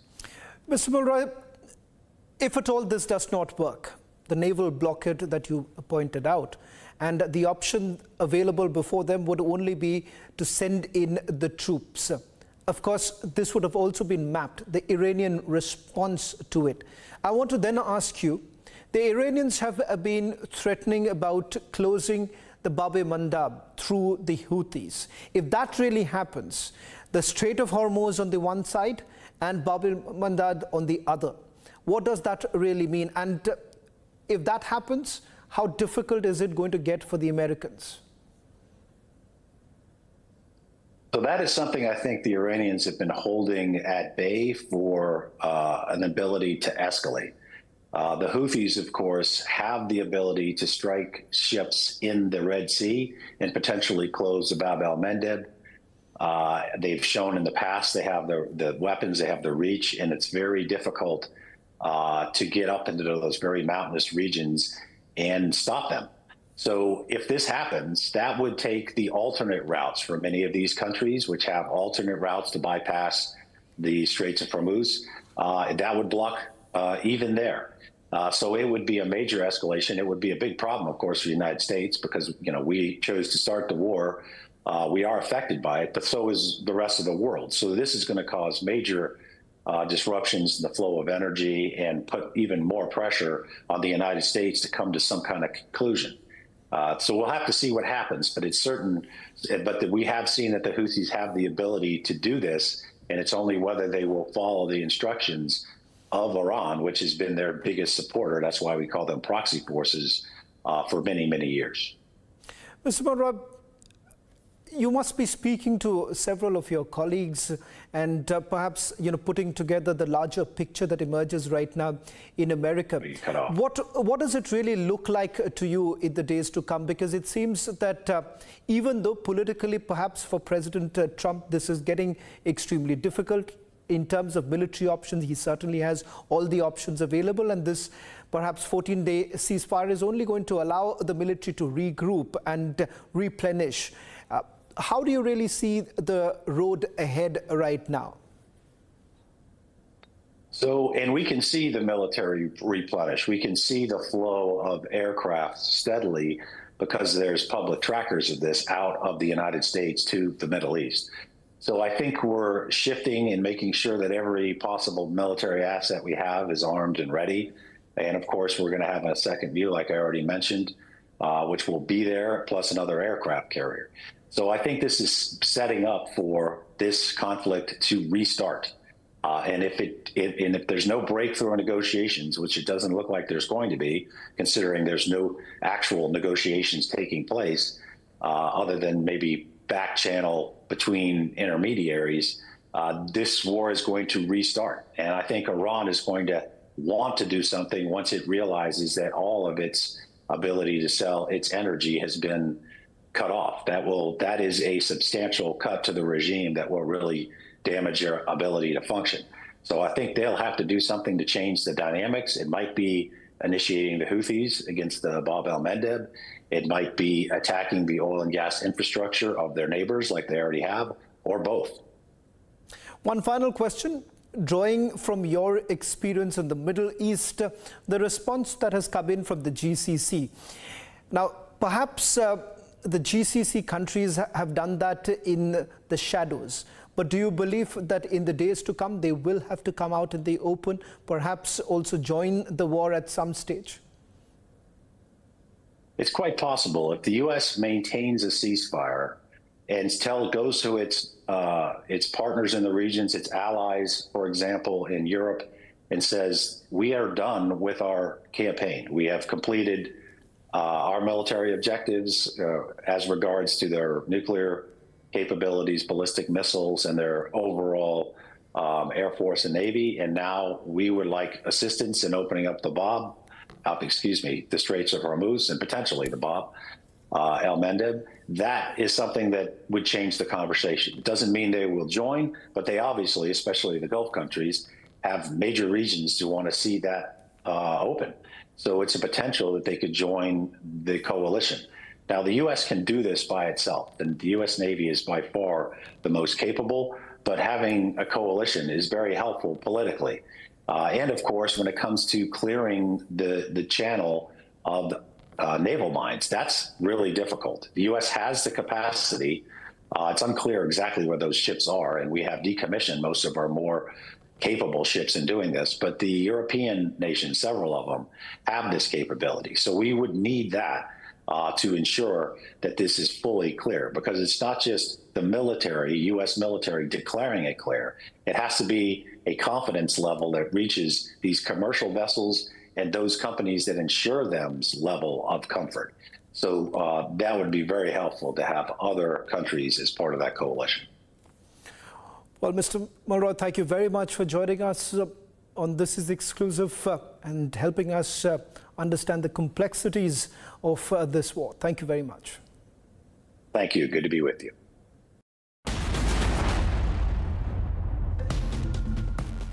Well, shifting focus now to the other day's top story coming in from the vandalism that we've seen earlier today. There has been extensive vandalism that took place outside today at Avanti Overseas Export Company.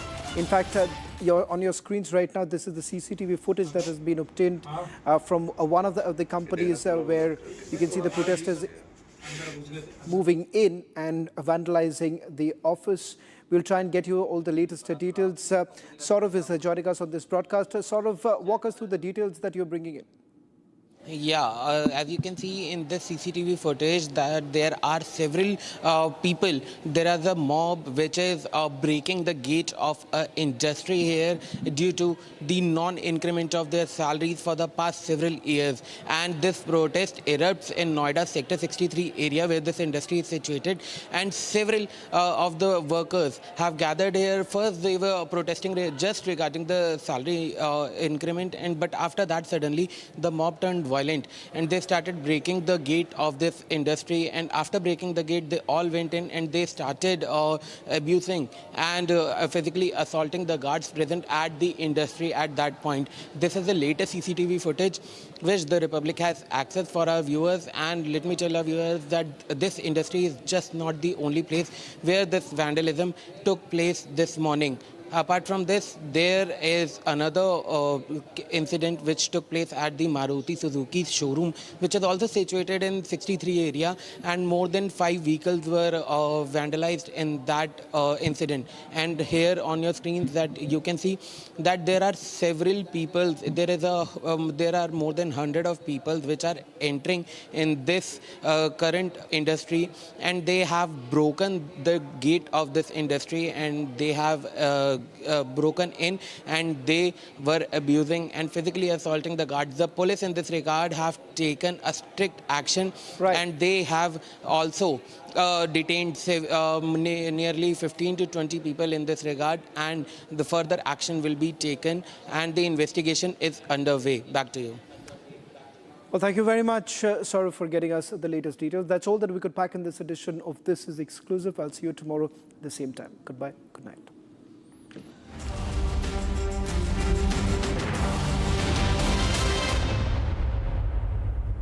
QS and THE, the world's foremost university rankings organizations, have ranked Amity amongst the top 3% universities globally, making it among the very few Indian universities to be included in both rankings. Yet another top ranking for Amity University.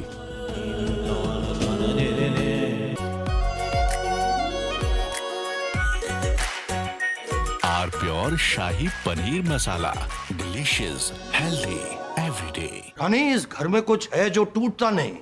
ये pillar कभी नहीं टूटेगा। Rungta steel TMT से बना। रुंगटा नहीं तो घर strong नहीं। रुंगटा स्टील TMT बार एकदम सॉलिड। चमकी चाट से क्या बना है? सैंडविच, लस्सी और छाछ। हर घूंट में चमकी चाट। ड्राई फ्रूट और दही बड़े। चमकी चाट से स्वाद बढ़े। असली स्वाद सिर्फ चमकी चाट।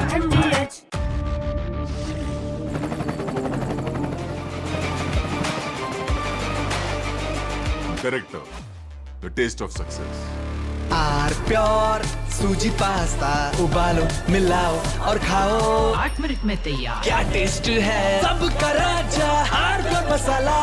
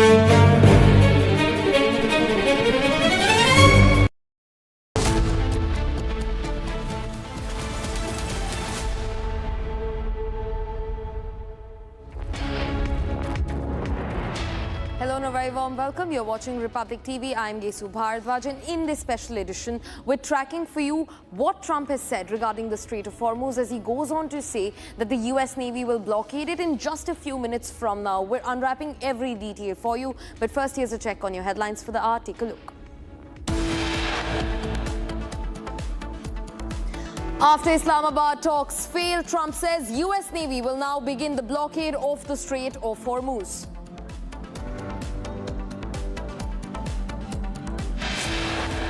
Trump warns of Hormuz blockade. Reports suggest Israel also preparing to resume strikes on Iran.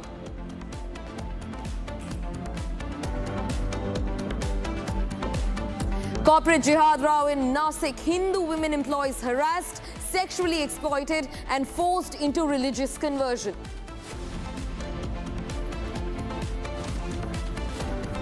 Addressing a massive crowd in Birbhum, Home Minister Amit Shah said Bengal will no longer be intimidated by violence and that people will reply to bombs with ballots.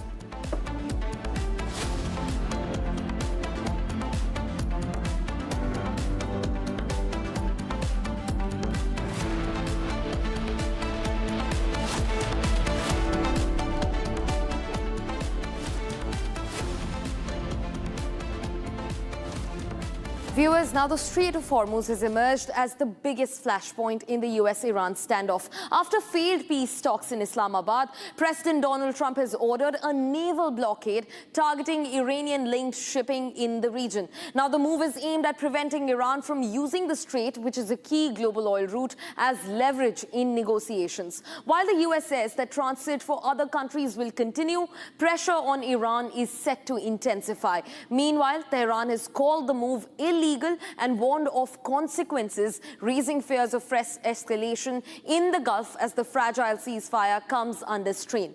Now, with an already fractured ceasefire under strain, the big question now is this pressure a pathway to back the talks or to start the wider conflict in the region? Now, viewers, we'll also take you through some details of what the United States is looking to target as it moves to tighten its grip over the Strait of Hormuz. Several key Iranian ports now face potential disruption under a possible blockade. Now, among the critical locations at risk are Khorramshahr, Marshahr and Imam Khomeini, all vital for Iranian commercial shipping and trade flows, and any disruption across these ports could significantly hit Iranian export capacity and further escalate tensions in an already volatile region. Let's get you some more details about this. Now, we're going to be looking at all the key ports that could be targeted inside Iran. Now, we're dividing this in two bursts, the Persian Gulf and near the Strait of Hormuz. Now, most of these you've already seen in the news, courtesy strikes by US and Israel that have struck these ports. Now remember, Lavan, where a crucial oil facility is housed inside Iranian territory, has come under attack multiple times since the 28th of February. And this is not a one-off incident. Bandar Abbas port, right at this peak, you can see the narrowest point of Strait of Hormuz is atop that narrowest point is Bandar Abbas. Not just a key infrastructural importance for Iran, but also one of their biggest ports that was also hit multiple times in the war that's ongoing. Now also we have the Karg Island, the jewel crown of Iranian regime. Karg Island also houses their nuclear facilities, their nuclear enrichment, uranium enrichment programs, of course oil and gas facilities, and Karg was also struck by the United States and Israel. Remember, the first time when there were resounding claims that these strikes have to stop on crucial islands. Karg was a part of it. Imam Khomeini, Bushehr, Maashehr, Khurramshehr, all of these have come under strike once or twice or even 4 times amid the ongoing war. Now we have the Strait of Hormuz, where there is the Chabahar port, another very key vital island for Iran, another vital port for all shipment to go through. Now these all ports, if you look at it in consolidation, are important for Iranian oil and Iranian exports to reach the globe. But for now, we're getting you a detailed report on what exactly Trump has said and what has been Iranian rebuttal on the statement. Take a look at this.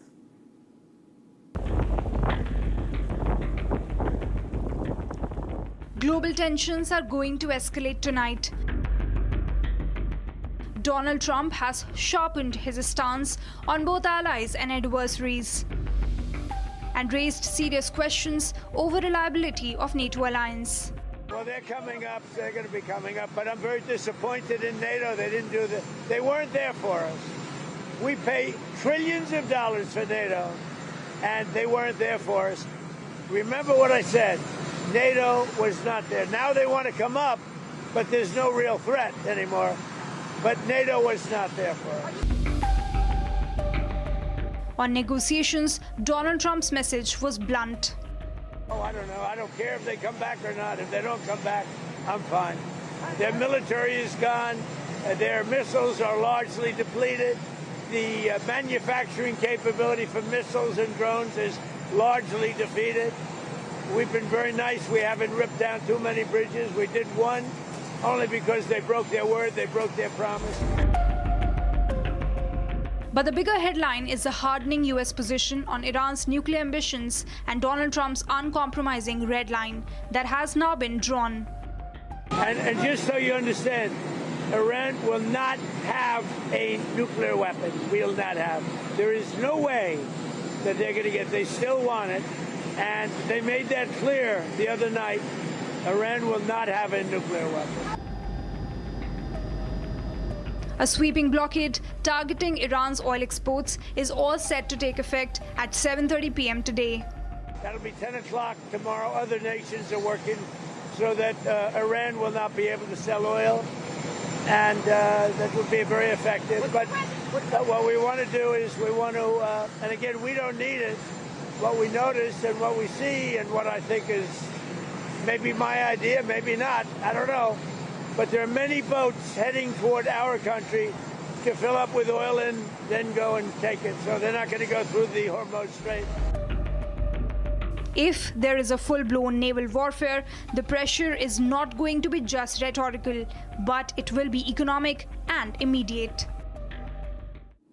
Now, joining me live on the broadcast is Peter Dickinson, who is a strategic affairs analyst. He's joining us from Kiev. Mr. Dickinson, thanks very much for speaking to Republic, first of all.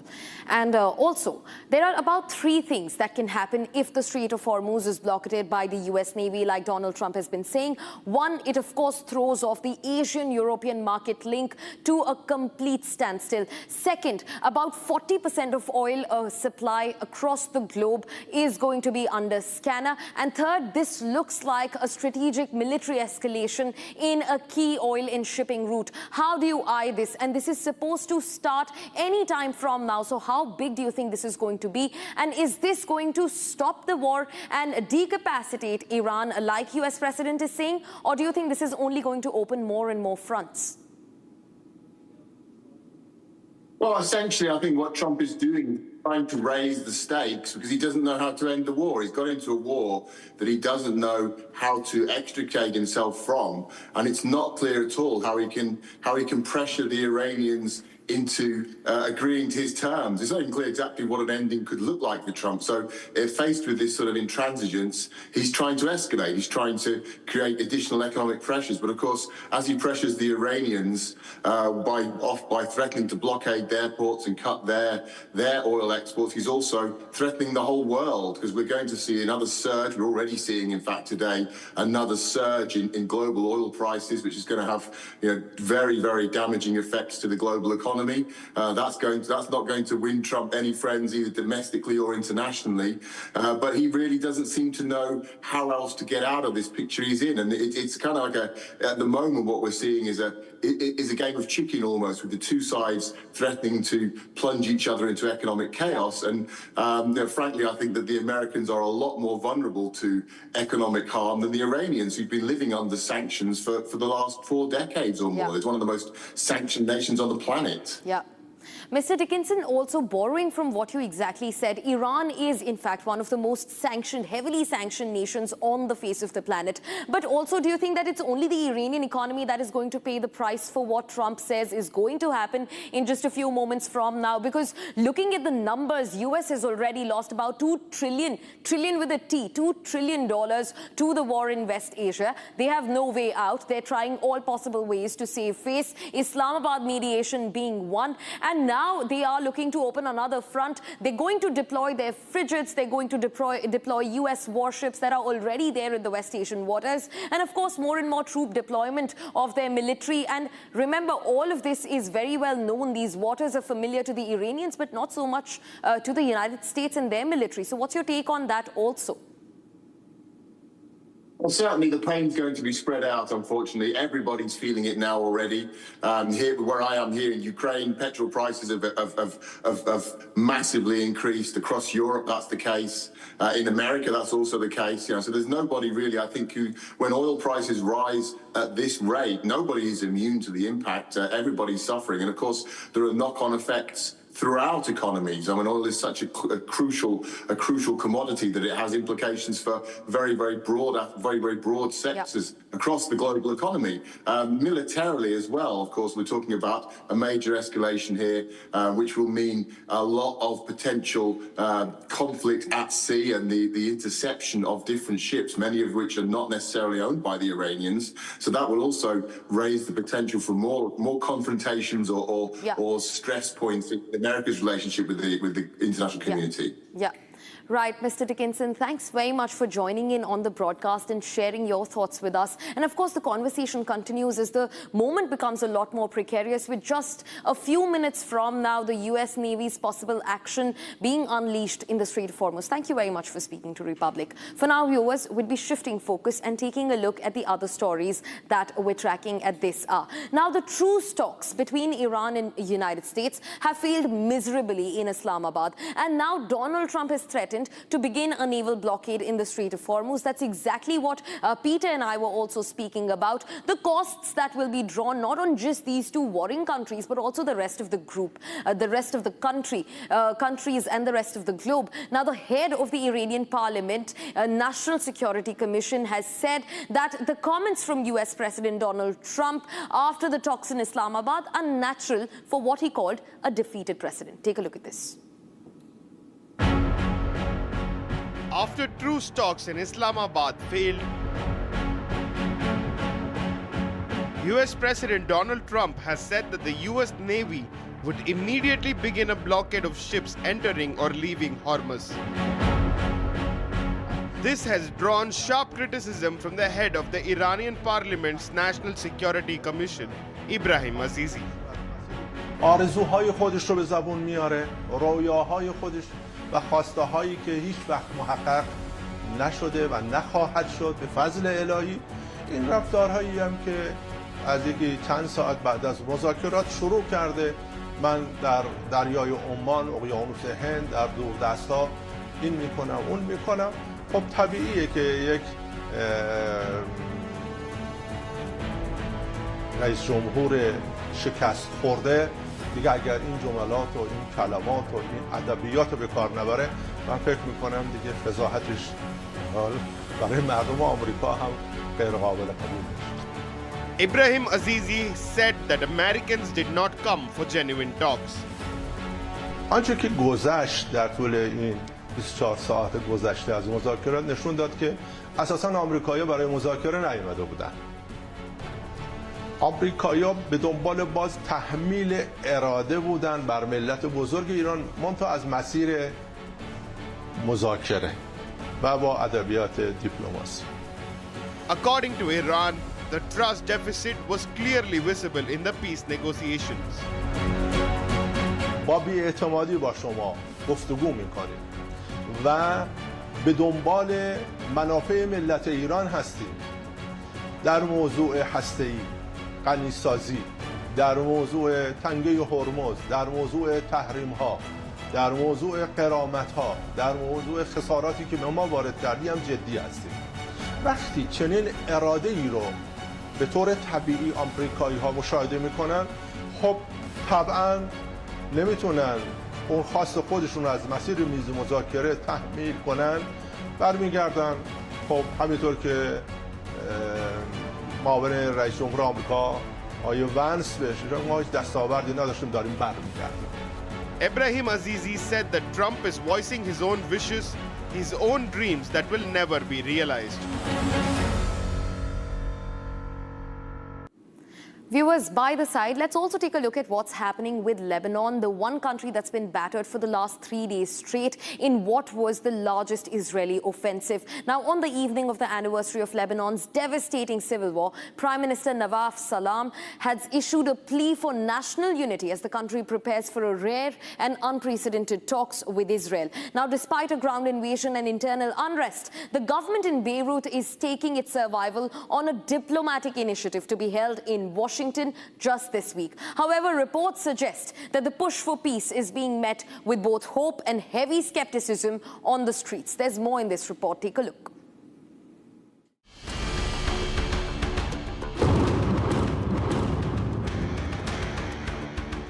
In the ruins of Beirut, the shadows of the past are colliding with the brutal present.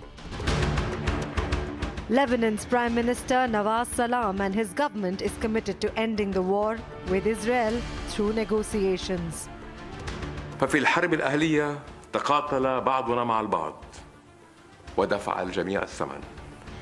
أما اليوم فالمطلوب أن نقف جميعا مع بعضنا البعض لا بعضنا في وجه بعض، وأن نحصن الداخل ونمنع الفتنة أو التهديد بها أو التهويل بالحرب الأهلية وكأننا لا نعرف أثمانها. Negotiations between Israel and Lebanon are expected to begin in Washington after Israel's surprise announcement authorizing talks. Hezbollah supporters have criticized the move, believing the government to be weak to end the war on its own. When Iran's ceasefire deal was announced, Israel pounded Beirut with airstrikes, killing more than 300 people in the deadliest day since the war began. With Israeli strikes intensifying in the south, the human toll of this conflict has become the government's heaviest burden. أشعر بوجع الأم التي فقدت ابنها المقاتل على الجبهة، كما أشعر بوجع الأم التي فقدت طفلا لم يختر هذه الحرب ولم يطلب سوى أن يعيش. أعلم أنكم جميعا تتألمون أكثر مما يحتمل ومنذ زمن طويل. To stop the bleeding, Nawaf Salam is backing a presidency-led initiative to secure a ceasefire and reassert state authority. فإننا مستمرون بجهودنا لوقف الحرب وفي مقدمتها المبادرة التي قدمها فخامة الرئيس للتفاوض لوقف الحرب وتمكين مؤسسات الدولة الشرعية من القيام بدورها الكامل في حماية لبنان واللبنانيين جميعاً. But with the country deeply divided over Hezbollah's arsenal, the Prime Minister is calling for a common front.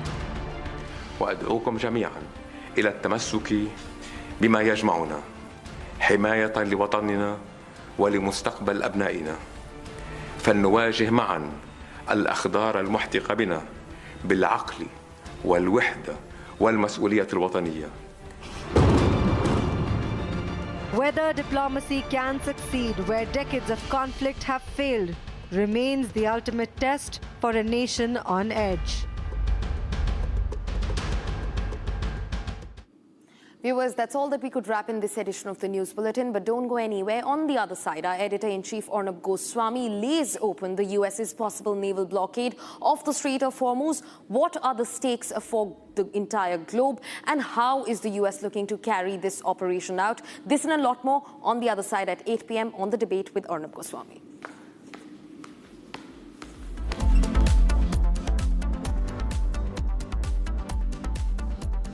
Join International Institute of Hotel Management. Call 983-10-50,000. थोड़े में ज़्यादा स्वाद ये है तो वाह मामा क्या स्वाद है अरे मेरे राजा केसरिया से मन जोगी हुआ रे दिल झूमे देखो मतवारा हुआ रे केसरिया से मन जोगी हर पल मनाओ केसरी त्योहार।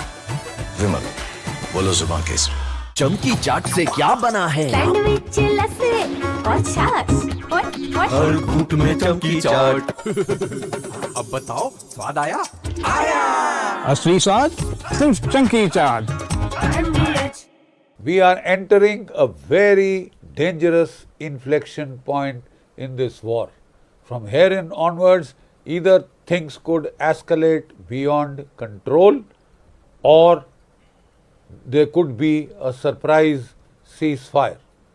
He is very fond of trying to make the world hang on to his every word, pearls of wisdom, but the last speech was a great disappointment.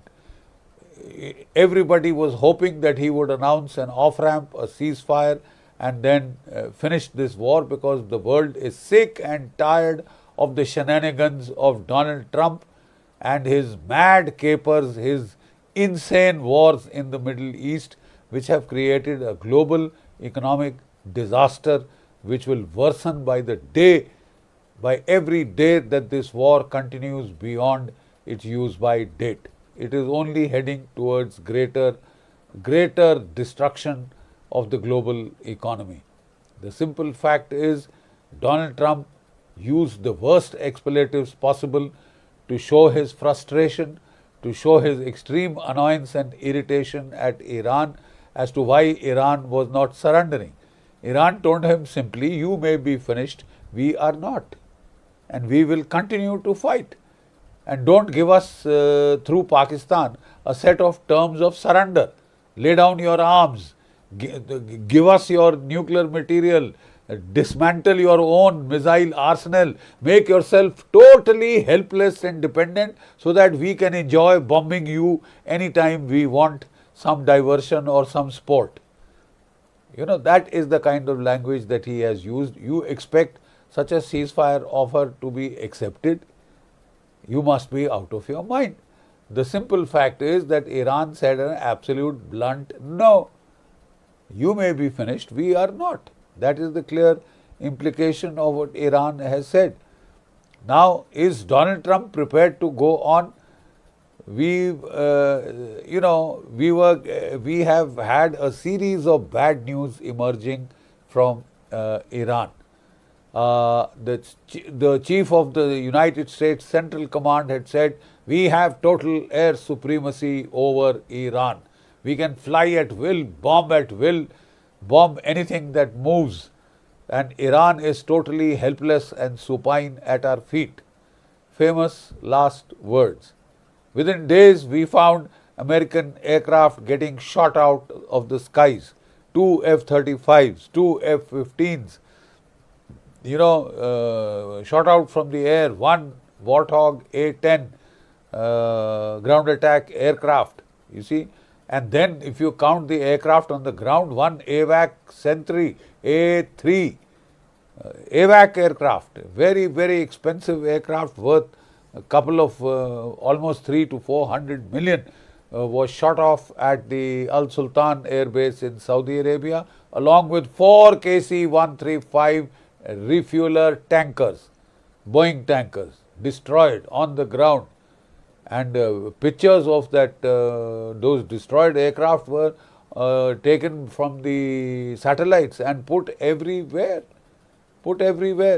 America is asking the Maxar, the commercial firms, not to show satellite pictures of their destroyed aircraft and the damage that has been done to Israel and to their air bases.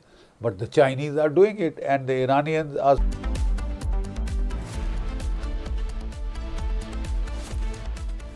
QS and THE, the world's foremost university rankings organizations, have ranked Amity amongst the top 3% universities globally, making it among the very few Indian universities to be included in both rankings. Yet another top ranking for Amity University.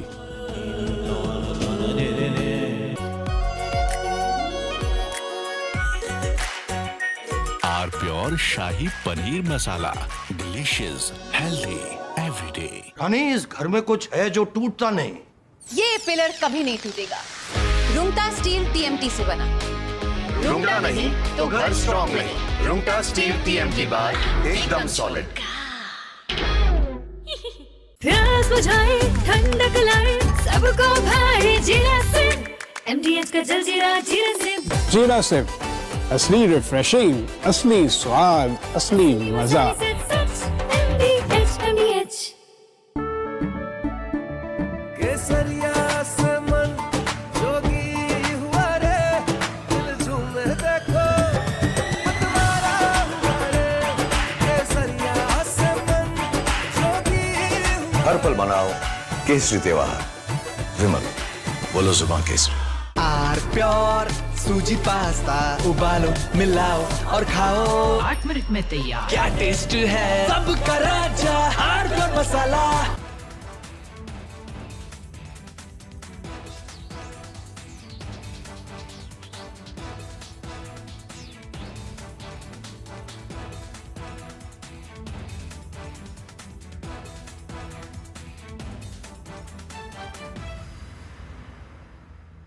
चमकी चाट से क्या बना है? आलू चाट या fruit चाट। स्वाद बढ़ाए चमकी चाट। क्या बात है? स्वादिष्ट पकोड़े और बरसान, अरे चमकी चाट है इसकी जान। असली स्वाद सिर्फ चंकी चाट। अभी तो कह रहा था कि अभी चीफ मिनिस्टर कह रहे थे, उससे आगे भी सभी लोग कह रहे थे कि मणिपुर में पीस आ गया। ये पीस है क्या? अगर ये पीस है तो हमें ये पीस नहीं चाहिए हमें।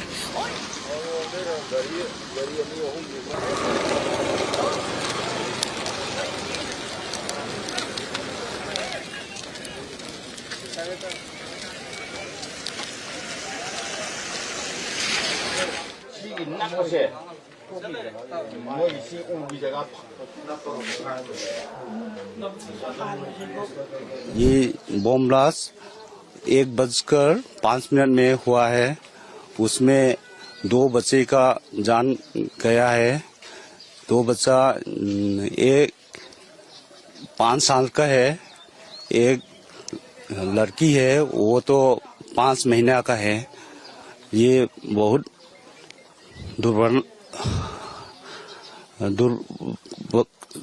छह इंसिडेंट है।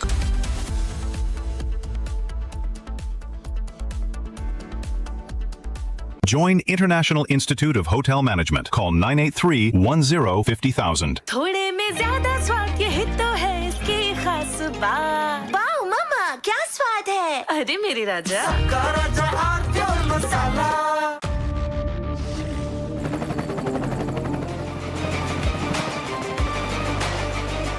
Character, the taste of success. चमकी चाट से क्या बना है? सैंडविच, लस्सी और छाछ। हर घूंट में चमकी चाट। ड्राई फ्रूट और दही बड़े। चमकी चाट से स्वाद बढ़े। असली स्वाद सिर्फ चंकी चाट। केसरिया से मन जोगी हुआ रे, दिल झूमे देखो मतवारा हुआ रे। केसरिया से मन जोगी हुआ। हर पल मनाओ केसरी त्योहार। विमल, बोलो जुबान Kesari.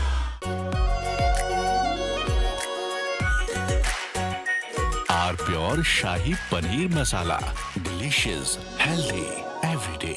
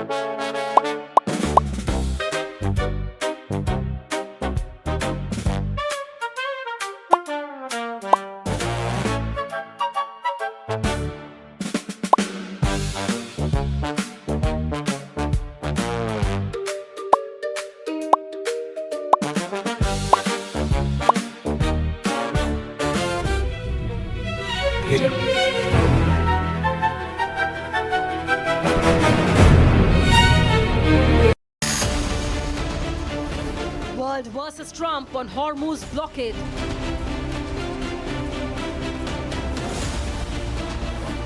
All US allies slam Trump on blockade. Debating tonight at 8 p.m. Presenting by Zoho Business Software, trusted by 15 crore users. Co-powered by IIHM International Institute of Hotel Management. Donald Trump versus the Pope.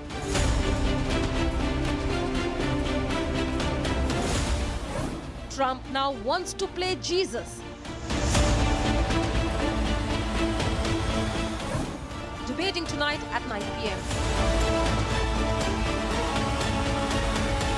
Presented by Amity University, ranked amongst the top 3% universities globally. Powered by RP Sanjeev Goenka Group, growing legacies since 1820.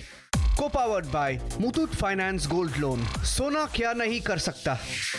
TVS iQube, India's favorite family EV.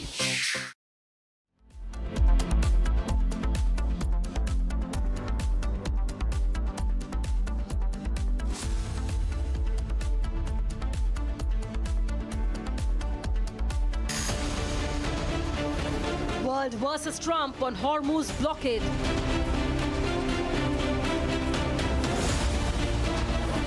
All US allies slam Trump on blockade. Debating tonight at 8 p.m.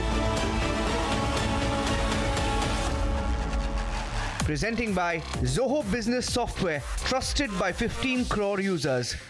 Co-powered by IIHM International Institute of Hotel Management.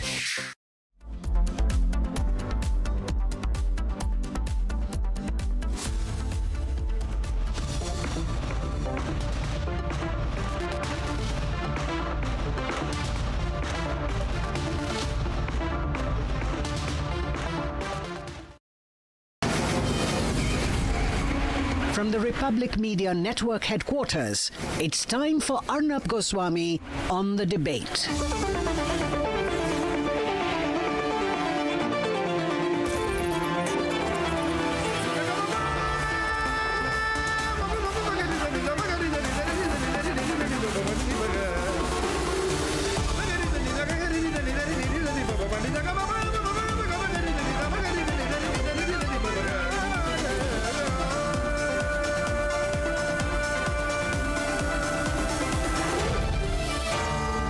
Arnab Goswami on The Debate.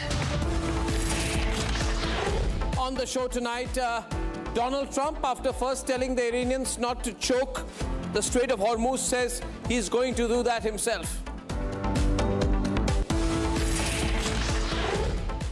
And at 9 o'clock, increasing global concern about Donald Trump's mental condition, about his visible cognitive decline, and about his God complex.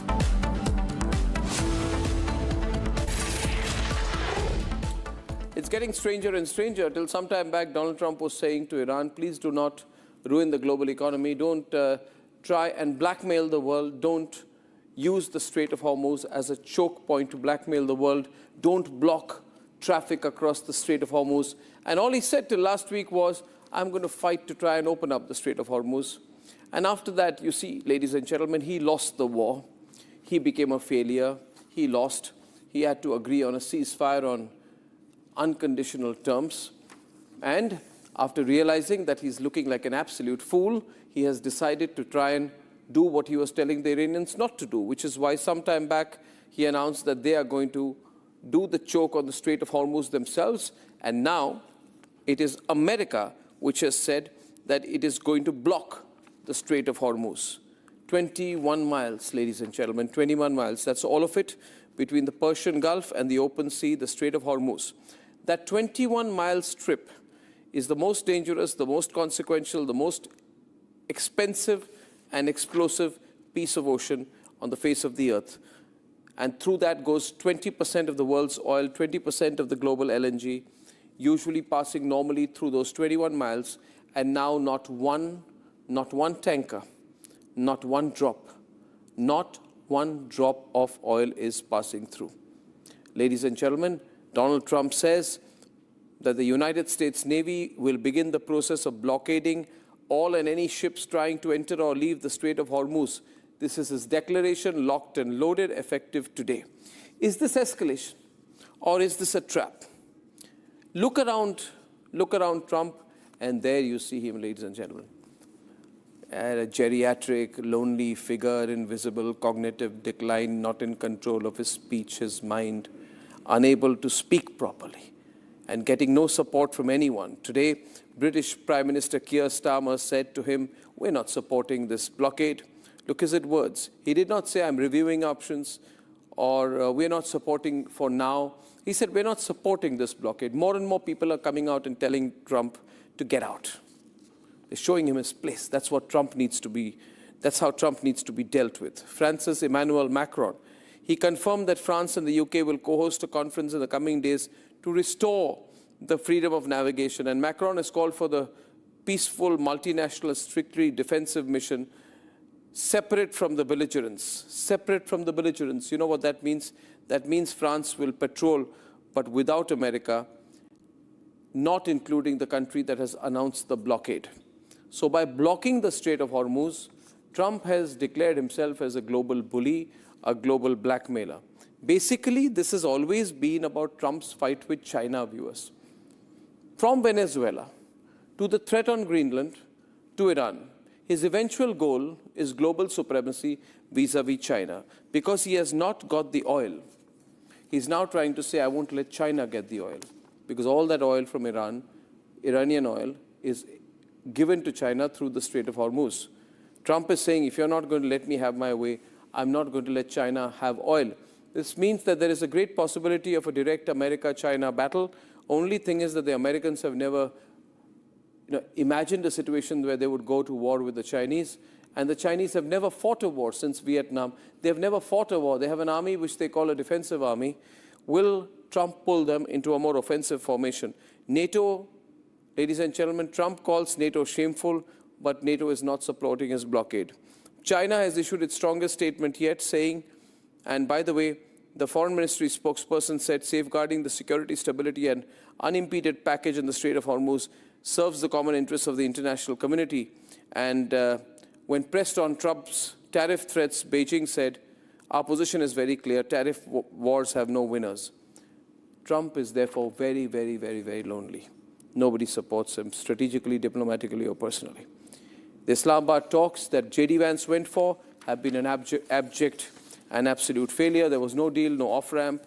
Trump went to Islamabad looking for a face-saving solution, came back insulted.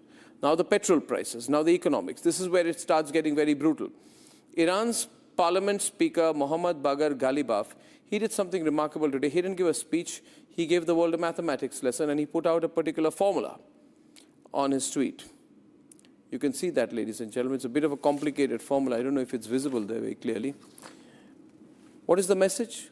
What he was doing was he was posting current US petrol prices near the White House and told Americans that they will soon be nostalgic for $4 to $5 gas.